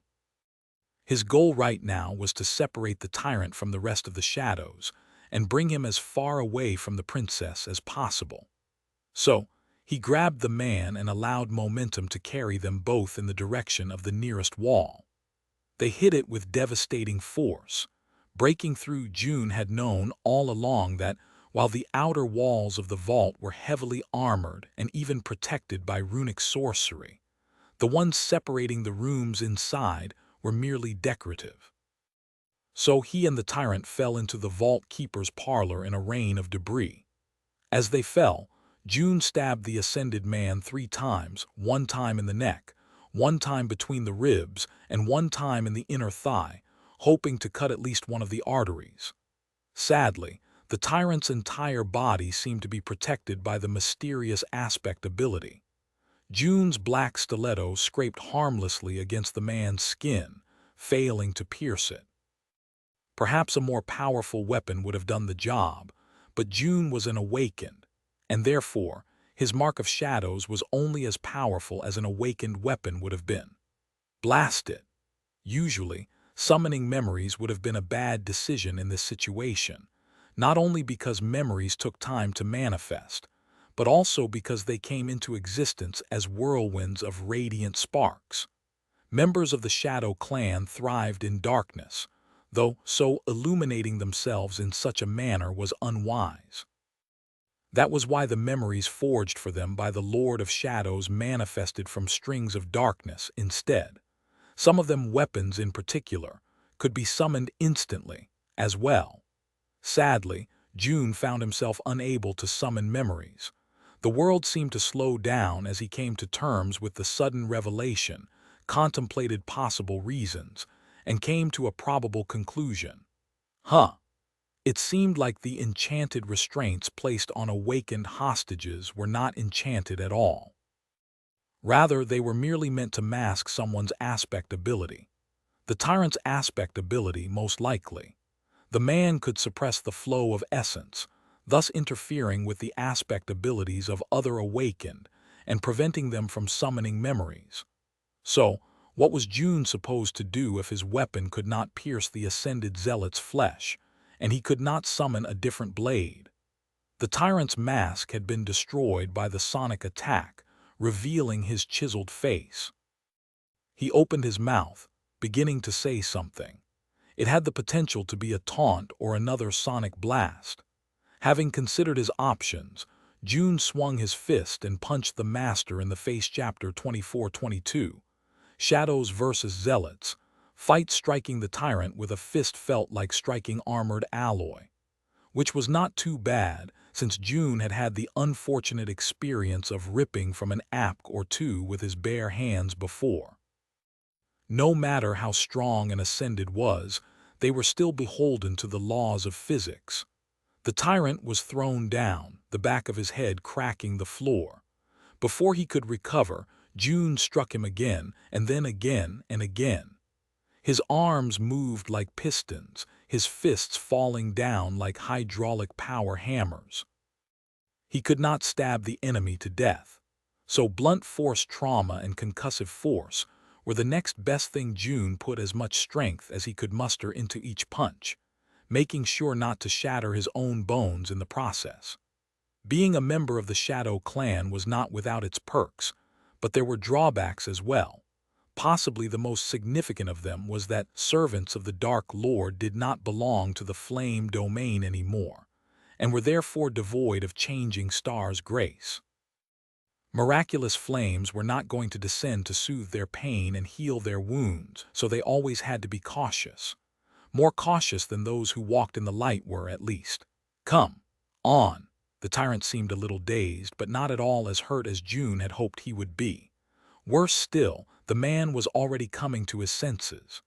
There was blood pouring from his nose and from his mouth, where a tooth or two must have been dislodged, but his eyes had regained their murderous glint. 3 moments had already passed since the moment the power was cut, even if it felt like much longer. That meant that things were about to get far more difficult for the shadows. It took some time to summon memories, but those of them that produced light were usually the simplest and weakest of them, which meant that they could be summoned rapidly. If even one of the zealots had reacted quickly, the darkness that gave June and his people a decisive advantage could be dispelled at any moment. But June had to concentrate on the tyrant. Now that the man had regained his senses, trying to crack his skull with a barrage of blows was not an option anymore. Engaging a master in hand-to-hand combat was a dangerous idea at the best of times, but trying to grapple one was pure suicide. So, June disengaged and jumped back, activating his awakened ability once again to slow the tyrant down. His essence felt sluggish, but his control of it was refined enough to break through the unknown hex. The ascended zealot still moved with a speed that left June appalled, jumping to his feet and summoning a whirlwind of sparks to illuminate his surroundings. To June, the innumerable sparks seemed to drift slowly through the air. He studied his adversary. The tyrant was older than he had assumed, his unshaven face pale and harsh. His equipment was mundane, offering no additional protection. Being stabbed, shot in the back of the head, slammed through a wall, and repeatedly punched in the face did not seem to have affected him in any significant manner. Blood flowing from his nose and his mouth was going to compromise his breathing, though. The man was left-handed, but his right eye was the dominant one. He also protected his left side slightly, most likely subconsciously, hinting at an old wound that was still letting itself be known, or at least a psychological habit. Not much to work with. June sighed, deactivated his awakened aspect ability, and lunged forward. Outside the devastated parlor, numerous things had happened in these 3 long moments. The fallen devil had lost half of its tentacle and was pushed to the corner of the room by Tamar's fierce assault. Her black greatsword was a memory forged for her by Sunny himself. Its enchantments were quite perplexing, making the brutish weapon exponentially deadlier the faster its wielder was moving and granting it far greater power if the wielder was completely airborne, not touching the ground at all. That and the element of surprise allowed Tamar to push the towering echo back. Now, however, the devil had regained its wits and was about to launch a counterattack. Rain, meanwhile, had used the first second to assign herself an epithet. As an Awaken, she could maintain 2 at the same time, so she granted the same epithet to Fleur, too. It was quite an easy one. Fleur now. As the vault keeper pressed herself into the floor, the 2 young women rushed toward the robbers.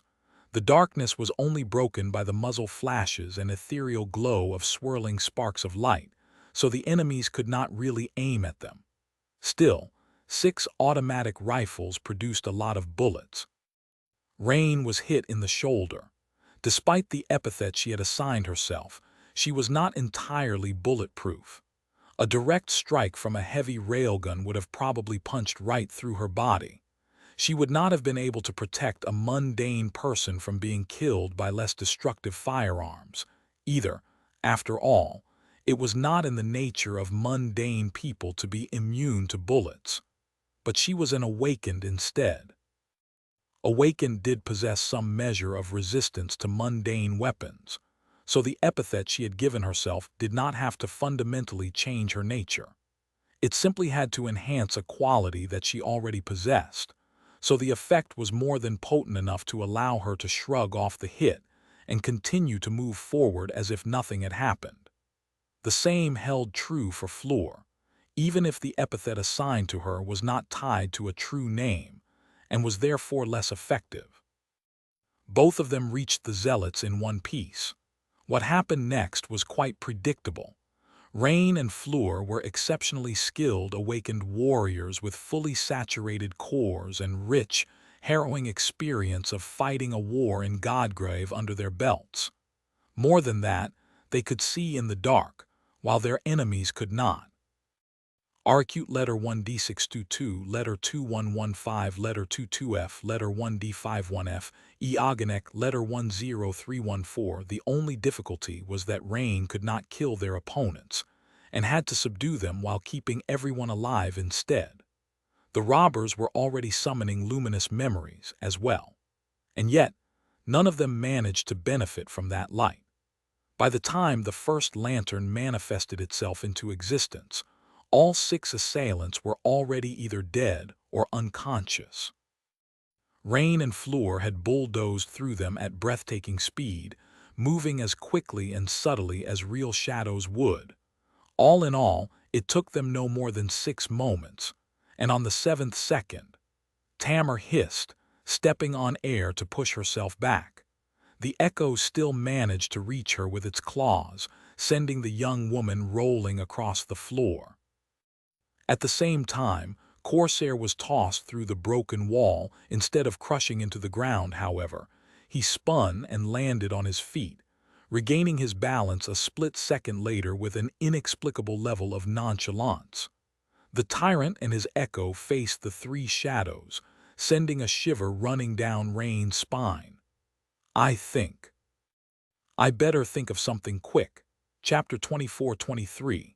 Silence is golden. The tyrant walked out of the ruined parlor like a sinister spirit, 3 luminous memories igniting above his shoulders and above his head like 3 eyes of a furious monster. His black fatigues were covered in dust, and his face was smeared in blood. His glassy eyes were gleaming with cold, murderous wrath. Walking over to stand side by side with his echo, he glanced at the 3 shadows darkly. The vault keeper moved to stand behind them, shielding her eyes from the bright light. 4 awakened against a master and an echo of a fallen devil. They looked at each other. Should we stall to give Ray an opportunity to get down here? Rain hesitated for a moment. She did not know the plan of Corsair's team, but was pretty sure that Ray had dealt with the 4 henchmen the robbers had left to guard the hostages by now. The young man was not the most formidable fighter of their cohort, but he was its hidden weapon. He was exceptionally lethal, often striking from the shadows to bring down enemies much more powerful than him. However, the tyrant's potent defensive aspect ability would make it hard for Ray to kill him in a single strike. More than that, they would have to engage the ascended man in conversation to stall for time, and Rain had a feeling that letting the tyrant talk would be a big mistake. What to do? Corsair shifted slightly, taking something off his belt. Rain's eyes widened slightly when she recognized what the tall man was gripping in both hands. Grenades. What was he planning to do? And what kind of awakened carried grenades around anyway? She had only seen them in movies before. Corsair seemed to smile chillingly behind his devilish mask. Tamar raised her greatsword slightly, preparing to dash forward. Fleur braced herself, shielding the vault keeper with her body. The tyrant opened his mouth and froze in confusion, failing to make a sound. Well, naturally he failed. After all, Rain had assigned him an epithet just then. The tyrant became the mute tyrant. Ouch! Forcefully placing an epithet on an unwilling ascended was difficult, strenuous, and burned through her essence with dire speed on top of that. The sinister master would most likely shake the effects off in a moment or two, but that was all right, because Rain was not done yet. She wanted to try something else as well. Turning to the echo, she concentrated and named it, turning it from a nameless echo into the gross friend of the mute tyrant. And then, she assigned an epithet to the echo, connecting it to the given name. This one was quite easy and did not go against the nature of the echo at all. In fact, it was reliant on its nature. Just like that, the gross friend of the mute tyrant became the dismissed gross friend of the mute tyrant. Be gone! Rain poured her essence and willpower into the epithet, praying that this unconventional application of her aspect would work. And did it. A second later, the echo exploded into a whirlwind of sparks, pouring back into the tyrant's soul. Attack! The gross echo was not destroyed, merely dismissed. So the ascended bandit could easily summon it again. It would take some time to manifest the grotesque devil for the second time, though. They had to finish the tyrant before that happened. The sinister master was, without a doubt, surprised by the sudden vanishing of his echo. The shadows, however, were accustomed to all kinds of strange and inexplicable things. After all, they came from the dark city, where the Lord of Shadows reigned. Rain's brother was a weirdo to put all other weirdos to shame. If he proclaimed himself to be the second most bizarre person in the world two worlds, even no one would dare to claim the first place. So, they reacted instantly. Tamar exploded forward, turning into a blur. Corsair was not far behind, with Rain and Fleur following. 4 black weapons were aimed at the tyrant's vital points. Well, Rain aimed a little off the mark, knowing that she would not be able to strike him where it counted. However, even caught by surprise, a master was still a master. The tyrant moved with awful speed, evading Tamar despite her awakened ability. In the next moment, his hands shot forward to grab her neck. Then, both of them slowed down as if caught in a mire. The tyrant was reaching toward Tamar, who was evading away. Her hair fluttered in the wind, rippling slowly. Her hands shifted slowly on the hilt of the black greatsword, pushing and pulling to turn its colossal blade around. The blade was mere centimeters away from the ascended bandit's torso, but at the speed it was moving, he would not be cut any time soon. Then Corsair slammed into the tyrant, throwing them both back. Time resumed its usual flow, and the two men hit the floor a dozen meters away from the rest of them. Something rang as it rolled on the floor. Those were the safety pins of the grenades. Rain's eyes widened. You insane! At the last moment, Corsair managed to push himself away, sliding back across the floor. Still, when the grenades detonated, he was no more than a couple of meters away from the explosion. The tyrant was suddenly enveloped in light and flame. The flame, the shrapnel, the shockwave moved slowly, however, blooming in all directions like a peculiar, gorgeous, radiant flower. Corsair was right in front of the slowly exploding ring of fire and shrapnel. His kneeling figure countered against it sharply. Bastard! Something moved within the flame. A master was not going to be killed by a couple of mundane grenade, naturally. He was not even going to be seriously hurt by them. Unless Rain got involved. R Cyrillica letter 1d40 d Cyrillica e umlaut section, dismissing the mute epithet. She assigned 2 new ones to the slow, combustible tyrant. Then, she opened her mouth and spoke the true name of Fire Chapter 2424. The word is mightier than a grenade. The flames suddenly grew in intensity, and a wave of unbearable heat washed over the bank vault. The figure imprisoned in the slowly blooming explosion shuddered and convulsed, a strangely distorted scream reaching Rain's ears. She knew that the tyrant was not going to be killed by the flames. The very fact that she had been able to speak the name of fire proved it. Her flaw would have prevented her from channeling it otherwise. However, he would definitely be hurt by the explosion. A lot. Not only was the tyrant more susceptible to being burned because of the epithet she had assigned him, but her other epithet synergized with Corsair's aspect, slowing the burning master down even more. The man himself rolled away from the explosion, escaping it entirely. Jumping to his feet near Rain, she gazed at her with his piercing blue eyes and said evenly from under his monstrous mask, "I thought you were a pacifist." Rain smiled radiantly. "I am." With that, she turned to the burning master and dismissed the combustible epithet, replacing it with another one, hyperalgesic, extremely sensitive to pain. Rain was not going to admit why she even knew that word, but she did. And as a result, the peculiarly distorted scream turned into a strangely distorted howl.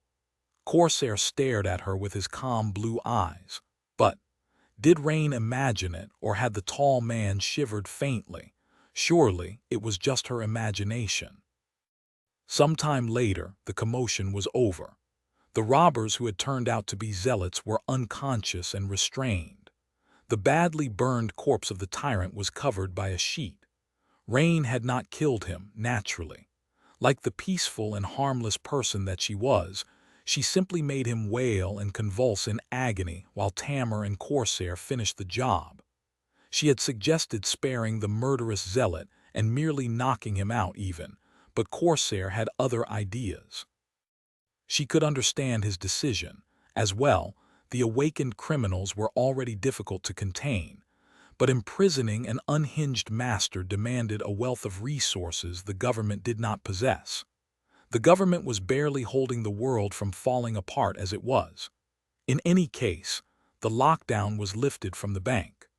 Corsair, Ray, and Fleur disappeared without a trace, while Rain and Tamar stayed behind to have a talk with the government forces.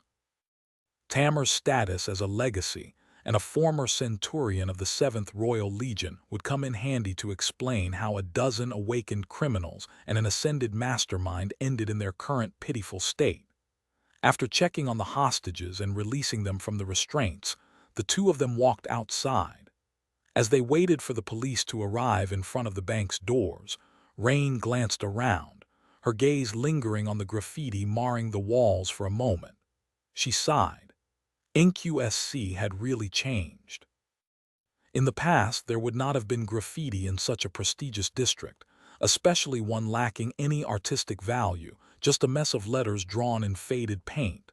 There would not have been crazed zealots robbing banks either. She glanced at Tamar. "Hey, we did not just happen to be in that bank by accident, did we?" Tamar gave her an impassive stare. Eventually, though, she shrugged. "Maybe." Rain raised a hand and flicked her on the forehead. "I knew it. Why, though? Don't get me wrong. I do not mind foiling a bank robbery. Actually, it was kind of exciting. But I am so busy today, I have to speak in front of a large crowd in an hour. Prescription letter 1D41A, letter 1033D, letter 1D630, aganek letter 1D666. She made a pitiful face. Tamar looked at her, remained silent for a few seconds, then sighed. "Your brother is preoccupied at the moment. So Aiko asked me to evaluate Corsair's performance and back his team up if necessary. Granted, she probably did not expect that I'd take you with me." Rain chuckled. "So why did you?" Tamar glanced at her with the usual stern frown. "I mean, you're kind of hard to get rid of, you know." A rare smile illuminated her face and she glanced away. "Plus, I wanted you to see Corsair in action and get your opinion. I am assembling a cohort to challenge the second nightmare, you know. I had my eye on him but needed to make sure that he'll fit." Rain smiled as well. "And what do you think, will he fit?" Tamar nodded. "Sure, Asterion will fit just fine." Rain blinked. "Huh, had she heard wrong? What did you say?" Tamar looked at her in confusion. "I said that Corsair will fit just fine." "Why?" Rain tilted her head a little. "Ah, I think you misspoke." She pointed to the wall. "That graffiti must have been on your mind, huh?" There someone had written in large, bold letters, as T. Ryan. What's an Asterion anyway? Tamara studied the graffiti for a moment as if noticing it only now, then frowned and shook her head. No idea. Sounds a bit familiar, I guess. Somewhere far away, sirens broke the silence. Rain patted Tamara on the shoulder. Well, you'll deal with it. I have an academic report to make. Turning around, she began to walk away. The strange word got stuck in her mind, repeating itself like an earworm. Asterion, Asterion, as T. Ryan. In a hallway in Ravenheart, Sonny stopped and leaned on the wall. He had just remembered receiving a report about the bank robbery and Rain's participation in it. She did what? Rain cooked a master alive, alive being the key word. And she had forcefully dismissed an echo, too. Apparently, that was something his sister was capable of now. According to the report, she had been inspired to try something like that after seeing the cooked master's aspect ability, which allowed him to prevent Awaken from summoning memories. If someone could interfere with summoning memories, why wouldn't someone be able to interfere with dismissing them? No, but why the hell is she going around getting into fights with masters in the first place? He had turned away for a minute. Not even that. 1/7 of him had turned away. Sonny huffed and puffed, angry that Rain had been put in the position where she had to face a hostile ascended, and with barely anyone, except for 4 elite agents of the Shadow Clan, present to protect her. What have I assigned Quentin to Bastion for? Could he not have followed her to NQSC? Shaking his head, Sonny continued walking. I need to have a serious talk with Aiko about that incident. But just then, another memory from the past few weeks surfaced in his mind. Sonny froze, then let out a hollow laugh. What? What did Aiko do? Chapter 24-25. Aiko's day off. Aiko studied the sky thoughtfully. The sky was vast, blue, and full of sunlight. White clouds were drifting across its peaceful azure expanse like cotton candy carried by warm winds. She was pleased. Ah, finally. It was nice to see the light of day again after spending so long on the forgotten shore. The starless void of its orphaned sky was black and cold, with not even a moon to keep it company. Poor thing. The land itself was devoid of warmth and light. As well, it was quiet and tranquil, but not exactly vibrant. So, visiting Bastion was something Aiko had been looking forward to very much. Not the least of all because people could actually appreciate her stylish outfit here. Members of the Shadow Clan could see in the dark, true, but they had trouble discerning colors. Everything was a shade of gray for them. Most could not tell silk from satin either, let alone appreciate the nuances of exquisite fashion. Now that Aiko was finally wealthy enough to afford the finer things of life, leaving her wonderful ensembles unappreciated was a despicable crime. Feeling fierce and invincible in her white silk blouse, black skirt, flawlessly fitted vest, and tastefully embroidered blazer, she walked down the streets of the castle with determined steps. Her sharp heels sang as they struck the cobblestones, and her hair fluttered in the wind. All items of her ensemble were bespoke. The vest and the blazer were detailed tastefully with silver thread, which added to the subtle gleam of silver buttons and cufflinks, the latter set with onyx gemstones. Her shoes were made from lacquered black leather, with large silver buckles creating a fascinating contrast with the dainty black bows above. Aiko chose not to wear any jewelry, knowing that it would only cheapen her look well, except for a few charms hidden under her blouse for protection. She looked sophisticated, she looked chic, and most importantly, she looked exceedingly affluent. Anyone who knew anything would recognize just how exorbitantly expensive each item of her stylish ensemble was. Those who knew a thing or two about fashion, meanwhile, would be amazed to recognize the subdued cut of her outfit for what it was. The ensemble Aiko wore was not just any random arrangement of complementary clothes. It was actually a tasteful reimagining of the suit Morgan of Valor had worn to the last ever Valor Ball, designed and sewn by the same tailor, who was supposed to have retired after the fall of the sword domain. That was why it had cost Aiko a fortune. Worth it. She grinned, almost missing a large puddle in front of her. Her shoe was about to touch the dirty water when the petite girl floated into the air, gliding gracefully to the dry cobblestones on the other side. Landing softly, she turned back and smiled triumphantly. "Not today, puddle." Ignoring the stares of the passers-by, she raised her chin and continued on her way with confident, albeit quite modest in length strides. Reaching one of the inner walls of the castle, Aiko floated to the battlements instead of passing through a nearby gate. Standing there, she enjoyed the view of the glistening lake and of the great city beyond. Bastion had grown tremendously since the first time she saw it. Back then, when Aiko was a youth who had just escaped the forgotten shore, there was not even a city on the shores of the lake. Every Awakened sheltered by the great citadel, including her and Kai, lived within the castle. There was nothing but ash and nightmare creatures waiting for them beyond its walls. Things were different now, naturally. Bastion sprawled around the lake, with no end in sight. The city was vast and immense, sheltering close to 100 million people. Unlike the claustrophobic cities of Earth, which endlessly grew upward or burrowed into the ground to stay within the narrow confines of defensive barriers, it stretched in all directions freely.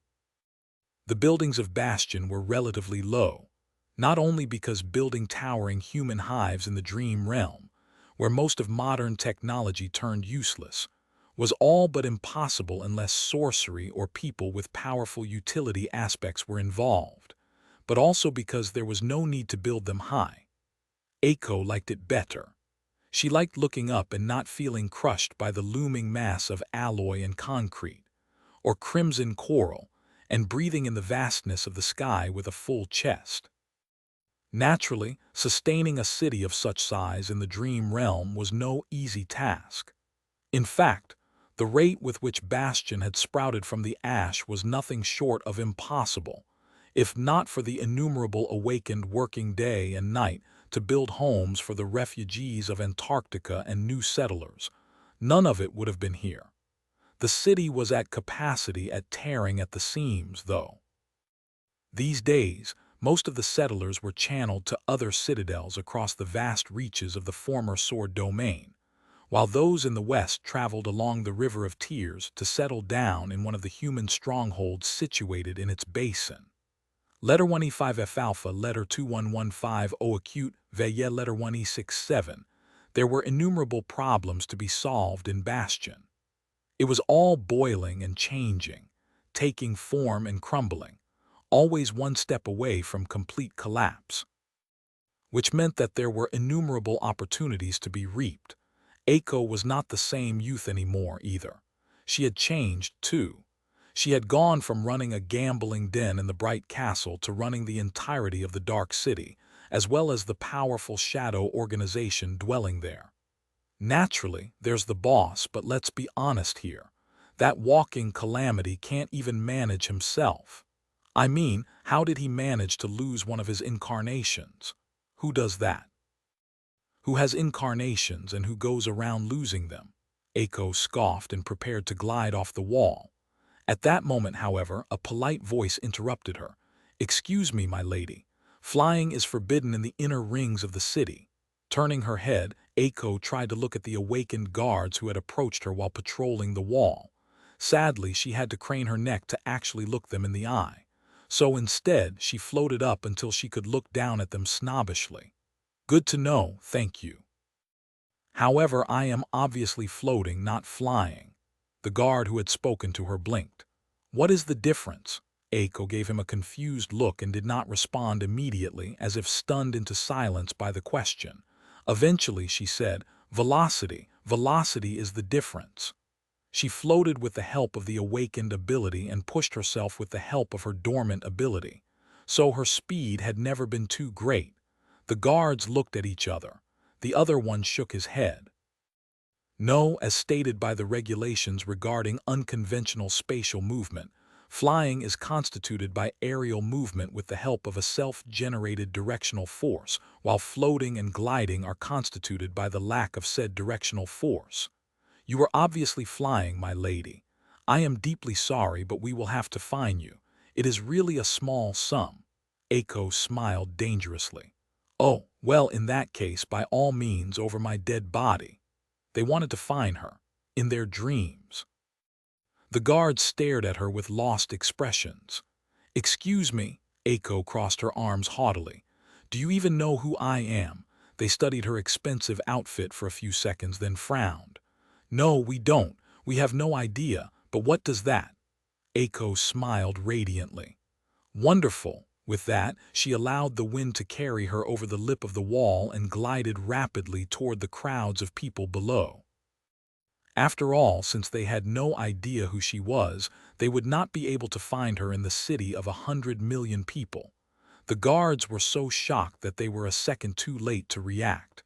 Hey, wait a moment. But Aiko was already gone, enjoying the gorgeous boon of anonymity. Directional force, directional force. Bah, how silly. As if I'll allow myself to lose money over something like that. Chapter 24-26. The fine nuances of printing money bastion was too vast now to travel across it on foot. Granted, Aiko's destination was not far from the lakeshore. Leaving the ferry, she thought about hailing a carriage, but then stumbled upon a shop window and became enthralled, staring at the displayed items with gleaming eyes. It occurred to Aiko that she had made a terrible mistake when choosing her outfit. Living in the darkness of the dark city must have messed up with her fashion sense after all. She had gotten so used to only seeing the world in shades of gray that she neglected to add a splash of color to her ensemble. Ah, what an oversight! Aiko was utterly mortified. That red scarf, those ruby cufflinks, those shoes with scarlet soles. No, she couldn't. After all, her outfit was in homage to the criminally underappreciated icon of fashion, Morgan of Valor herself, not a shameless imitation. Morgan had those breathtaking vermilion eyes which held the entire ensemble together. That was why her outfits went well with red accents and ruby accessories. Aiko, sadly, did not have vermilion eyes. Her eyes were brown, so blue, green. No, those won't go well with silver, pink. How about purple? She glared at the store window, almost burning a hole in it. In the past, when Aiko was poor and destitute long before her awakening, even she had spent many hours in front of shop windows like this one, staring at gorgeous things that she knew would only be hers in her fantasies. But now, she was not one for window shopping. Why stare at windows when she could buy anything she wanted in the shop, or even buy the shop itself? Walking inside the boutique, she gave the staff a neutral look. The professionals immediately evaluated her clothes, accessories, and general appearance. A moment later, their expressions changed, and bright smiles illuminated their faces. "My lady, welcome." Aiko allowed a corner of her mouth to curl upward. "Ah, being rich is really the best." Then she raised her hand and pointed to a shelf. "This, and this one as well.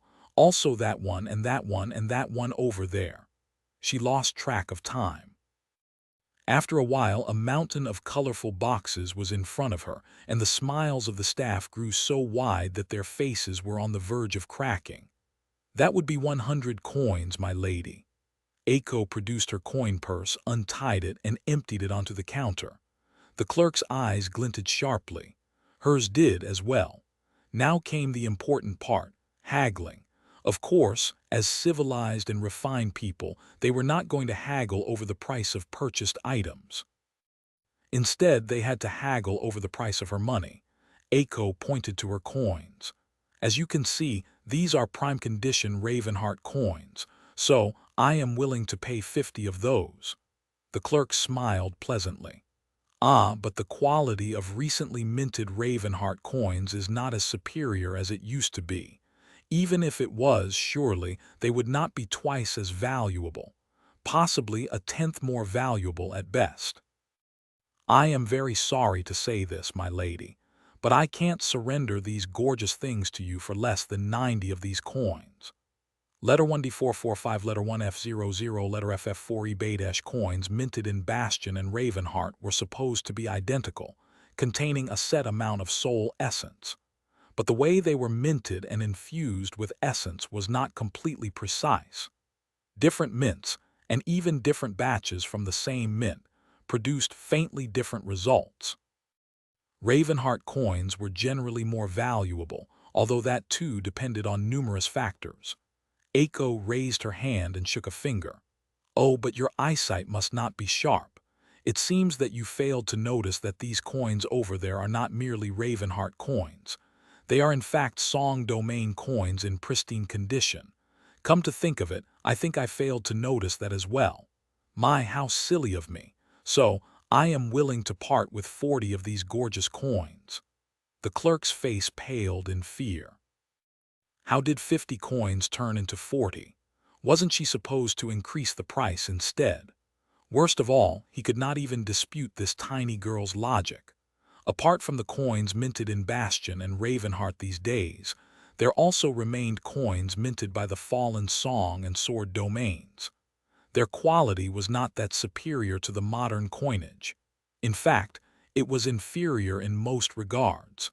And yet, they were quite a bit more valuable, for no other reason than that they were much rarer. Since the two domains had only minted money for a few years before disappearing into the annals of history, there would never be a new batch of Song and Sword coins produced by humans. Their number was limited, and rapidly plummeting. After all, essence coins could be consumed to get a boost of essence in a difficult situation. So, their rarity alone inflated their value. People were peculiar creatures that way, seeing value in things that lacked it simply because other people would not be able to possess them as well. The clerk gulped. F40. No, I couldn't. After all, we are all Bastion natives here. Those pesky Song coins are not welcomed here. His voice did not sound confident. Aiko smiled triumphantly. Money doesn't stink, you know, but actually, I bet carrying all these coins would be cumbersome for you. How about I pay with something else? Suddenly, a different coin appeared between her fingers. That one was larger and heavier, entirely black and etched with a symbol of a coiled serpent. The clerk's eyes widened drastically. Is that a shadow coin? He reached forward with a trembling hand. Aiko grinned, retracting her own. Indeed it is. So how about I pay with only one? The clerk hesitated for a few seconds. If the old domain coins were valuable, then shadow coins were extremely so. Nobody knew where they came from and who was minting them, but everyone wanted to possess one. That was because they were not essence coins. Instead, they were fragment coins. Consuming them did not grant awakened essence, and instead granted them a soul fragment, or even a few, if the coin was of a high denomination. Of course, there were easier ways to obtain soul fragments. Purchasing a soul shard, for example, was far more attainable than hunting down the elusive shadow coins. But it was exactly that elusiveness, that mystique, and that great rarity that made them true treasures. The shadow coins, of course, were produced by the Dark Castle, the marvelous mimic, and did not cost Aiko anything. All she had to do to get them was keep the mimic on a steady diet of distressing nightmare creatures, which was a great way to make money out of thin air. The clerk accepted the coin with greed in his eyes and forced out a polite smile. Wonderful, my lady. Please visit our establishment again. Oh, do you need help carrying the boxes to your carriage? Aiko grinned. No need. Summoning a gorgeous purse crafted from black leather, she opened it and placed the first box inside. The box was larger than the purse, and yet it disappeared without a trace. The second box did as well, and the third and the fourth. Before too long, the mountain of boxes vanished completely. Tying a vibrant cravat around her neck, Aiko smiled in satisfaction. Well then, goodbye. With that, she dismissed the purse and left the shop in complete exhilaration. Of course, she did not forget to gather her coins from the counter first. Now, I'm off to see Effie, chapter 24-27. Transportation situation. Aiko was in a great mood as she hailed a carriage, which was her preferred method of moving around Bastion. Moving around Bastion was somewhat of a complicated matter, actually. There was already a grand project in the works to simplify it. Special tramways meant for street cars were being embedded into the main streets, strengthened by primitive sorcery. The rails were cast from a special alloy that allowed them to channel essence, while the trams themselves were enchanted to move by absorbing it. Now that the Rivergate Hydro had gone operational, though, there were talks of discarding the magical street cars in favor of good old-fashioned electric trams. Aiko suspected that, in the end, both types were going to be implemented, with enchanted tramways serving as the thoroughfares of the public transport network, while more mundane ones would branch out from them as satellite outlets. The first streetcar was supposed to be launched quite soon. Before that happened, though, citizens of Bastion had 6 main ways to get around the city. The first one was to use a ferry and cross the lake. Naturally, that could only get one to a different location on the lakeshore.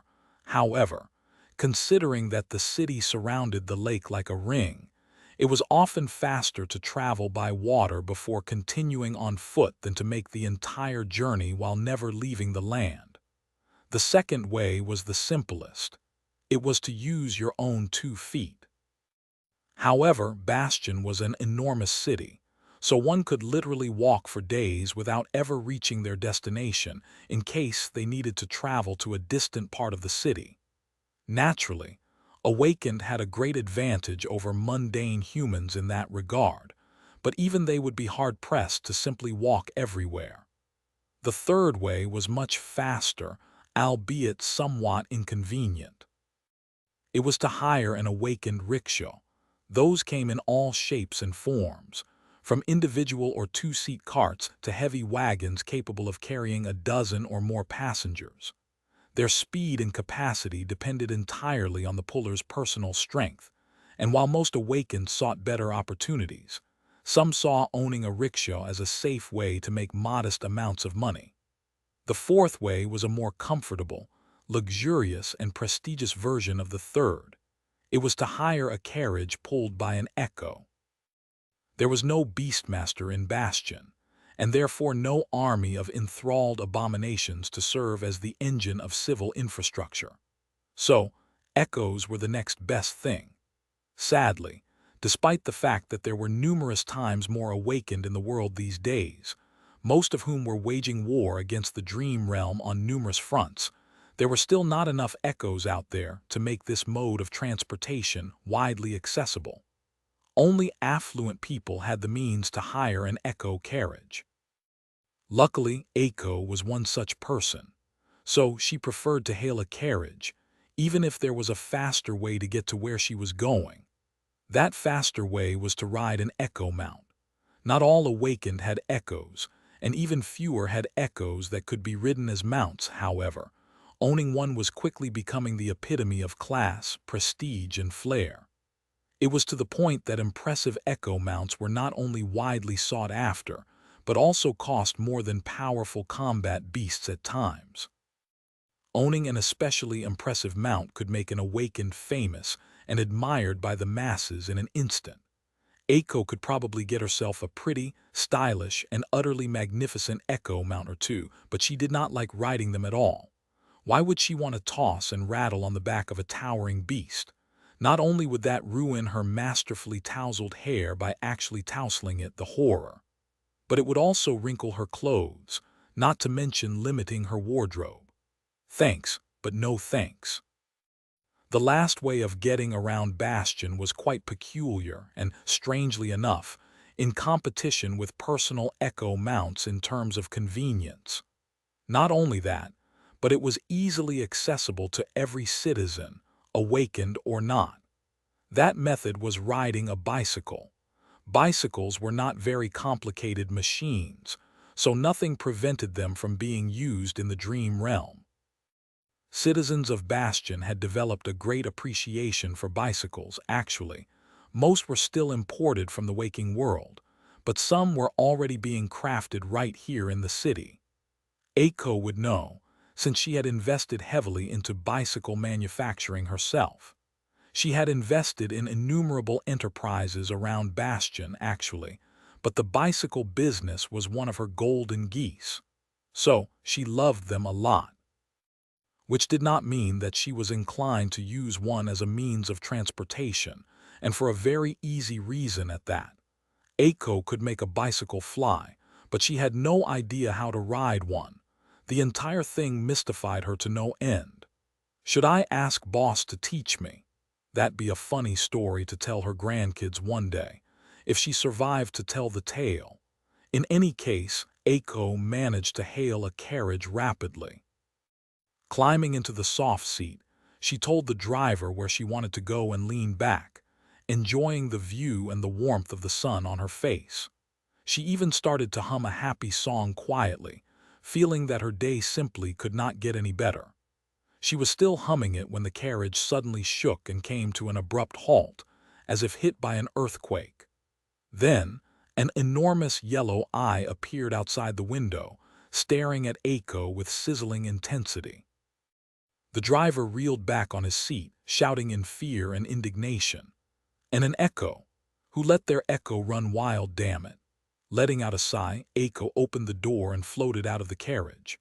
Language. Outside, an enormous wolf sat on the ground, towering above the carriage like a small mountain of white fur. Its tail was wagging wildly, making the ground shake a little with each strike. The wolf's tongue was hanging sideways from its mouth, and it was panting happily, staring at Aiko with gleaming eyes. She glanced at the driver and frowned. That is not an echo, can't you see? That is the venerable Saint Ling. Watch your tongue in front of a child, mister. Liter Winifov of Alpha near Armenian. Huoinus, letter 1D51F open S hatchik CHAPTER 2428. Fairy godmother Auntie Aiko, let's fly. Number walk on your 2 feet.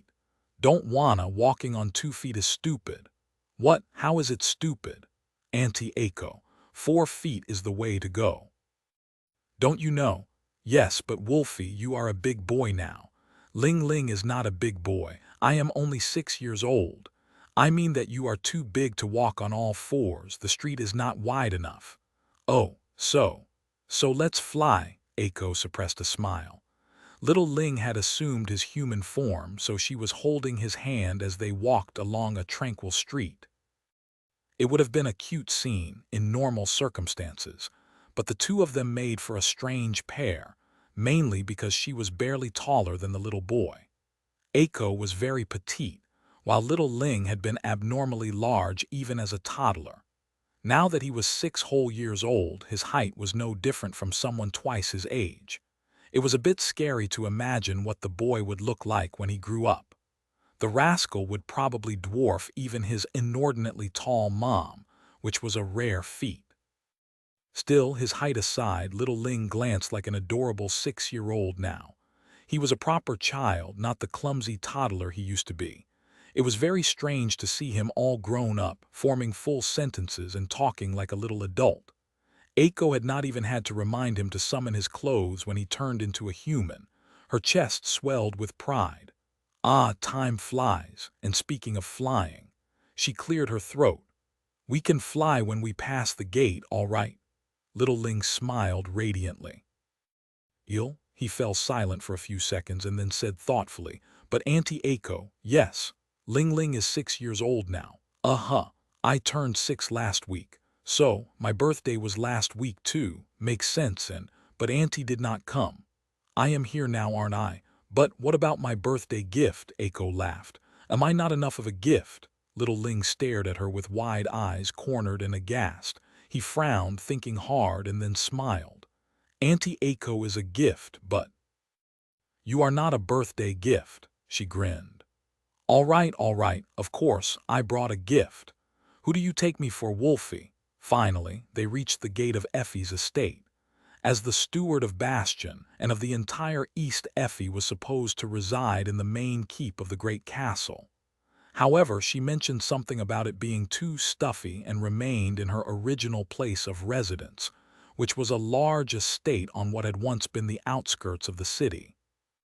Letter 1D52F, Letter 1D41A, New Letter 1ED7, Letter 1D51F, Epsilon, Letter FF53 now. Her estate was considered to be in the very heart of it, of course, since the city had grown tremendously. In fact, the very fact that raised by wolves herself was residing here made the surrounding area one of the most prestigious and sought-after neighborhoods. The price of land had skyrocketed, and the huge swath of it Effie had claimed when the entire place was a desolate wasteland was suddenly exorbitantly precious. The wasteland was long gone, naturally.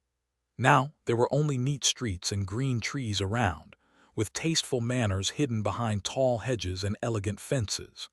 The people living here were all affluent and powerful, most of them of a high rank, and coming from either the old legacy clans or from the newly risen transcendent families.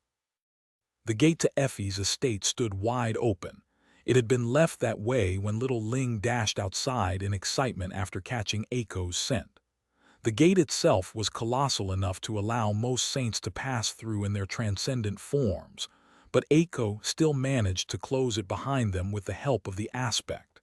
She did have to catch her breath after exerting herself to accomplish that feat, though. Should have just asked Ling Ling to close it. That would have been the smart thing to do. But Aiko had her pride as well, and while she was ready and willing to steal candy from children, if need be, asking a little boy for help was a bit too embarrassing. Instead, she floated little Ling up and pulled the giggling boy behind her like a balloon while walking up the wide path. Effie's estate was truly huge. It was an entire park, really, more than spacious enough for her son to run around in his transcendent form or for her to lie down and relax on the grass in hers. And that was not even counting the beast farm hidden in a dimensional memory usually kept around her husband's neck. It took Aiko a few minutes to reach the house. Her stiletto heels were not the best fit for the gravel path, so she ended up flying as well. The two of them rushed through the air, brushing against the treetops before landing near Effie's porch. There, a tall and athletic figure was waiting for them, leaning on a wooden beam. Effie grinned. Well, well, well. Hey there, Tinker Bell. Aiko glanced up and gave the vivacious huntress a dirty look. Hey yourself, Gargantuan, look, I brought your Pantagruel. Effie looked down and then a little more down. Why thank you, dear Thumbelina, you are so sweet, Aiko scoffed. No need to thank me, Madam Gulliver, it's my pleasure. Little Ling looked between them with a confused expression, then said hesitantly, Mom, that's Auntie Aiko. Why are you calling her names? Effie laughed, then stepped off the porch and bent down to hug Aiko. She had no one to blame but herself. Who told you to be so tiny and so cute, huh, Aiko? Instead of an answer, Aiko slammed her fist into Effie's ribs. You're going to wrinkle my blouse. Let go, you huge menace. Effie squeezed her a little tighter instead, though. I am not huge. I am comely, curvaceous, and shapely. Why jealous much? Finally, Aiko was set free. Floating away a few steps, she straightened her blazer and gave Effie a glare. As if, little Ling giggled. Looking at the two women, one extremely tall, the other extremely petite, he raised a hand and waved. Auntie, say bye to Mom. Mom's gotta go. Aiko landed on the ground and blinked a couple of times. At that moment Effie coughed. Oh, that's right, I have to run. Aiko frowned in confusion. No, wait a minute. What do you mean you have to run? I've only just got here. Effie backed away. Well, you know how it is. I have to steward the East and all that. They need me in the castle. And Ling's dad is off dealing with the city fields. What? Suddenly, a terrible suspicion hit Aiko. She was so agitated by it that her feet left the ground. Did you lure me here to be a babysitter? Effie was already a few steps away. Sorry, Aiko was stunned. She was scandalized. Hey, do you know who I am? Turning away, Effie grinned. Of course I know, you're the best. Love you, have fun. A second later, she was gone, leaving Aiko alone with little Ling. Aiko turned her head and looked at the boy in complete shock. Little Ling smiled and offered her an open palm. His voice was very serious. "Let's have fun, Auntie. Also, my gift. Where is it?" Aiko took a deep breath, then forced out a pale smile. "I'll kill her, I think." Chapter 24-29. Secret Party. Effie's home was more cozy than luxurious, which was not what one would expect from the home of a woman who was ruling over half of all humans in the dream realm. But then again, it had been built before Godgrave, and her husband had done most of the building with his own 2 hands, so it would have been strange to expect palatial opulence from their residence. In fact, the home was quite similar to the wooden farmhouse hidden inside the Black Beast locket. Aiko had been to the Beast farm numerous times, so she could attest to that. Of course, the wood used in the construction and to craft the furniture inside was not at all of the mundane sort. It was in fact much sturdier than any material ever produced on Earth, gathered by Effie and her husband in the haunted woods around the Greater Bastion area. Everything here was built to last. It had to be, considering that there was a transcendent child running around the house. Parents usually child-proofed their homes, but Effie had to do the opposite. She had to make sure that her home was not entirely demolished by her child. To partial success. Aiko had always been a transient person, coming and going easily, so the idea of rooting yourself in one spot seemed a little strange to her. Still, every time she visited Effie, she felt like she could almost understand the allure. Effie had built herself a family and then built herself a house. Then she added the former to the latter and made it into a home. Maybe that was why she was fighting so hard. In any case, today, Aiko and little Ling were alone in the large home. She guided him to the dining room and made the boy sit at the table, then wandered into the adjacent kitchen. Looking around there, she called out, "So, how have you been, Wolfie? Have you been a good boy?" He swung his legs, waiting impatiently. "I've been good, Auntie. Oh, but I was a little sad. Mommy was away for a long time this time because other kids needed her help. She made it back before my birthday party, though, and she brought me a present from the Western Quadrant. That's Africa. I read about it in a book." Aiko finally found what she had been looking for. It would be a real tragedy to stain her luxurious clothes, so she put on a white apron and exhaled in satisfaction. "Read it in a book. Since when do you know how to read, rascal?" As she emerged from the kitchen, little Ling gave her a pitying look. "Auntie Aiko, I am 6 years old. Of course, I know how to read. I can read books with pictures and even books without pictures." He raised his chin proudly, then deflated a little. "Oh, but only in human language. Runic language is too difficult, so I still need pictures when reading runes." Aiko blinked a couple of times. 6 years is a little too early to know how to read, though, I think. When do children usually start reading? She had no idea. More importantly, who is teaching you to read in runic language, and why? Come to think of it, maybe little Ling did need to know runes. He was a carrier of the spell, after all. Aiko was suddenly engrossed by the question of how the little boy interacted with the spell, to begin with. Did it show him runes, even? How would it translate the runes to people who could not read? Would it show them a series of images instead, or simply narrate every word? Would they simply understand the meaning of the runes despite not knowing how to decipher letters? Was there a way to somehow make money out of this? Arhachek letter 1F00, letter 2115, letter 1ED3, letter 1D51F, E circumflex, letter 1E65. Little Ling giggled. "Grandpa Julius."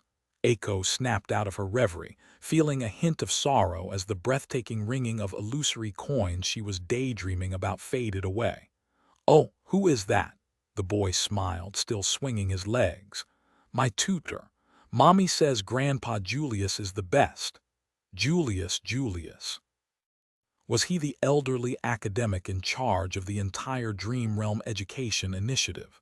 Damn. Effie did not hold back when it came to little Ling's development, it seemed. Shaking her head, Aiko smiled and summoned her luxurious leather handbag. "Well, in any case, Auntie was very sad to miss your birthday, Wolfie. Uncle Sonny was very sad, too, so he prepared you a little gift. With that, she opened the bag and started to produce one item after another. They floated into the air as if by magic, landing softly on the table. First came the ice cream, then the fluffy waffles, fresh strawberries, custard cake with 6 colorful candles, chocolate pudding, bottles of freshly squeezed juice, more ice cream. Soon the entire table was brimming with delicious treats. Placing the last item down, Aiko straightened her apron and smiled. Actually, I decided to have a second, secret birthday party, just you and me. Only the bestest of boys get to have one, so here you go. Happy birthday, Wolfie. Little Ling's eyes were as wide as saucers. He stared at the delicious feast as if enthralled by it and then reached for the ice cream with a trembling hand. Then, however, he stopped and hesitated for a moment. Seeing that the boy was troubled by something, Aiko raised an eyebrow. What's wrong? Little Ling lingered for a few seconds, then asked in a tentative tone, Auntie Aiko, I know that this is a secret party, but can we leave a little cake for Mommy? Mommy eats a lot. Aiko's lips shook. Struggling to maintain a calm expression, she pretended to consider for a while and then nodded. All right, your mommy does indeed eat a lot, so we'll set aside a little bit of this and a little bit of that for her. Then she can share with your daddy too. How does that sound? Little Ling did not hear her, though. He was already busy stuffing his cheeks with treats. Shanksh, Auntie Aho, she observed the little boy for a few seconds, then sighed and sat down herself. Propping up her chin on a hand, Aiko glanced at Little Ling lazily and stayed silent. The boy was so engrossed by the ice cream that nothing else seemed to exist for him. Idle thoughts bounced around her head until one particular one drew her attention. Are we really supposed to stay here all day? When did Effie say she would return? In fact, Effie had not mentioned anything about how long Aiko was supposed to watch Ling Ling at all. And what was the boy supposed to be doing the whole day? Considering that he already had a tutor, it was unlikely that Effie and his dad allowed him to stay idle all the time. She knew they had gently trained him from before he could walk to know how to control his transcendent strength. He was almost around the age when mundane children went to school now, too. Of course, there was no school in existence that could handle a little saint. Eventually, Aiko's eyes gleamed. Hey, Wolfie, she hesitated for a moment or two, then grinned. How about you and I go on an adventure? Well, let's call it an educational trip. Little Ling raised his head, his face smeared in ice cream and chocolate in equal measure. His eyes widened. An educational trip, Aiko's grin widened too. Sure, let's call it that. Let Auntie Aiko teach you a thing or two. Chapter 24:30. Auntie Aiko's lessons. Good afternoon, Ms. Aiko. Oh, and who is that little fellow by your side? This is Transcendent Ling. Wolfie, say hi. Hi, Mr. T. Transcendent Ling, St. Athena's heir. Sure, why? But why is he with you, Ms. Aiko? Well, why else? I am his favorite auntie, right, Ling Ling? Right, Auntie Aiko is the best. So, about the contract we discussed last month. If I remember, the price you insisted on was a little on the heavy side. Something about my lack of credentials. What? No, number ahaha, that must have been a clerical error. Those darn clerks always making errors. Obviously, the offer you initially put forward was more than fair, Lady Aiko. It was, wasn't it? Indeed, so should we redraw the contract right now? That one went well. I hope you don't mind. This cutie is my close friend's boy. I am rarely in Bastion, so he insisted on following me around. Auntie took me on an educational trip. Excuse me. Are you okay? This is Saint Ling. Oh, so you know the rascal. Then your close friend is.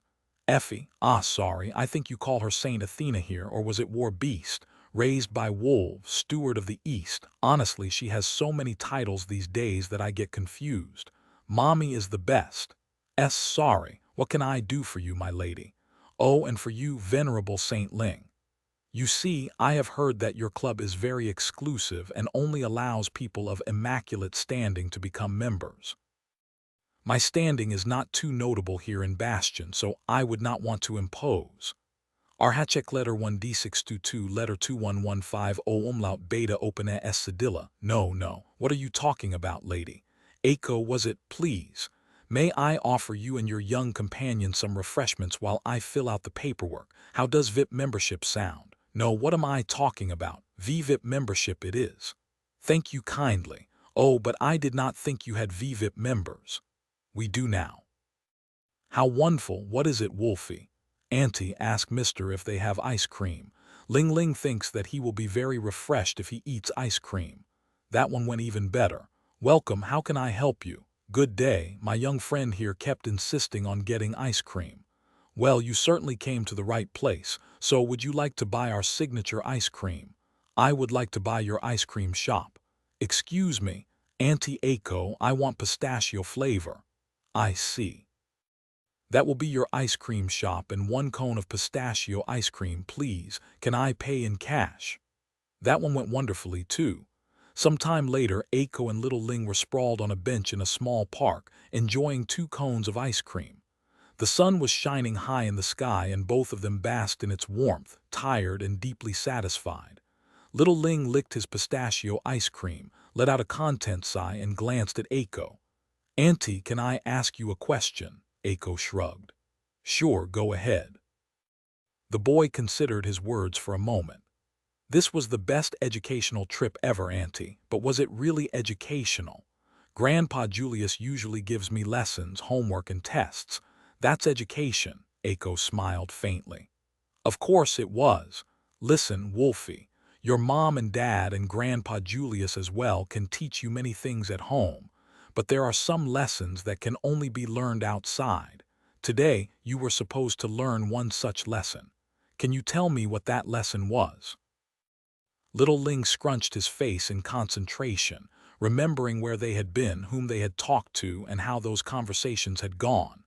Eventually, he offered in a hesitant tone, that everyone loves Mommy, Aiko grinned.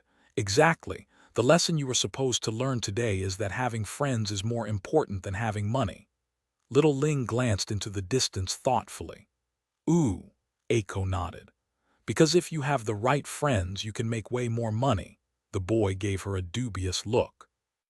She bit into her ice cream, enjoyed its smooth texture and rich flavor, then swallowed and raised an eyebrow.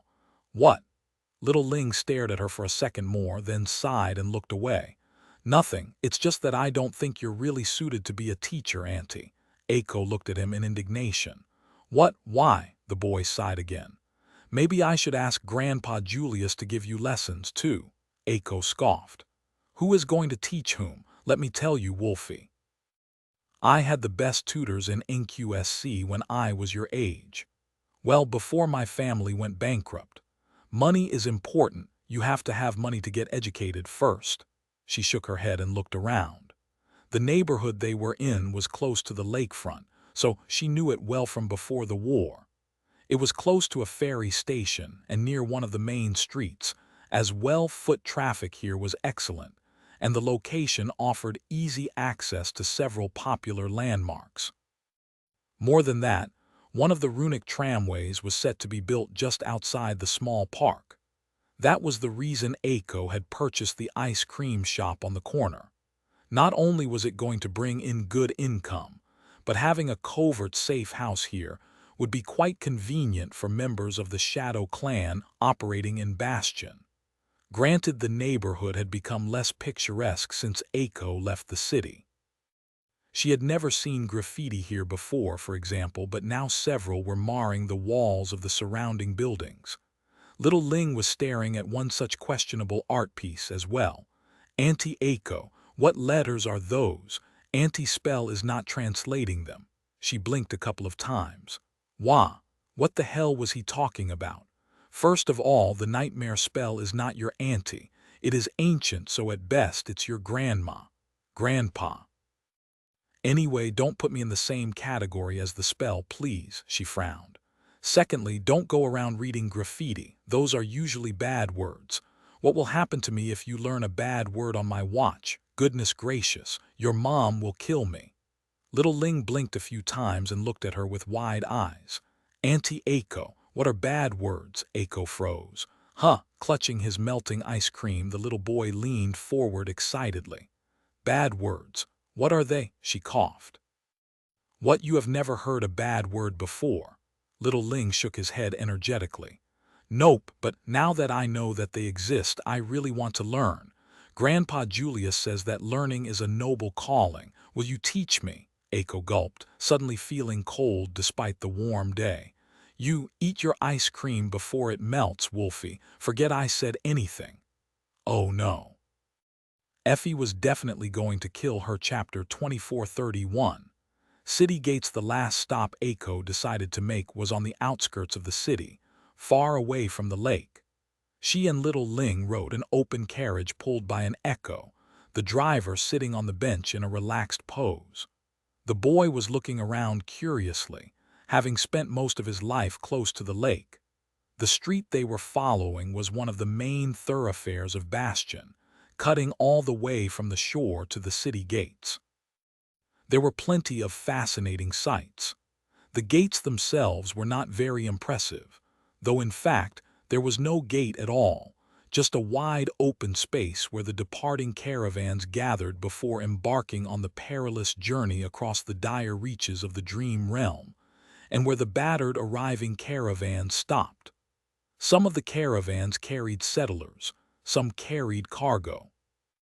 Out of the latter, some were loaded with necessary resources that the domain supplied to periphery cities in the east, while some belonged to entrepreneurial merchants.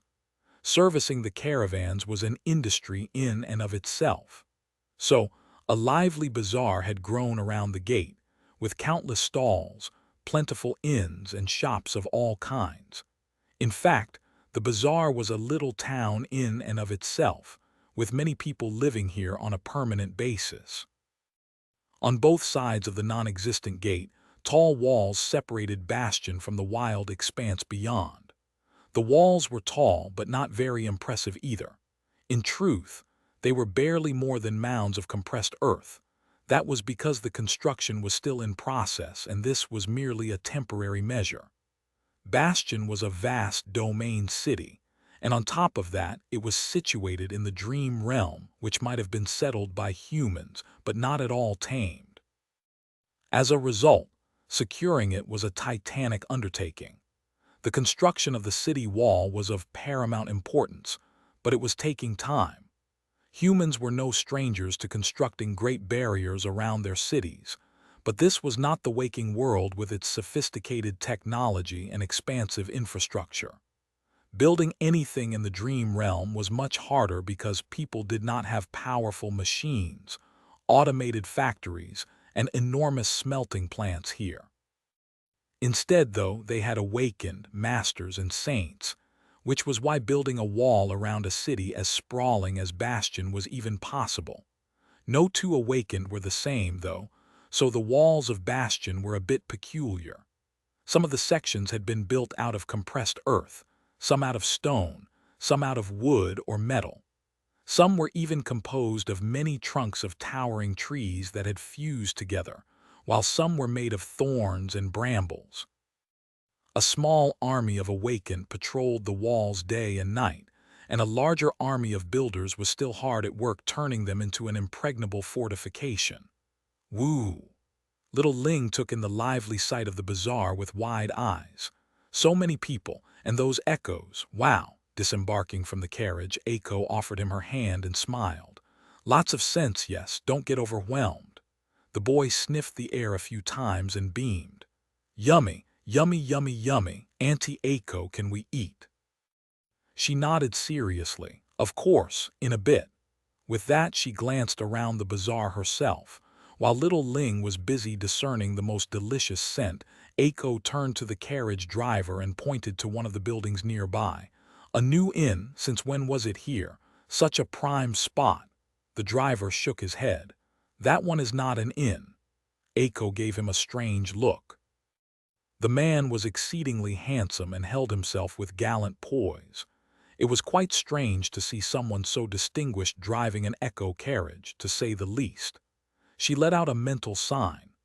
Letter FF52, letter 1D622, new letter 1D52C, letter 1D587, EHACHEK, letter 1E67. Well, of course the driver was handsome, gallant, and dreamy. He was Master Quentin, after all. Aiko knew that if something happened, little Ling would be able to defend himself better than she could. Nothing really compared with the strength of a transcendent, child or not, while she was a measly awakened. Still, she was not going to take Effie's precious son out on the town without reliable protection. So, Quentin had been demoted to a carriage driver for a day, taking them around Bastion since morning. Of course, the man did not complain. Reminding herself that he was taken, Aiko suppressed the impulse to bat her eyelashes at him and raised an eyebrow. "Oh," Quentin nodded. "It's a church," she frowned slightly.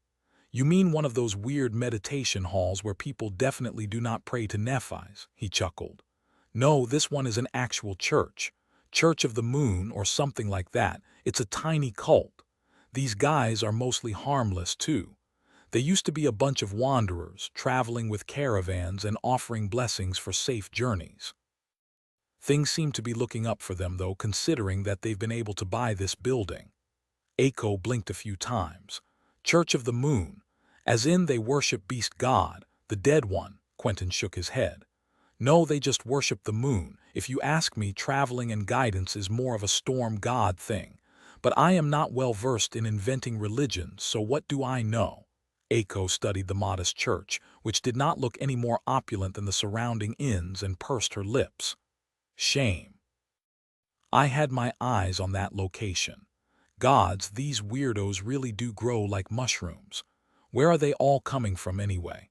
I have never even heard about cults being a thing before." Quentin nodded. "The government used to be strict about it. Plus, it is not easy to muster religious zeal in a world where gods are dead and the nightmare spell exists. But things are different now. Lady Nephis was right to share the truth of what fate awaits Earth with the people, but not everyone can bear the weight of truth. So people are turning to all kinds of things to soothe their fear. Granted." He turned and glanced at the distant silhouette of the Ivory Island drifting high in the sky above the city. "Most are turning to immortal flame. Why believe in anything else if there is a literal goddess looking over you from above?" Aiko nodded. "Well, or an eccentric demigod looking up at you from the shadows." She gave Quentin a long look. "Still, this Church of the Moon, did you make a report about it?" He smiled faintly. "There are too many tiny sects popping up here and there these days to make an individual report on each one. We've been compiling information to make a batch report after the solstice, though, when things calm down a little." Aiko nodded again. "Good. I want to know everything there is to know about these harmless cultists. You know what's at stake." Quentin studied her for a bit, then sighed. "Lady Aiko, you know it would be much easier on us if we knew what it is that we are looking out for exactly." She shook her head and looked away. "Some things are too perilous to know, and some things become more perilous the more people know about them. There is a reason why Boss is keeping everyone in the dark, so just trust his judgment." Aiko knew more than most, but even she had not been told everything. The threat-changing star and the Lord of Shadow seemed so wary of was apparently of a kind that should never be spoken about aloud. "Auntie Aiko, look, look." Little Ling pulled on her hand, pointing to the road excitedly. There, a battered caravan was approaching the city. Aiko smiled faintly. Chapter 2432. Dream Realm Caravan. Seeing a caravan coming in was always impressive, which was why Aiko had taken Ling Ling to the bazaar for the last stop of their little adventure. Wow! The boy was properly entranced. The Dream Realm was vast, and the network of roads between the nascent human cities was in its infant state. More than that, the wilderness teemed with nightmare creatures and horrors of all kinds, so it took preparation and great effort to reach the destination unscathed or reach it at all. The situation was somewhat better in the west, where the River of Tears served as a medium connecting the citadels in its basin, but here in the east, The caravans had to be formidable forces to courageous the harrowing expanse of the dream realm. Out there in front of the city, a long chain of colossal echoes was moving slowly across the rugged terrain. Each was as tall as a building. The leading beast was especially impressive, towering above the rest, with scarlet scales covering its body and 3 long horns crowning its colossal head. The echoes were clad in heavy armor, each pulling an enormous wagon behind them. The wagons themselves were heavily armored as well, resembling rolling fortresses. Their great wheels crushed the soil as they turned, and seasoned, awakened warriors kept watch on the battlements, bearing scars of innumerable battles. The wagons bore many scars, too, some old, some new. Their armor was bent and battered, torn in some places, with the enchanted wood beneath splintered and charred. The awakened warriors were covered in dust and dirt, their weariness and exhaustion palpable even from a distance. Even the echoes seemed fatigued, the colossal chains connecting them to the wagons rattling dully. Still, it was an amazing sight to behold, especially for a child. Auntie Aiko, these echoes are even bigger than me. Oh, I wonder how heavy those wagons are. Do you think I can pull one? Aiko glanced at little Ling with a smile. Wolfie, let's not talk about your potential career as a wolf of burden, all right? I doubt that your mom will be happy to learn that her precious baby is dreaming about running away with a caravan to pull wagons. In fact, she might take my head clean off my shoulders if she does. And I want to keep my head firmly attached to my body, thank you very much. Little Ling giggled. Auntie, Mommy doesn't have to know, does she? Aiko stared at him in shock and outrage. What, he knows how to lie now? Who taught him? Which lowlife was being a bad influence on this pure, innocent boy? She was going to bankrupt them. Your mom might not know, but Auntie Cassie will know. She knows everything, so be a good boy and never lie to your mother. Aiko huffed in indigestion. Little Ling glanced at her and grinned. Should I tell her about how we convinced that one uncle to sign an exclusive witty contract with you today, Auntie? She cleared her throat and turned away. On second thought, what Effie doesn't know can't hurt her. Your mommy is a very busy person, so we shouldn't burden her with every little detail, should we? She raised her hand and hastily pointed forward. Look, they're approaching. The caravan reached the vicinity of the city. The colossal echoes stopped and the wagons came to a halt. The entire bazaar suddenly boiled, innumerable people rushing forward to witness the arrival. Since everyone here made a living by servicing the caravans, this was the moment they had been waiting for. No one rushed to leave the boundary of the city, though. First, the arriving caravan had to be inspected with the help of special memories and sorcerous tools. It did not take very long, though. Eventually, the guards finished their task and let the tired travelers through. The wagons were brought to the empty space in front of the gates, the echoes were dismissed, and the long process of unloading the cargo started. Letter 213 A tilde eng letter 1ed9 ehachek letter 1d42c. In the chaotic mess that followed, Aiko found an imposing man in monster hide armor and waved elegantly at him. The man was a master and the owner of the returned caravan. He had been discussing something with a few of his subordinates but shooed them away when Aiko approached. His low, confident voice sounded a little surprised. Miss Aiko, I thought our meeting was not until tomorrow. I did not expect you to meet us personally, she smiled. Well, I happen to be in the neighborhood. Why put off something for tomorrow when it can be done today, right? The man lingered for a while, then glanced at little Ling in confusion. And this is, Aiko maintained a polite expression. Oh, this is Saint Ling, my dear friend's offspring. Wolfie, say hi to Uncle. Little Ling grimaced and turned his nose away. I don't wanna, this mister smells funny. Aiko's smile turned a little forced. Ling, don't be rude. Also, don't just go around sniffing people. The little boy just shrugged unhappily. She studied him for a few seconds, then turned to the caravan master. Please forgive his manners. He is usually well behaved, you know, when he's at home, with his mom. Saint Athena raised by wolves, steward of the East. Oh, what was I talking about? Right, the special cargo you delivered, I am ready to take it off your hands right away. Let's say, 1,000 soul shards. The man studied little Ling for a moment or two, then smiled widely. What a boisterous boy. Sorry, kid, I've been on the road for months. You know what they say about the smell of adventure. Well, it's more of a stench, really. You get used to it, though. Then he glanced at Aiko and nodded. 1,000 soul shards sounds about right. Shall we sign the documents? Aiko's smile froze. She glanced at little Ling, then back at the caravan master.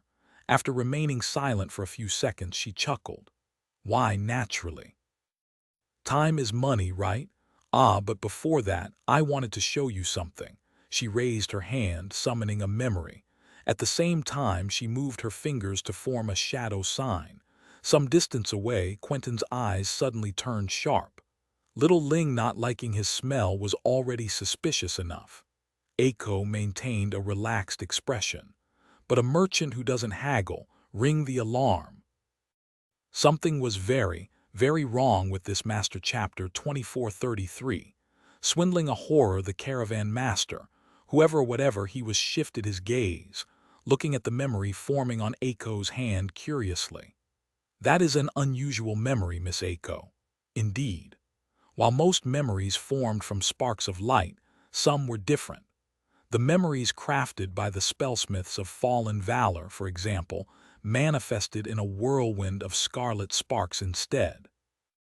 There were stranger ones out there as well, even among those memories bestowed upon Awaken by the spell.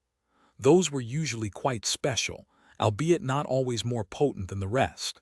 The memories crafted by the Lord of Shadows after his supposed death, however, always appeared like a torrent of darkness.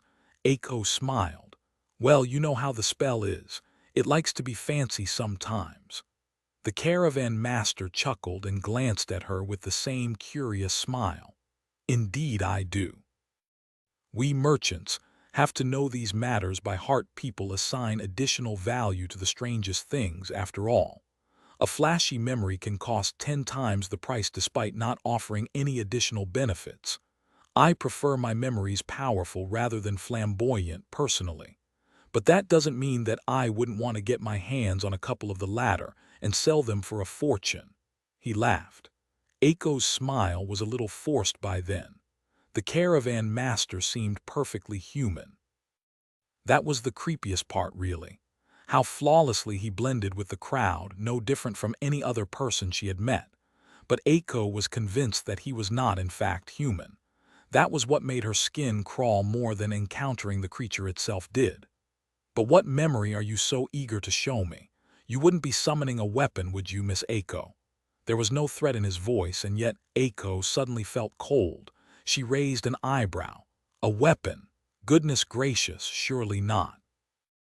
What am I going to do with a weapon in these heels? She wasn't lying either. Her stilettos were indeed not what one would want to wear in a ferocious battle. Granted, Aiko could float and fly as she wished, so that wasn't an issue. Still, she was a lover, not a fighter. Well, the lover part wasn't going so well for her, to be honest, but that was beyond the point. Who cares? I love money. Now that's true romance. Finally, a hand mirror made of polished silver appeared in her hand. It was quite a stylish little accessory, etched with gorgeous patterns and inlaid with finely carved pieces of obsidian. The caravan master studied it carefully. Not a weapon, after all. He glanced at her and smiled. Still, it seemed that I've been discovered. How vexing. I thought I performed the role of this human well. I even came while the star is gone and the shadow it casts is gone with her. Aiko shivered. Not a human, then. Her suspicion, unfortunately, had turned out to be correct. How did this thing pass the inspection, damn it? What stood in front of her was not the ascended merchant she had been supposed to meet.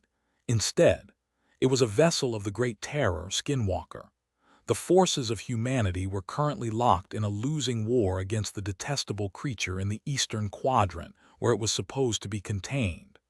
The fact that a vessel of Skinwalker had made it all the way to Bastion, past every countermeasure put in place to prevent just that eventuality, was concerning. Actually, it was frightening. Letterfwen ung letterwendufovninfa beta agrov esekit Ako forced out a smile. Whatever do you mean?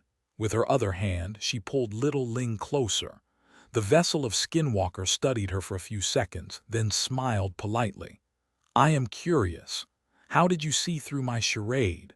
Ako felt an impulse to mock the nightmare creature, even if she was powerless in front of it. She could have told him how little Ling had disliked his scent, and more importantly, how he completely failed to understand what kind of people merchants were. In front of Ako of the Shadow Clan, of all people, the distressing creature had been steadily improving its ability to mimic human behavior, cunningly making one countermeasure invented to contain it after another meaningless. But it still failed to truly fathom what it meant to be human. It couldn't. All Skinwalker could do was imitate humans while not truly understanding what it was imitating. In a sense, it did the opposite of what the practitioners of shadow dance were supposed to do. Not that there were numerous of those, even with all the training. In any case, Ako really wanted to gloat, but why would she explain what exactly it was that the Skinwalker had done wrong to the creepy bastard, so that it could learn from its mistakes and perform better next time? Yeah, no. I am not giving this thing a heroic monologue. After all, I am not a hero. I am a babysitter for today. Little Ling hugged Ako, sensing that there was something wrong. Some distance away, Quentin was cautiously making his way toward them. Returning the Skinwalker's smile, she glanced at her hand mirror. Let me finish explaining about this memory first. I summoned it for a reason, you know. She turned the mirror this way and that, casting bright reflections on the cobblestones. This here is a prototype of a memory my boss has been developing in his free time. Communication is a serious problem in the dream realm, actually. Sure, the immortal flame is already working on a solution, a dreamscape for the dream realm or some such. Making it safe from all the horrors of this world is proving to be a problem in and of itself, though. Hence, we came up with our own solution. Ah, if only there was a way to mass-produce them. But I am getting off topic. The vessel of the Skinwalker tilted its head. Communication. Are you hoping to commune with me, awakened? Unity, community, yes, Ako coughed. Thanks, but you are not my type, sorry. Sadly, it's not like I can do anything against you, can I? I mean, I am a mere awakened and you are a great terror. What am I supposed to do? Oh, but I do feel the need to inform you of something. She pointed to little Ling, who was clinging to her. This here is my dear friend's child. And my friend is a real she-wolf when it comes to protecting her boy. Coincidentally, today, we learned that everyone in this city loves his mom very much. Do you know why? Because she is Saint Athena, raised by wolves, steward of the East, the war beast. You should know her well, considering how numerous of your vessels she has destroyed. Ako drew little Ling closer and covered his eyes with her hand. Then she smiled radiantly. Right, returning to the memory. It has a really awful name, so I'll spare you the pain of hearing it.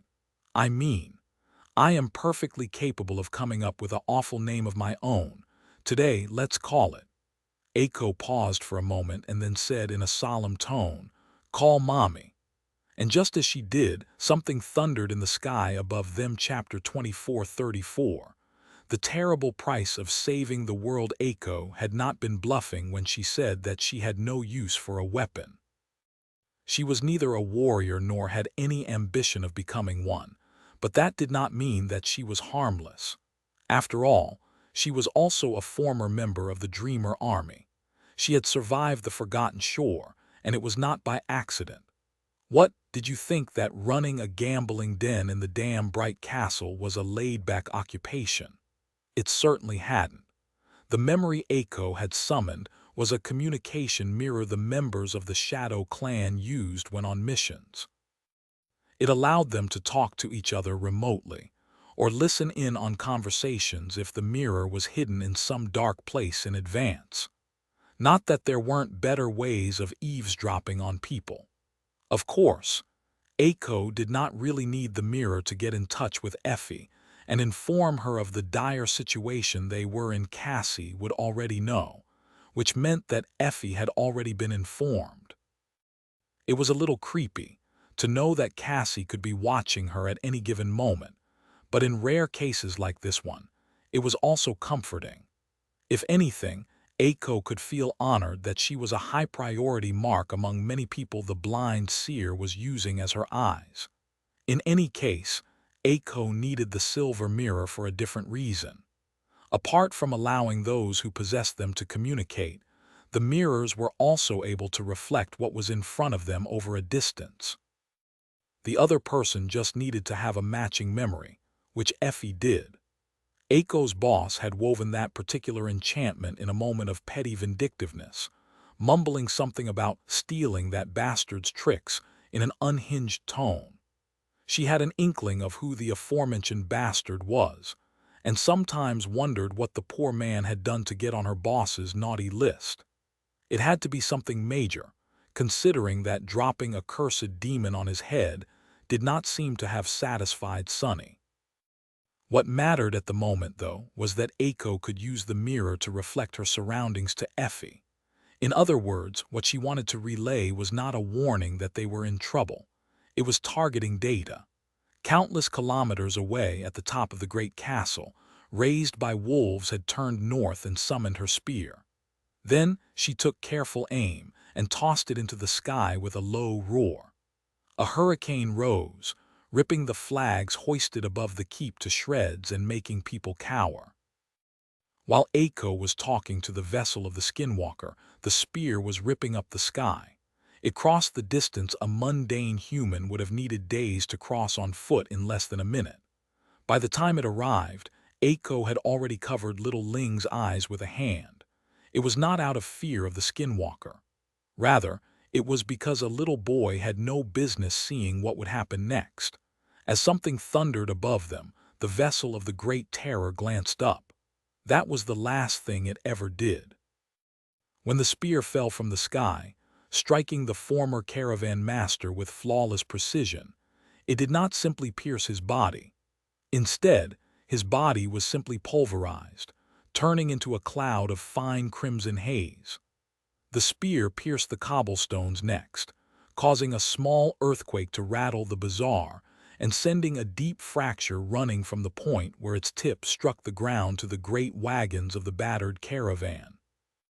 One of them tilted when its armored wheel exploded into a storm of splinters, and then toppled with a deafening groan. The walls of the little church Quentin had mentioned cracked. Far away, above the lake, rapid figures were already leaping from the emerald meadows of the Ivory Island. Those were the fire keepers, rushing to the city gates. Of course, Effie was probably going to arrive much sooner. There was no telling if this vessel of the Skinwalker was the only one that had avoided detection after all. Any member of the caravan could be a disguised nightmare creature. No, actually, the Skinwalker had accidentally revealed its ability to dodge the sorcery that had been keeping it out of human citadels so far, which meant that anyone in Bastion could be a vessel. Anyone in any of the human cities in the dream realm could, in fact. So, every human city was going to undergo a period of instability. Martial law would have to be enforced until a new form of sorcery was developed. Then, the cities had to be swept, and any vessel discovered as a result would have to be eliminated. All because Aiko had decided to take Ling Ling on a little adventure. And although she did not know it yet, in the coming weeks, several hidden skinwalker infestations would indeed be discovered in remote citadels of the eastern reaches of the dream realm. Luckily, they would be eradicated before the malignant terror could really grow, thus preventing a terrible calamity. Aiko might not have stumbled into saving the world, but what she had done was not that far off from such a feat. Letter 1E59 a letter FF4E letter 1ED1 VE hatchek S hatchek. Damn it. I just wanted to have fun on my day off. She glanced down in dejection. Then her eyes widened in horror. Oh no, her breathtaking shoes. Some of the pulverized skinwalker vessel had splattered on them. They were ruined. Damnation. It was a terrible loss. Still unable to see anything because his eyes were covered, little Ling stirred. "Huh, what's a damnation, Auntie?" She bit her lip, then said in a teary tone, "What, and nothing, forget you heard anything." Little Ling grew quiet for a moment, then shifted, trying to get out of her embrace. "Is damnation one of those bad words? It is, isn't it?" Eiko paled. "I said forget it, Wolfie, you didn't hear anything." He dropped his shoulder. "All right, Auntie, I already forgot it." As she pulled him away toward the carriage and gave Quentin a poignant look, little Ling sighed and added, "I really can't remember. Damnation, my memory has gone bad." Chapter 24:35. Full Moon, remembering something he already knew, was a peculiar experience, but Sunny was more rattled by learning all over again what Eiko had done at the gates of Bastion. He gritted his teeth. Eiko taught little Ling a curse word. What was she thinking about? Granted, she had also uncovered a dire truth about the Skinwalker, plunged the entire human domain into the jaws of martial law for a couple of weeks, and prevented multiple cities from either sustaining awful losses or falling entirely. But that was beside the point. He's only 6, for spell's sake. What kind of vulgar good-for-nothings is she hanging around with, to use strong language in front of a child? He seethed for a few seconds, then took a deep breath and shook his head. "No, it doesn't matter. I'll deal with Eiko later. There are more urgent matters I must attend to at the moment." Grimacing, Sunny nodded with determination and continued on his way. He only took a few steps, though, when another memory came to the surface of his mind. Sunny froze. Nephis did WH. Actually, never mind. That is exactly what Nephis would do. Why am I even surprised? Letting out a hollow chuckle, Sunny glanced up and then resumed walking. "So she went fishing in the lake without me, huh? How heartless."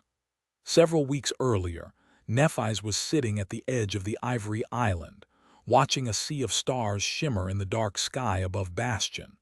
Tonight, just like the previous night, parts of the city were illuminated by the glow of electric street lights. She was glad to see her people taking another step toward prosperity here in the dream realm.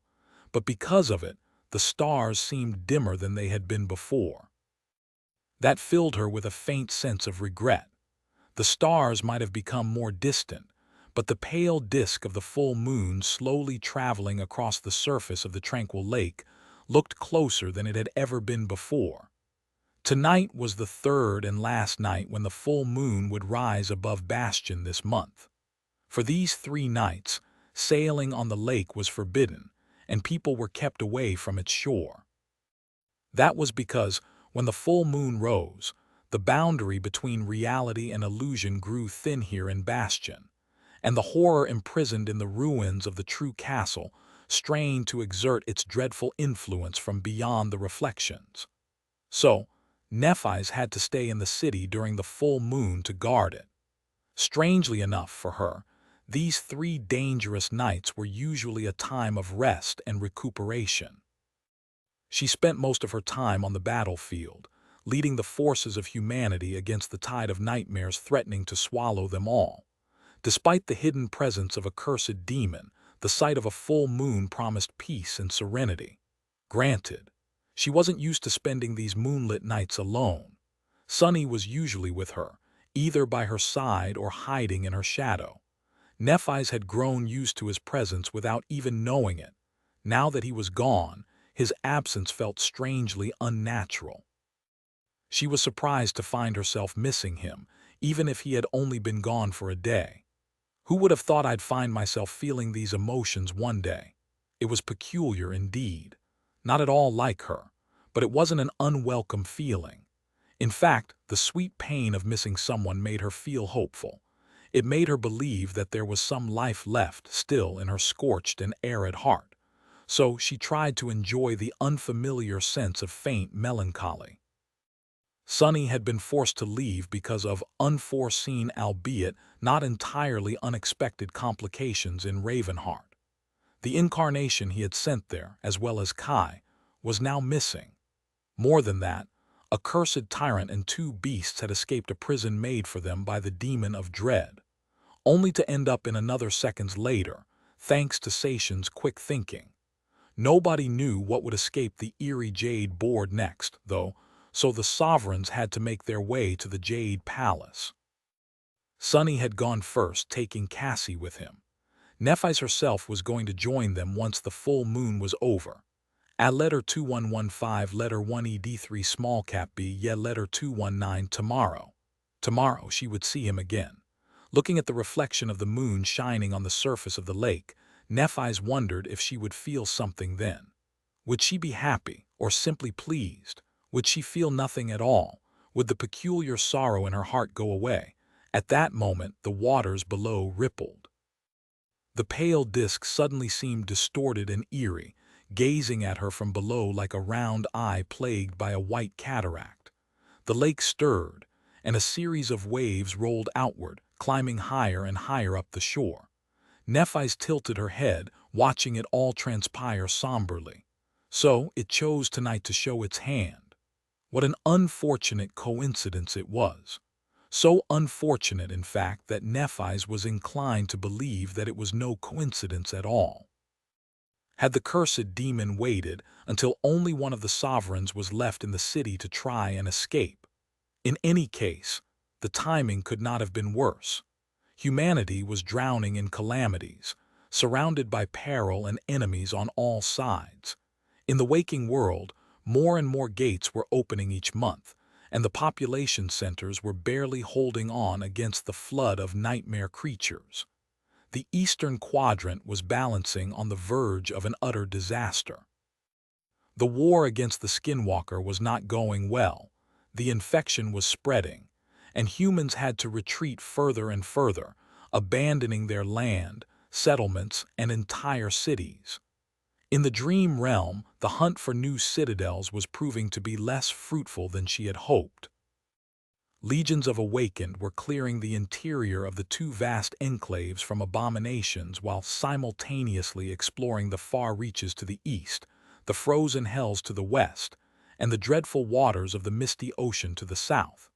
While in the north, a legion of shadows was doing the same in the scorched tangle of a burned forest. Mordred's location was still unknown. Asterion still remained a worrisome mystery. And now this.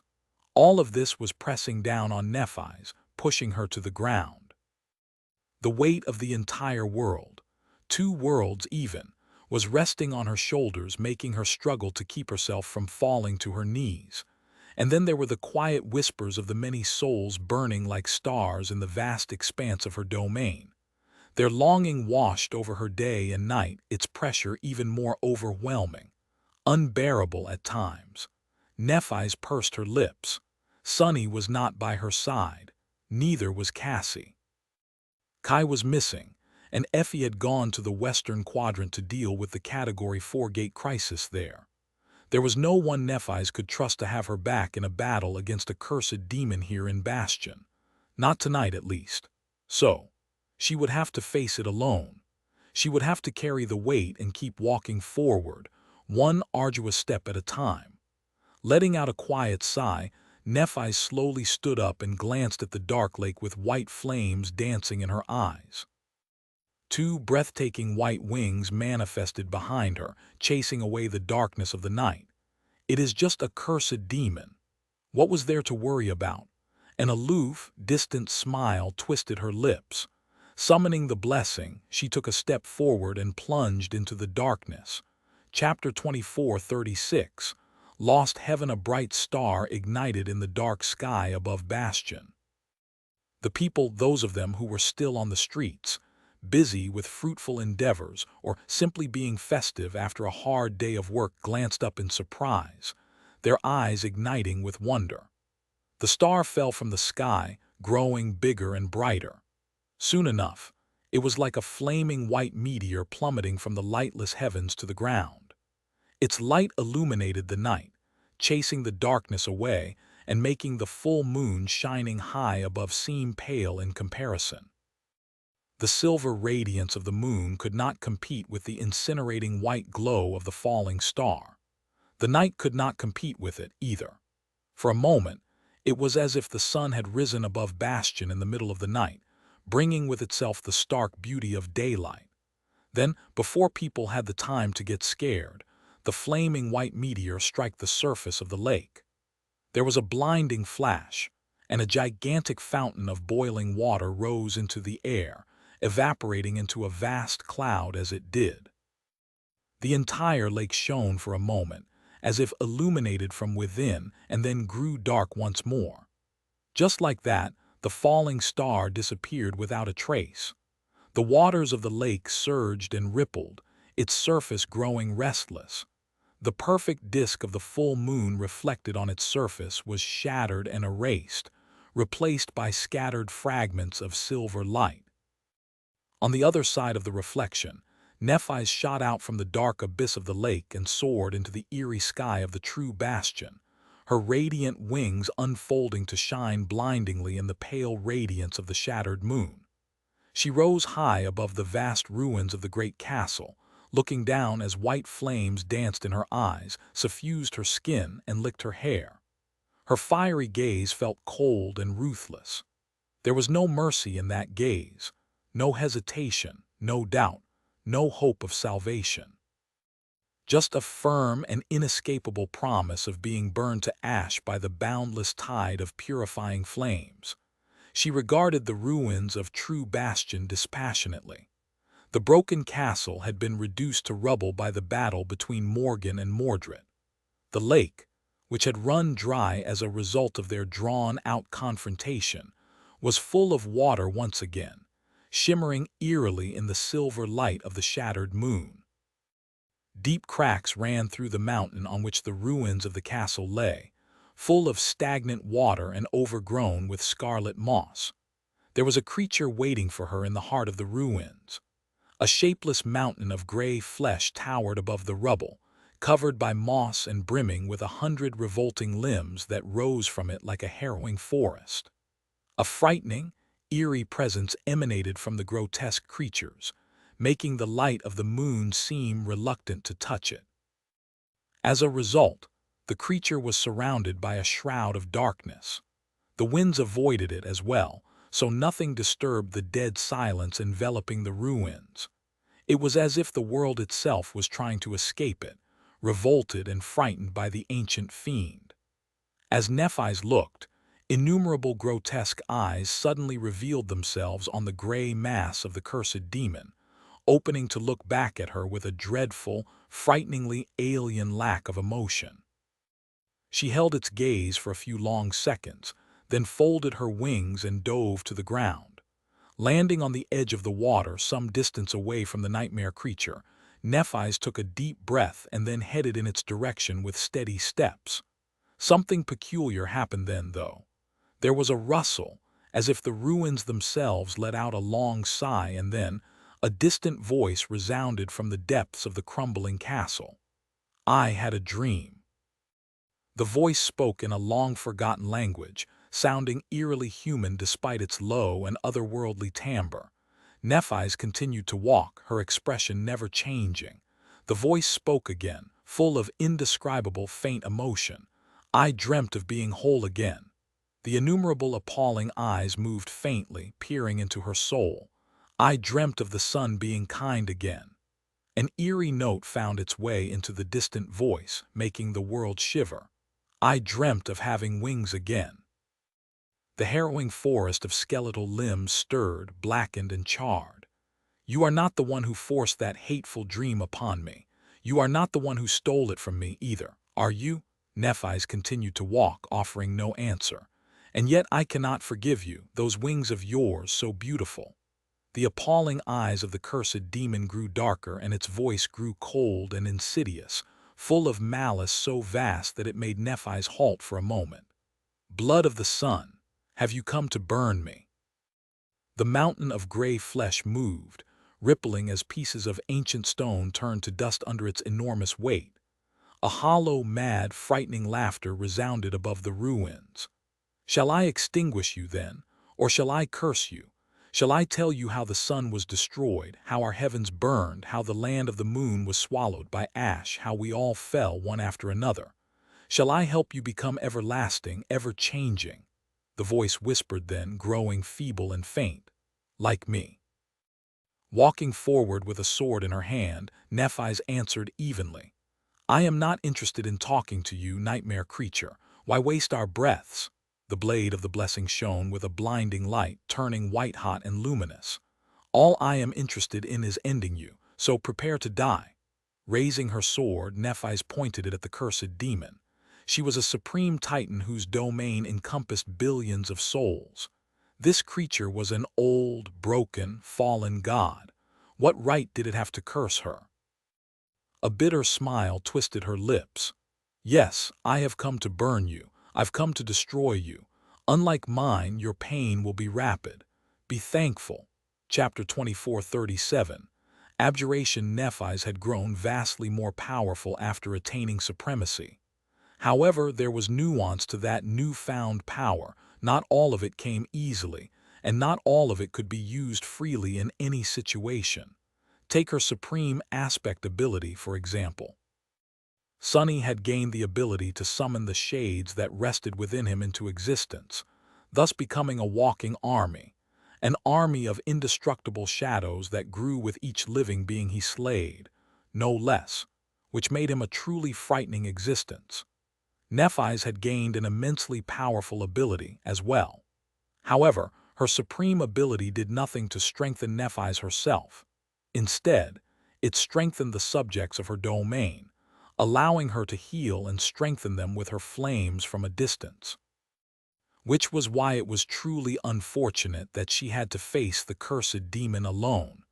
Not that there were numerous people out there who could have assisted her in a battle against a cursed nightmare creature. But naturally, she was never alone, not really. Her domain encompassed all of humanity, after all. Not every mundane human was a part of it, but most were.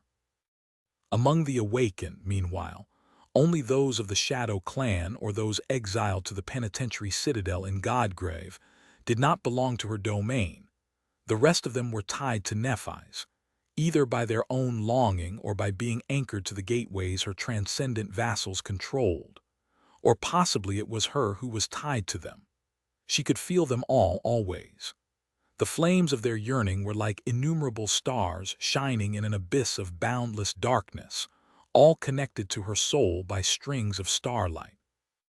Some stars were distant and cold, so small that as to almost be non-existent. The others were like enormous bonfires, burning so brightly that their radiance was blinding, and their passion filled the abyss with warmth. There were numerous stars in her domain for Nephis to fathom them all individually, but drowning in their collective enormity was all too easy. Sometimes, she struggled to remember where her own identity ended and their vastness started. In those seconds, the same things that had helped her sustain her humanity helped her maintain her sense of self, her true name, the precious bonds she had forged with other people, the affection she held in her heart, and most importantly, her own ardent desire, her own longing, her goal. It was peculiar, really. Before, Nephis had been wary of losing her humanity. But now she was wary of experiencing too much of humanity, all of it possibly. Of dissolving into the immensity of her domain completely, becoming an elemental force as opposed to a person. Possibly that was how the gods had felt. Possibly that was what being a god meant, a true apotheosis. If so, Nephis wanted nothing to do with it. An element was mighty like a force of nature, but it did not have direction. It did not have conviction. It did not have will. It did not have what it took to achieve what she desired. Walking toward the cursed demon, she infused her will with her desire, forging an unbreakable armor out of it. I am not alone. This creature, though, this creature is alone, and it will die alone, cut down by my sword and burned by my flame. Every day, new stars ignited in the starlit vastness of her domain, and every day some of them were extinguished forever.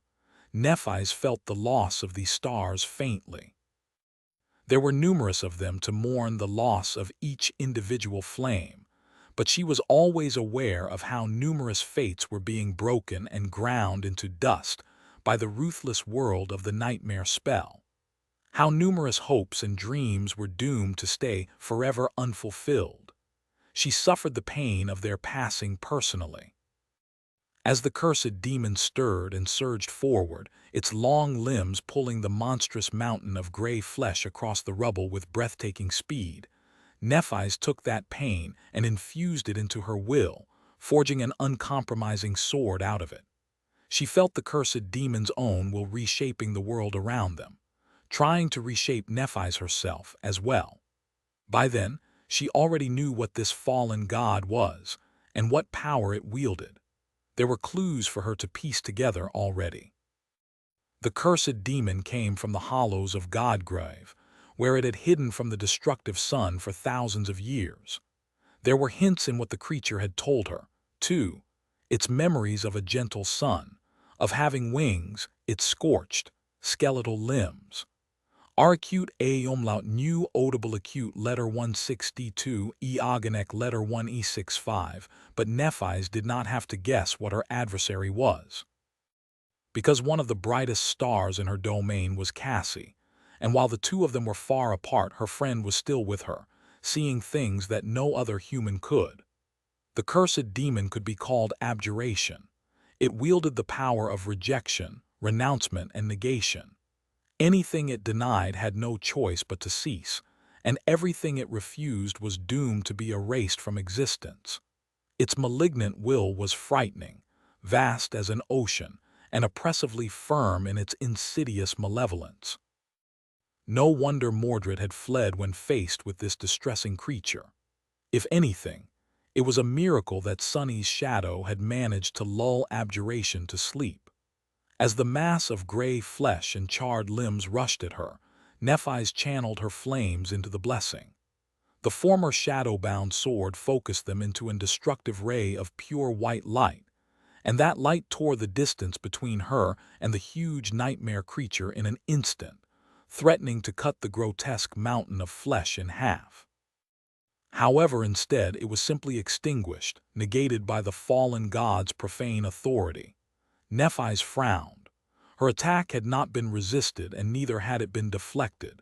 Instead, it was simply denied, cancelled before ever getting a chance to do damage, as if the very concept of being hurt by her flames had been proclaimed a falsehood by the sinister fiend.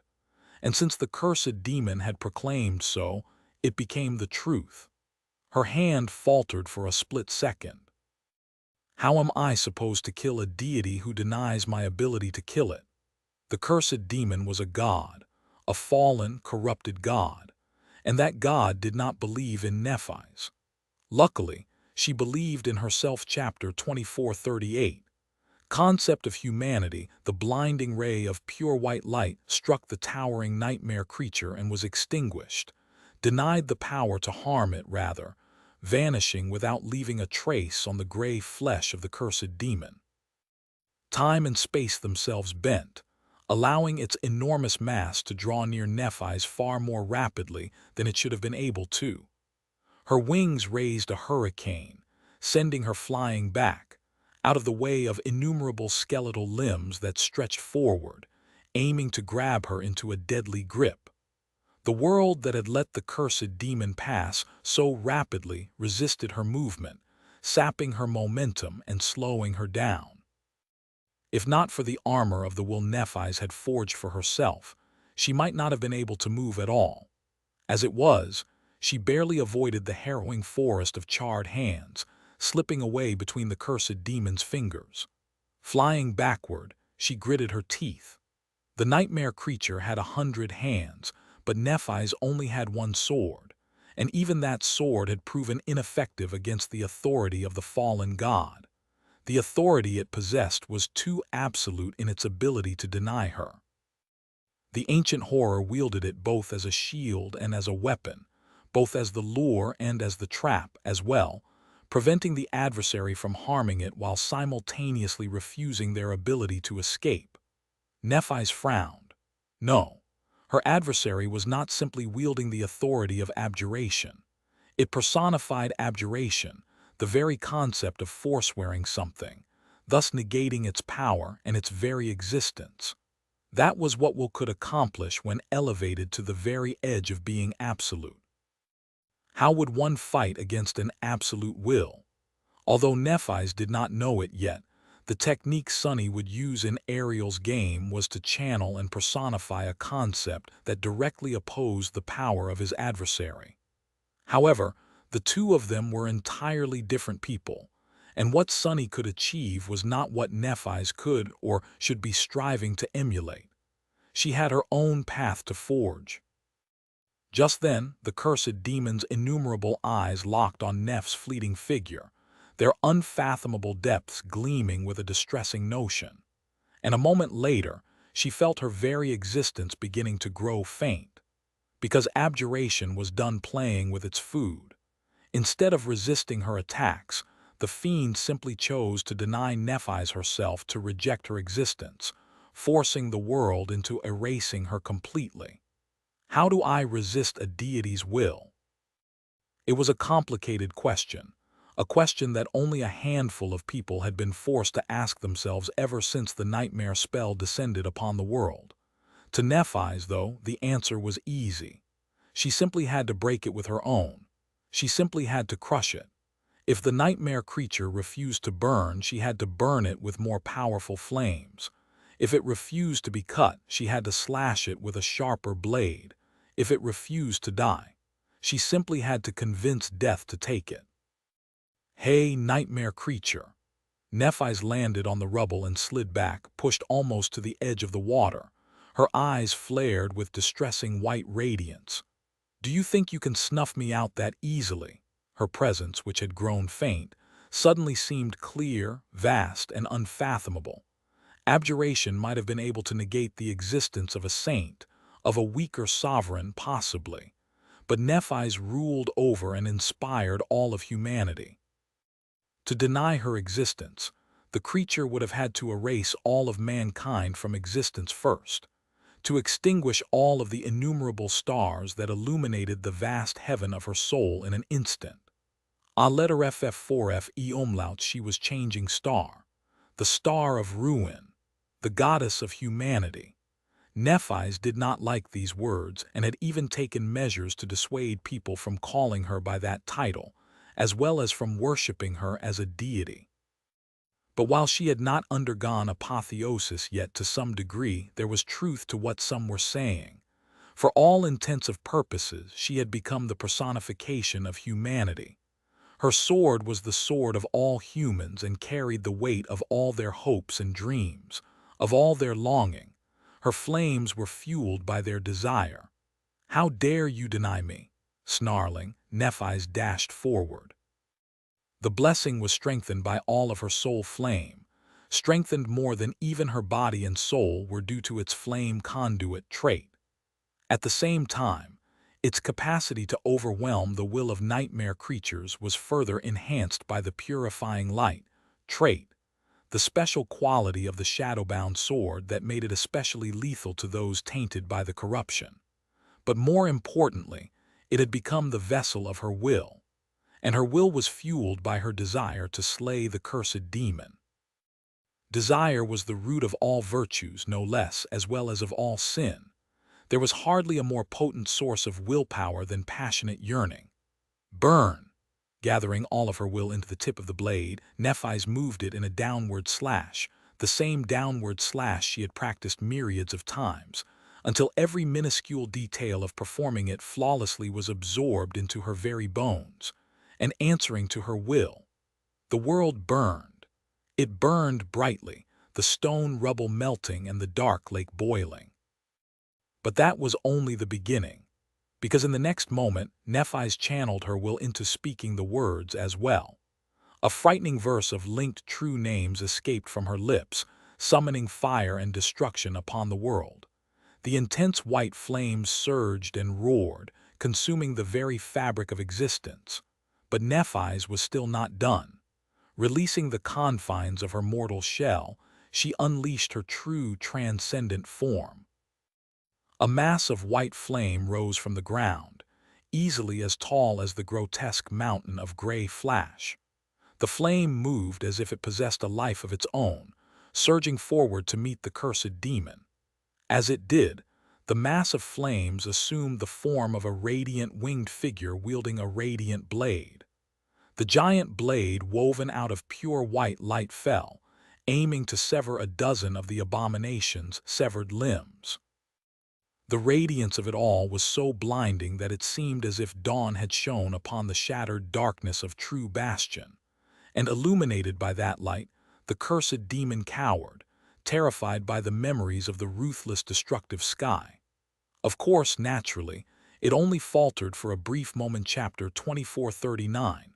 Heaven and Hell. The world was ablaze.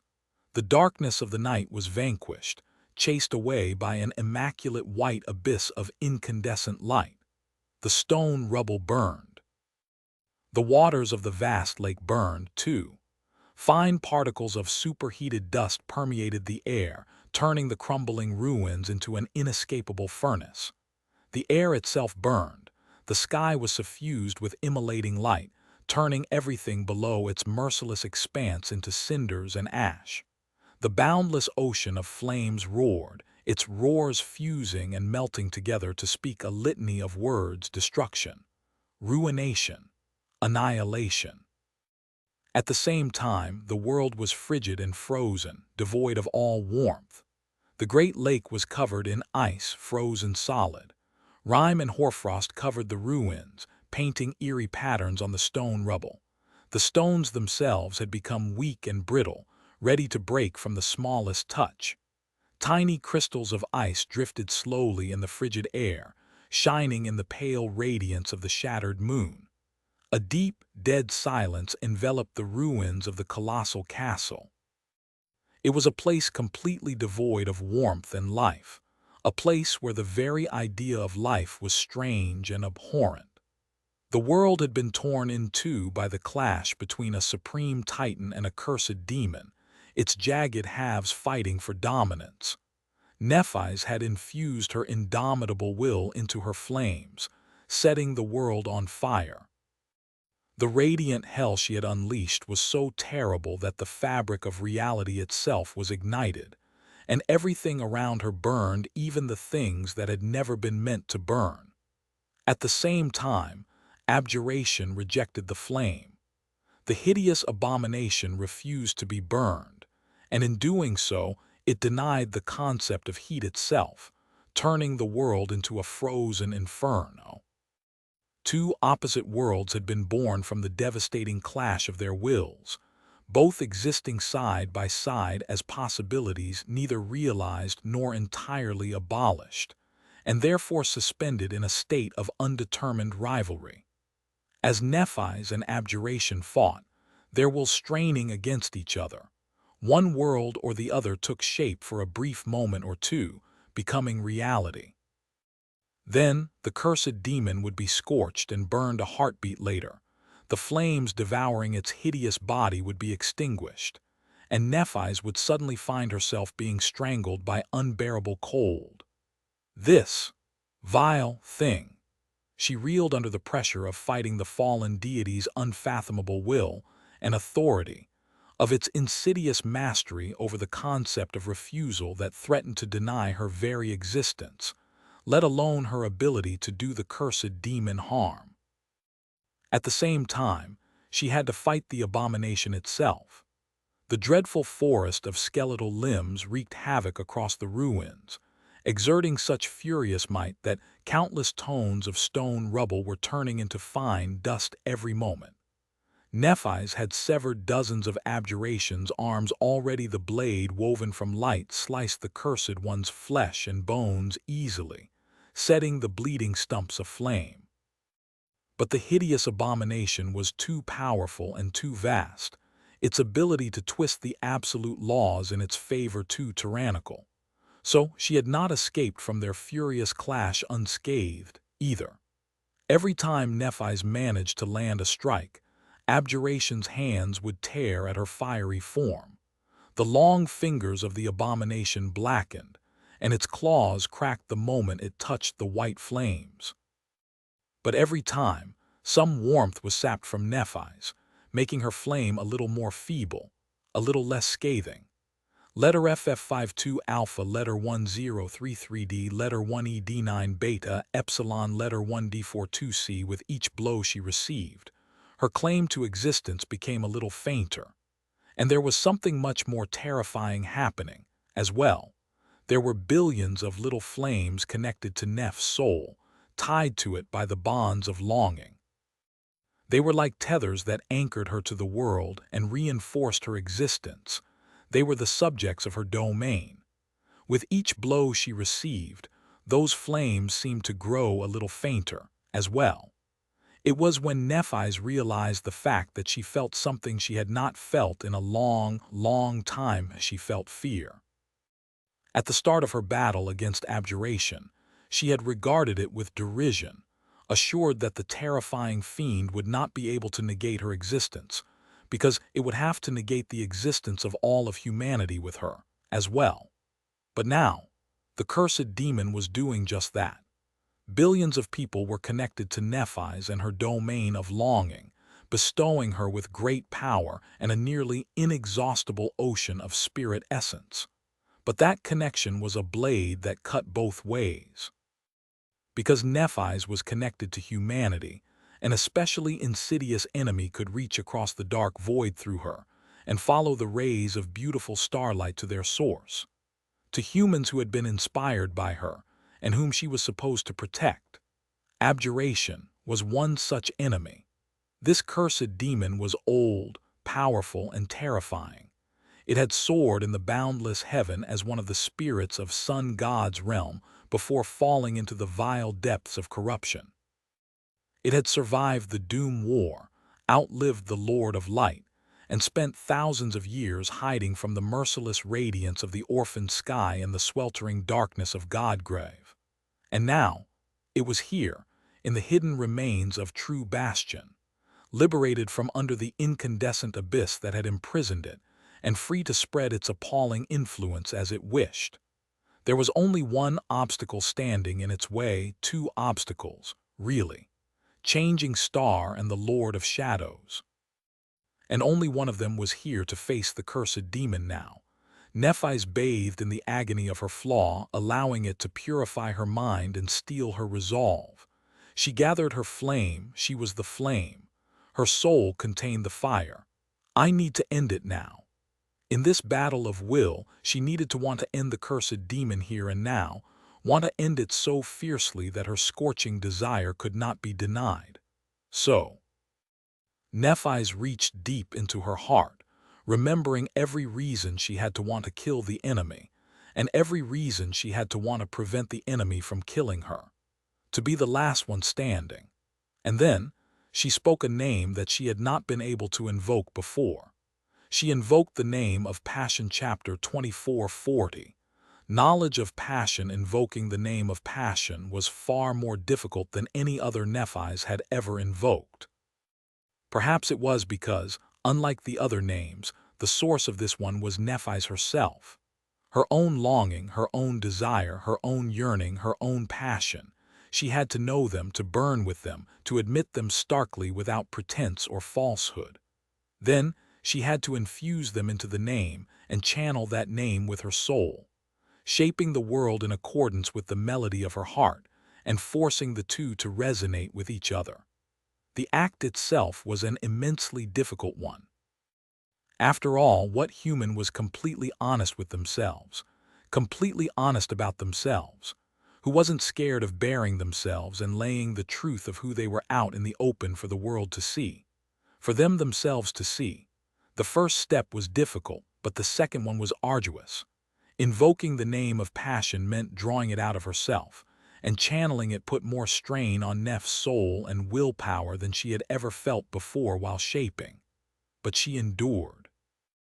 She endured the cruelly honest moment of self-reflection, with all her selfishness and weakness put on display, and she endured the strain of channeling the name of passion too. She invoked it. She finally succeeded, and when she did, it was as if blinders had been removed from her eyes. Nephi's heard the spell whispering into her ear, but she did not have to listen to its loathsome voice to know that she had mastered another branch of her aspect legacy, the memory of light. She had mastered the knowledge of passion. Just as it had happened with the knowledge of fire and the knowledge of destruction, she could enjoy the fruit of her labor. A torrent of information poured into her mind, as if a seal had been broken, completing and complementing what she had already intuitively understood. An underlying understanding of a multitude of matters, an instinctual grasp of subtle secrets and intricate techniques, a collection of names related to passion and desire. It was as if she had spent a lifetime striving to explore and fathom something in theory, while simultaneously applying that wealth of knowledge in practice, and was now receiving the fruits of this lived experience without the memories themselves. But that was not important at the moment. Nephis could assess and consolidate the boon of mastering another branch of her aspect legacy later. Right now, she was still reeling from having invoked the name of passion. Arsadilla, a letter 1033D, O bar small cap B, ye letter 23F, channeling that name was like adding fuel to her already scathing desire. Ignited by the invocation of passion, it flared with even greater intensity, emboldened and empowered by her sorcery. Her desire, in turn, augmented and emboldened her will, making it so much more potent. It was like a comprehensive enhancement of her fiery spirit, a cheat-like, self-fulfilling prophecy. It was like something that she had always been meant to possess, but was denied until now. The cornerstone of her entire aspect, or maybe a missing piece that had been preventing her from making the next step. Nephis suddenly felt incredibly alive. Even the terrible agony of her flaw seemed less torturous for a moment. The pain was the same, but the suffering it brought her felt not as meaningless and therefore more bearable. Doubtless, uncompromising, burning with passion. Her will blossomed with unreserved heat, and that was enough to break the stalemate between her authority and that of the cursed demon. The world, which had been torn in two, was finally restored to being whole again. The frigid hell of abjuration's creation was vanquished, and the incandescent inferno of purifying flames was actualized, settling to take its lawful place in reality. And so, just like Nephis had promised, abjuration burned. You have slain abjuration. Having assumed her human form, Nephis fell to her knees and gasped, clutching at her chest. She tried to draw air into her scorched lungs, but there was no air left for her to inhale. All of it had been burned away, turning the ruins of True Bastion into an incandescent, suffocating desert. The crumbling castle was no more, turned into a vast plain of glowing, white-hot slag. The lake was gone, too, its dark waters turned into clouds of superheated plasma. The remains of the city that had been hidden below the lake and the bones of its former citizens had turned to ash. Arg! Nephis tried to groan, but without air to carry her voice, there was no sound. She closed her mouth and gritted her teeth, enduring the pain in silence. Even after she had overpowered the will of the cursed demon by invoking the name of passion, their battle lasted for a long while.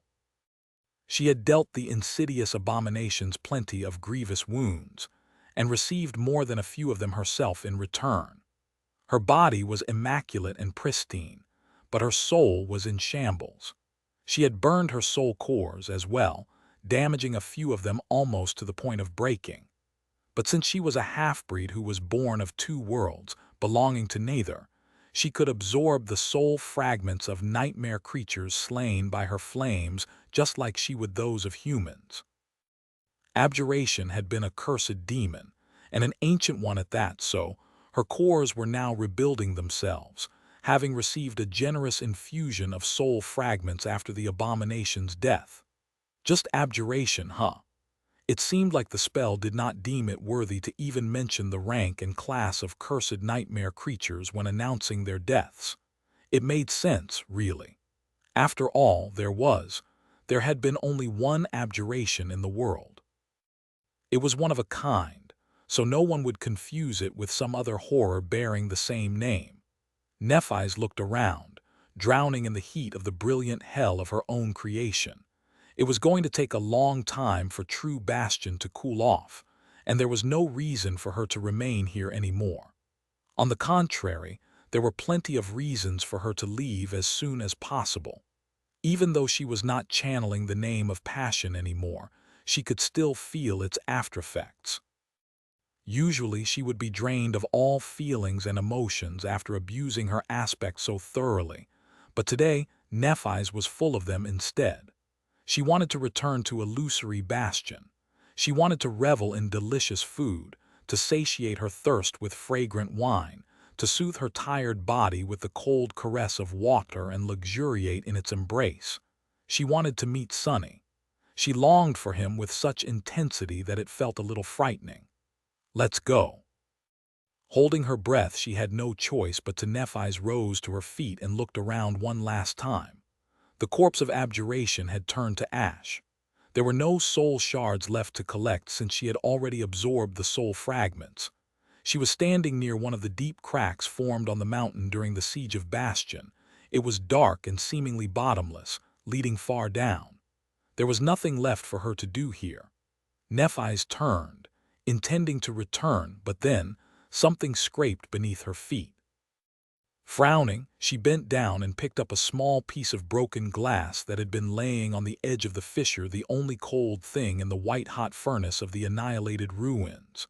The piece of glass was blackened by soot, but when she scraped it with a nail, a fiery white eye looked back at her from beneath. It was the reflection of her own eye, and the white flame dancing in its depths. A mirror. Nephis threw one last look into the dark fissure, her frown growing deeper. Then she tossed the fragment of the shattered mirror away and turned around.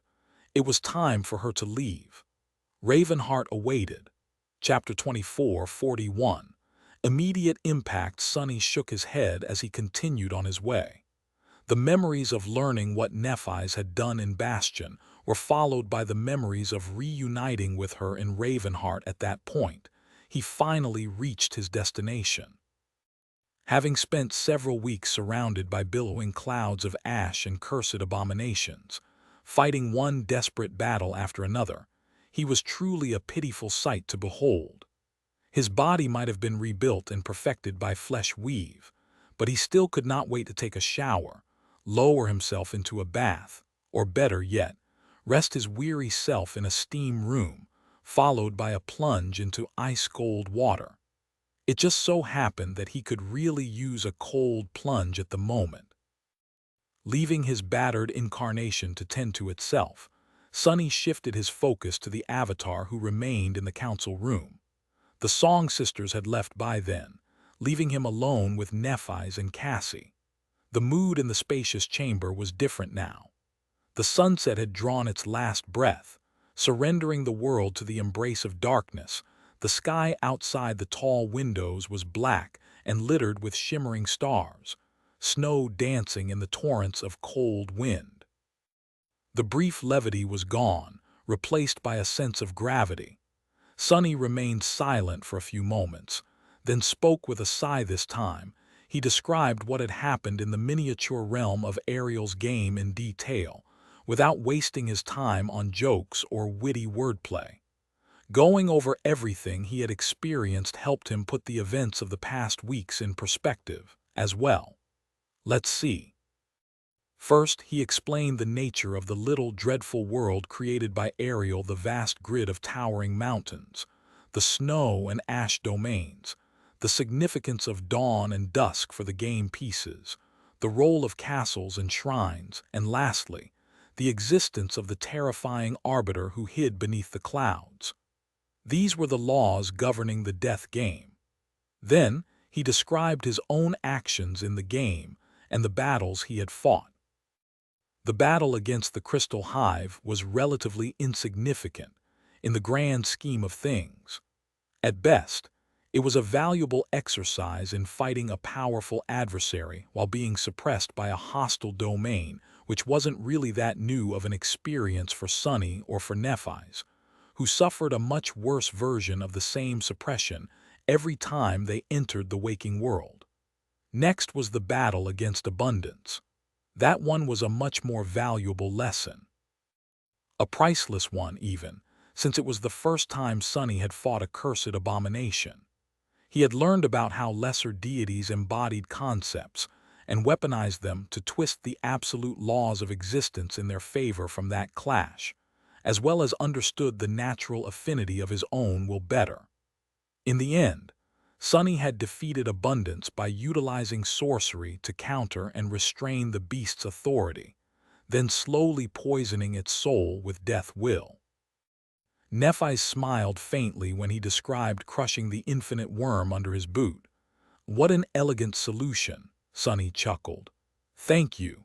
Killing abundance was the pebble that began an avalanche. With a sacred shade in my service, I could tackle more powerful foes and slowly build an advantage over the snow tyrant. Plus, it was quite satisfying. He continued, describing the race to the Shrine of Truth and its first siege, his battle against the wolf, the grand spell he had woven, and the eventual annihilation of the volcano. The details of how he had held off a cursed demon while fueling his trap with the demon's own strength had a greater effect on Nephi's and Cassie. Cassie especially seemed stunned. So, you channeled an opposite concept to that of the wolf, Sunny nodded. When you fight deities, the battle itself is only the tip of the iceberg. There is a clash of wills happening at the same time. Hidden from view, it influences the cadence of combat, deciding who will gain the decisive advantage. Gods reshape the world around them according to what they are, and in order to defeat them, you have to break that vision of reality first. One would ideally achieve that with overwhelming strength, but since we are weaker than the cursed ones, I had to get inventive. Arcute a tilde new letter 1ed3b e circumflex letter 1d42c. Cassie smiled. Amazing. Nephi's, meanwhile, contemplated his words deeply. Eventually, a sigh escaped from her lips and she gave Sunny a long look. It was sort of boastful, satisfied, a little prideful. However, Nephi's did not seem proud of herself. Rather, she seemed to be proud of Sunny and satisfied with herself as a result. What has gotten into her? It is an incredible technique, Sunny. Sadly, I don't think anyone except you can make use of it. Your aspect and aspect legacy make you supremely adaptable, and this arcane ability to channel foreign concepts is their culmination. No one else would have been able to do something like that. Sunny remained silent for a few moments. Well, she wasn't wrong. Granted, he did not explain how he had almost killed Kai after taking this technique a step further in the battle against the puppeteer yet, but that could wait a little longer. After all, who didn't like being praised by their girlfriend and receiving these kinds of looks from her? Sunny wanted to enjoy the second a little longer. He sighed. The spell I created takes most credit for the deaths of the wolf and the brass giant. It was a significant breakthrough in and of itself, made possible by the lessons I had learned while creating a bow for Kai. Actually, out of everything I gained in Ariel's game, this one might be the most immediately impactful. Nephi's gave him an intense look. Do you mean? Sunny nodded. Yes, it opens an entirely new horizon of possibilities for us. I can further develop and expand this new branch of weaving. Then, I'll be able to create more intricate spells. Even with 7 bodies, I won't be able to enchant every citadel of humanity, but doing so for our most important strongholds in the dream realm might be possible, as long as there are enough sacred soul shards to fuel the spells. Nephi's looked to Cassie. Cassie, do you think you can help Sunny integrate his enchantments into the fortifications of human citadels with runic sorcery? The blind seer considered her words seriously for a while, then gave her a hesitant shrug. It is not impossible. Fusing 2 schools of sorcery won't make the result greater, but it might hasten the process and make it easier for the saints in charge of the citadels to operate and maintain the arrays. Sunny and I will have to spend a lot of time side by side to work out the framework, though. I've never considered large-scale runic arrays thoroughly before, but it should not be entirely different from the sorcery of the Ivory Island and the Chain Breaker. Nephi sighed. Time It all comes down to time, doesn't it? She fell silent for a moment. Still, that is something worth investing time in. Our cities will come under siege eventually when that happens. There has to be a way to keep the population safe while the champions repel the enemy. Sonny, I would be grateful if you and Cassie made that project a priority. Sonny smiled. Sure, I can spare an incarnation or two. In fact, he was glad to receive this opportunity. Sonny did not pursue fame or recognition. Being forced into the shadows by the revelation of why Weaver's lineage had been forbidden by the gods suited him fine, if not for the fact that he could not exert as much influence from the shadows freely as he would have wanted to. Humanity was protected by two sovereigns, but one of them was severely constrained in what he could do to actually help people. So, working on fortifying human cities in the dream realm was a good way to apply his power for the benefit of all in a secretive, but efficient manner. Sonny's expression turned somber as he continued his tale, describing the eerie encounter with the cursed demon and the days missing from his memory. Then, he told Nephi's and Cassie about the battle against the Rat King and how he and Kai had utilized the inherent vulnerability of that cursed beast to destroy it. As he did, he summoned the shade of the Rat King to illustrate his point. Strangely enough, the appearance of a large, pharaoh-looking black rat on his palm did not impress the two women that much. In fact, their reactions did not seem enthusiastic at all, for some reason. It was almost as if they did not like this adorable black cutie pie. But why wouldn't they? Weirdos. Dismissing the rat after giving it a few head scratches, Sonny considered his words and described the final battle of Ariel's game, The Battle Against the Spirit of Doubt. Puppeteer itself, Chapter 2442, Self-Sufficient Cycle. And so, I cleaved the snow tyrant's head clean off. He finished the description of the battle with a thoughtful expression, looking at the stars burning in the cold black sky beyond the window. I think that it was mostly lying through its teeth to confuse me. Well, actually, I don't think that it had a mouth, so it was lying through whatever it had instead of teeth. Puppeteer was definitely not as immune to the madness of corruption as it presented itself, at least. As for the rest, he frowned. Maybe there was some truth to what it said, after all, even if it twisted the meaning of it all entirely to sow seeds of doubt into my mind. Speaking of which, Sonny had felt a few of those still growing in his heart after returning from Ariel's game, soon to give birth to larval worms of doubt. Certainly. He poisoned them with death will and obliterated them completely, shivering in fear and disgust, then asked Nephi's to purify him with her radiant flames just in case. Kai underwent the same cleansing. That did the job, preventing the puppeteer from infecting the world with its sinister malice from beyond the grave. Things could have gone differently if it had met a less paranoid and well-informed adversary. There was silence in the council chamber for a while. Then Nephi said in a contemplative tone, "Actually, I'm inclined to believe at least one thing the moth told you." Sonny raised an eyebrow. "Oh, which one?" She looked into the distance, a distant expression on her beautiful face. "What it said about the flame waning. If you think about it, that is only natural." "No." Sonny studied her carefully. "I'm not sure." "Natural? How so?" Nephi's let out a light sigh. "Our world was created by the gods who were born from the flame of desire. But a flame does indeed need fuel to burn. It cannot exist in a vacuum.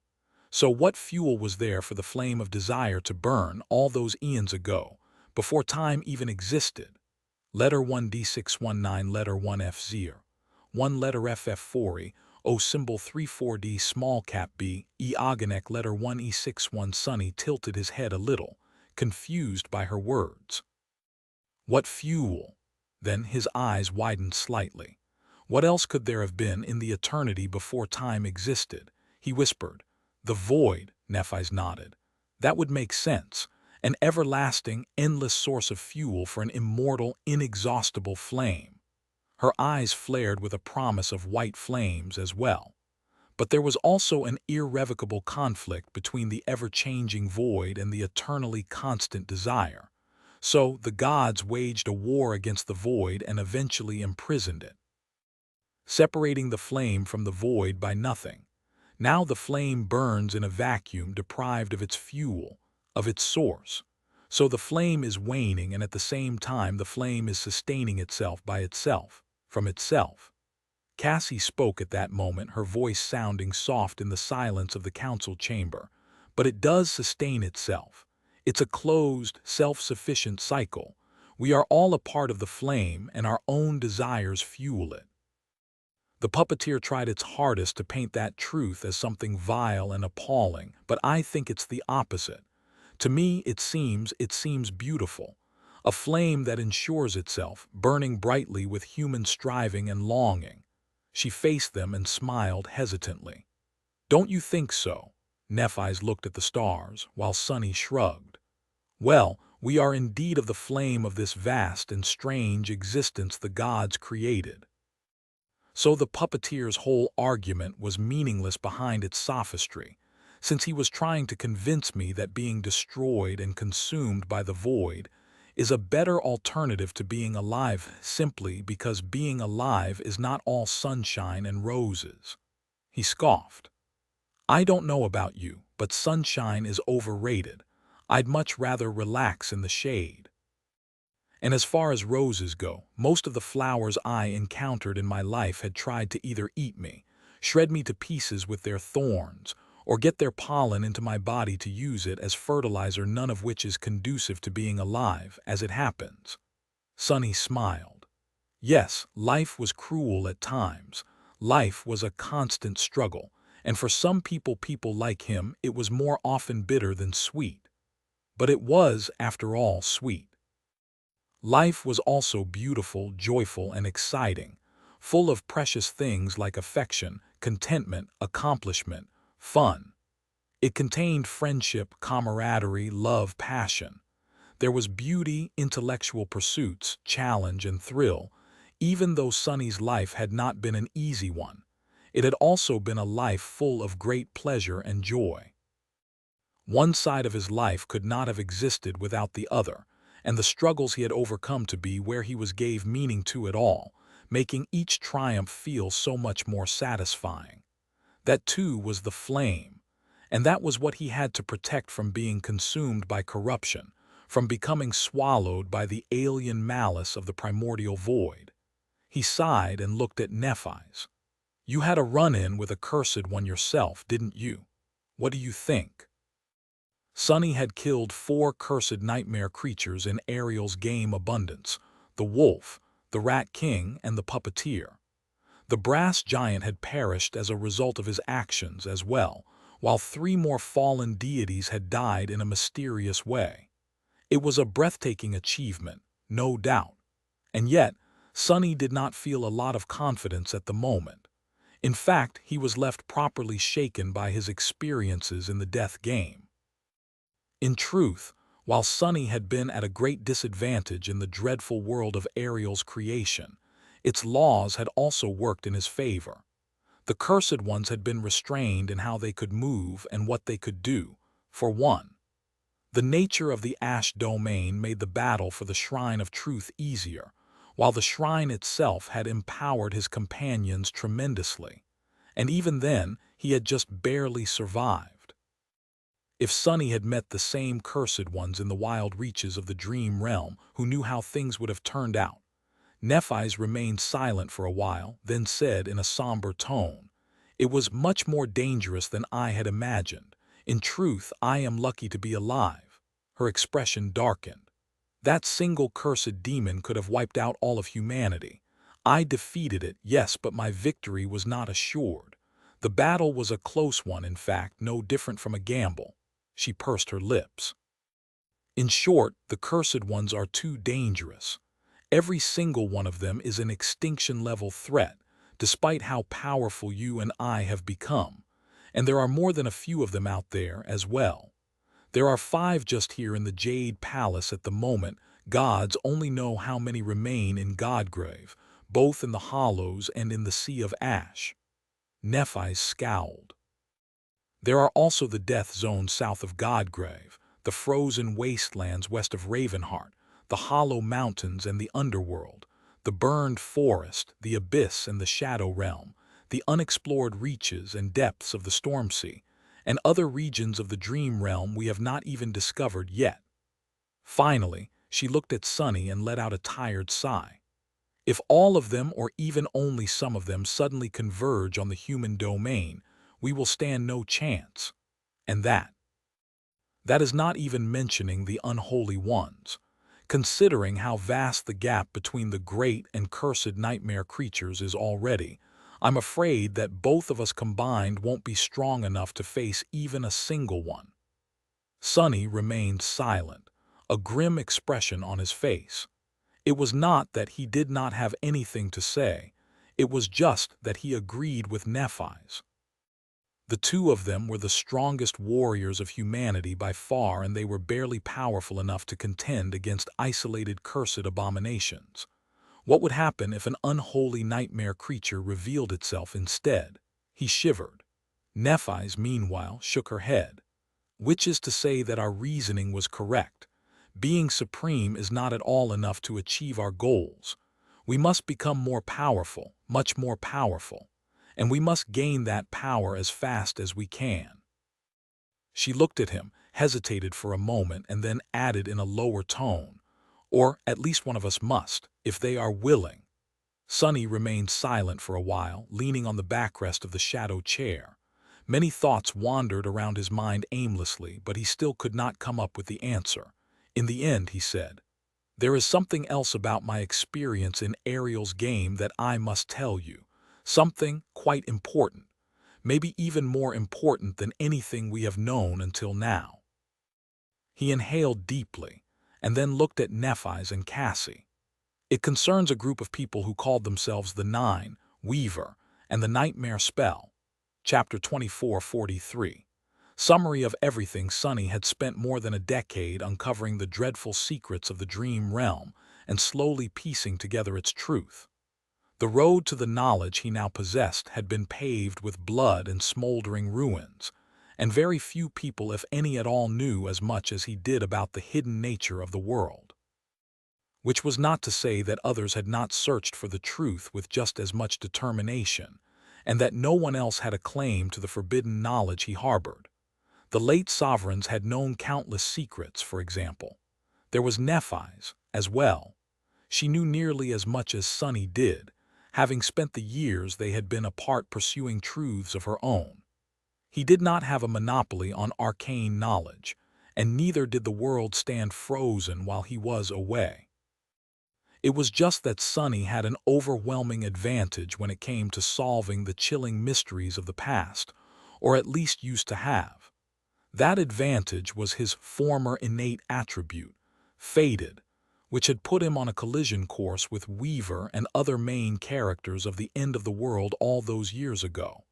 However, Nephi's had a great advantage of her own. That advantage was Cassie. There was hardly a person in the world better suited to learning the lost and forgotten truths than her. So Nephi's and Cassie had learned quite a few of the same secrets Sunny had in the years of his absence. Later, the three of them put their knowledge together. Now, however, Sunny was once again far ahead, because this time the secret he had learned was truly world-shattering. It was a secret to end all secrets, as well as the answer to numerous mysteries that had been plaguing them for years.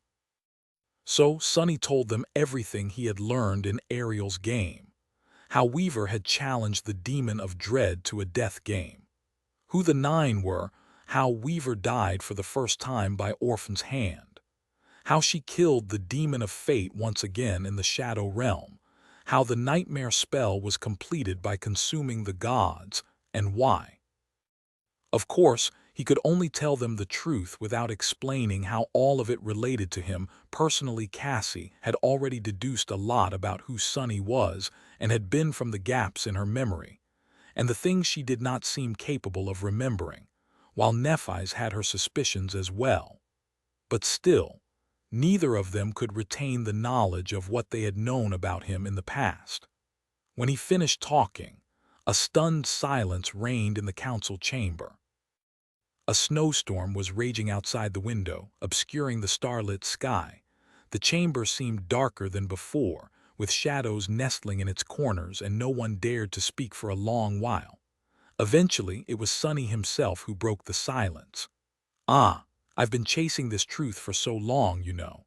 It almost feels unreal to finally know it all, well, most of it at least. I don't quite know how to feel. But I do know that knowledge is the origin of all power. So it feels like we have grown immensely more powerful despite remaining the same, I guess." Cassie was frozen still, her expression distant. She seemed to be thinking about something feverishly, thousands of thoughts swarming behind her beautiful, unseeing eyes.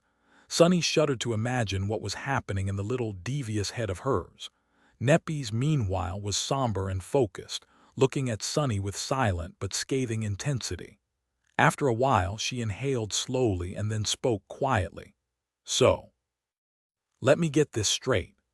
She stood up and walked to the window, watching the snowstorm rage behind the transparent crystal pane. Her voice sounded just as aloof as usual, but there was a wealth of hidden emotion in it now.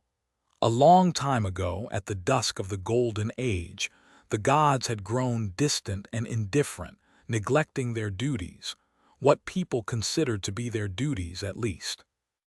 In their neglectful absence, an empire founded by war god and presumably enjoying his patronage launched a series of bloody conquests, slowly spreading across the mortal realms like a plague. That conquest continued until they encountered a small, peaceful nation, a culture that worshipped no gods, but instead built temples to fate itself. She turned and looked at Sonny with a frown. That culture was conquered and wiped out, but not before sending out 9 fated heroes. Or monsters, depending on how you look at it, on a quest to avenge their people. Avenge their people by slaying the gods. Letter 1E59, letter 1D4B6, letter 1D40D. Ave open letter 10314. Sonny nodded and continued. But how can mortals hope to defeat the gods? The 9 were no match for them, and so they set out to ignite a war between the demons and the gods, knowing that it would bring the empire of war and all of existence with it to ruin. In that way, they became the architects of the doom that swallowed the world. Nephi smiled darkly. Only there was one demon who refused to participate in the doom war. That demon, in fact, knew what the 9 were trying to achieve all along, as well as that there would be no winner in the war, that everything would be destroyed by it, with only corpses left in its wake. So that demon devised a plan of their own, a plan to twist fate. She inhaled deeply and finished in a cold, grim tone. Weaver created the nightmare spell, let it spread unnoticed among the desperate refugees of the end of days, and then manipulated one of the 9 into slaying them in the shadow realm, where the void gate stands, the void gate that had been opened by someone during the final battle of the Doom War. Weaver's death was a catalyst that completed the spell, allowing it to consume both the gods and the demons, and realize its true design. Cassie finally stirred, tilting her head a little and whispering, to lull the forgotten god who was released from the void back to sleep, and then infect the humans who found shelter in the orphaned divine realms in an attempt to nurture new gods, gods who were taught to defy fate, and would therefore be able to destroy the Forgotten One once and for all in the depths of the 7th nightmare. Neff's expression turned cold. Only it did not work out quite like Weaver had hoped until now. Every divine realm infected by the spell succumbed to the flood of nightmares and was devoured by the dream realm. After all, their civilizations annihilated and consumed by corruption. The people of the Twilight Sea, the civilization of Godgrave, and the rest, all of them are gone, and we are all that remains. The last sparks of the flame. Sonny sighed, then nodded. You do understand what it means, don't you? Cassie was the one who answered. It means that humanity is fundamentally wrong about the mechanism and the purpose of the spell, for one. In truth, what we call the nightmare spell is really two connected, but separate processes. We had suspicions, of course, but now it's confirmed. The forgotten god sleeps, dreaming a nightmare. Vestiges of his dreams spill into reality, slowly infecting all of existence. That is where the nightmare seeds come from, tainting everything around them with corruption. And when the seeds bloom, the forgotten god's nightmare continues to spread, gates open in new realms, and those worlds are then integrated into his own divine realm, into the dream realm. Sunny leaned back, looking into the distance. So, the nightmare spell does not create the nightmare seeds, and neither does it create nightmare creatures. Rather, it is like an interface built atop of it all, through it all, like a symbiotic or maybe parasitic presence. It constructs nightmares within the seeds and grants its carriers a way to access these nightmares in order to destroy the seeds from within. That is why those who do not carry the spell cannot challenge a seed if they approach one. They will simply be exposing themselves to corruption. Cassie drew a shaky breath. That is one of the main functions of the spell.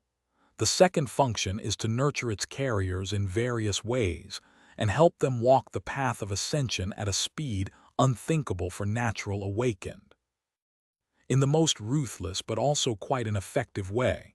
She exhaled slowly before adding, the third of its main functions, Sunny ended the sentence, is the most fundamental one which lies at the root of it all. It is to keep the forgotten god asleep. He paused for a moment and then said with a hint of fascination in his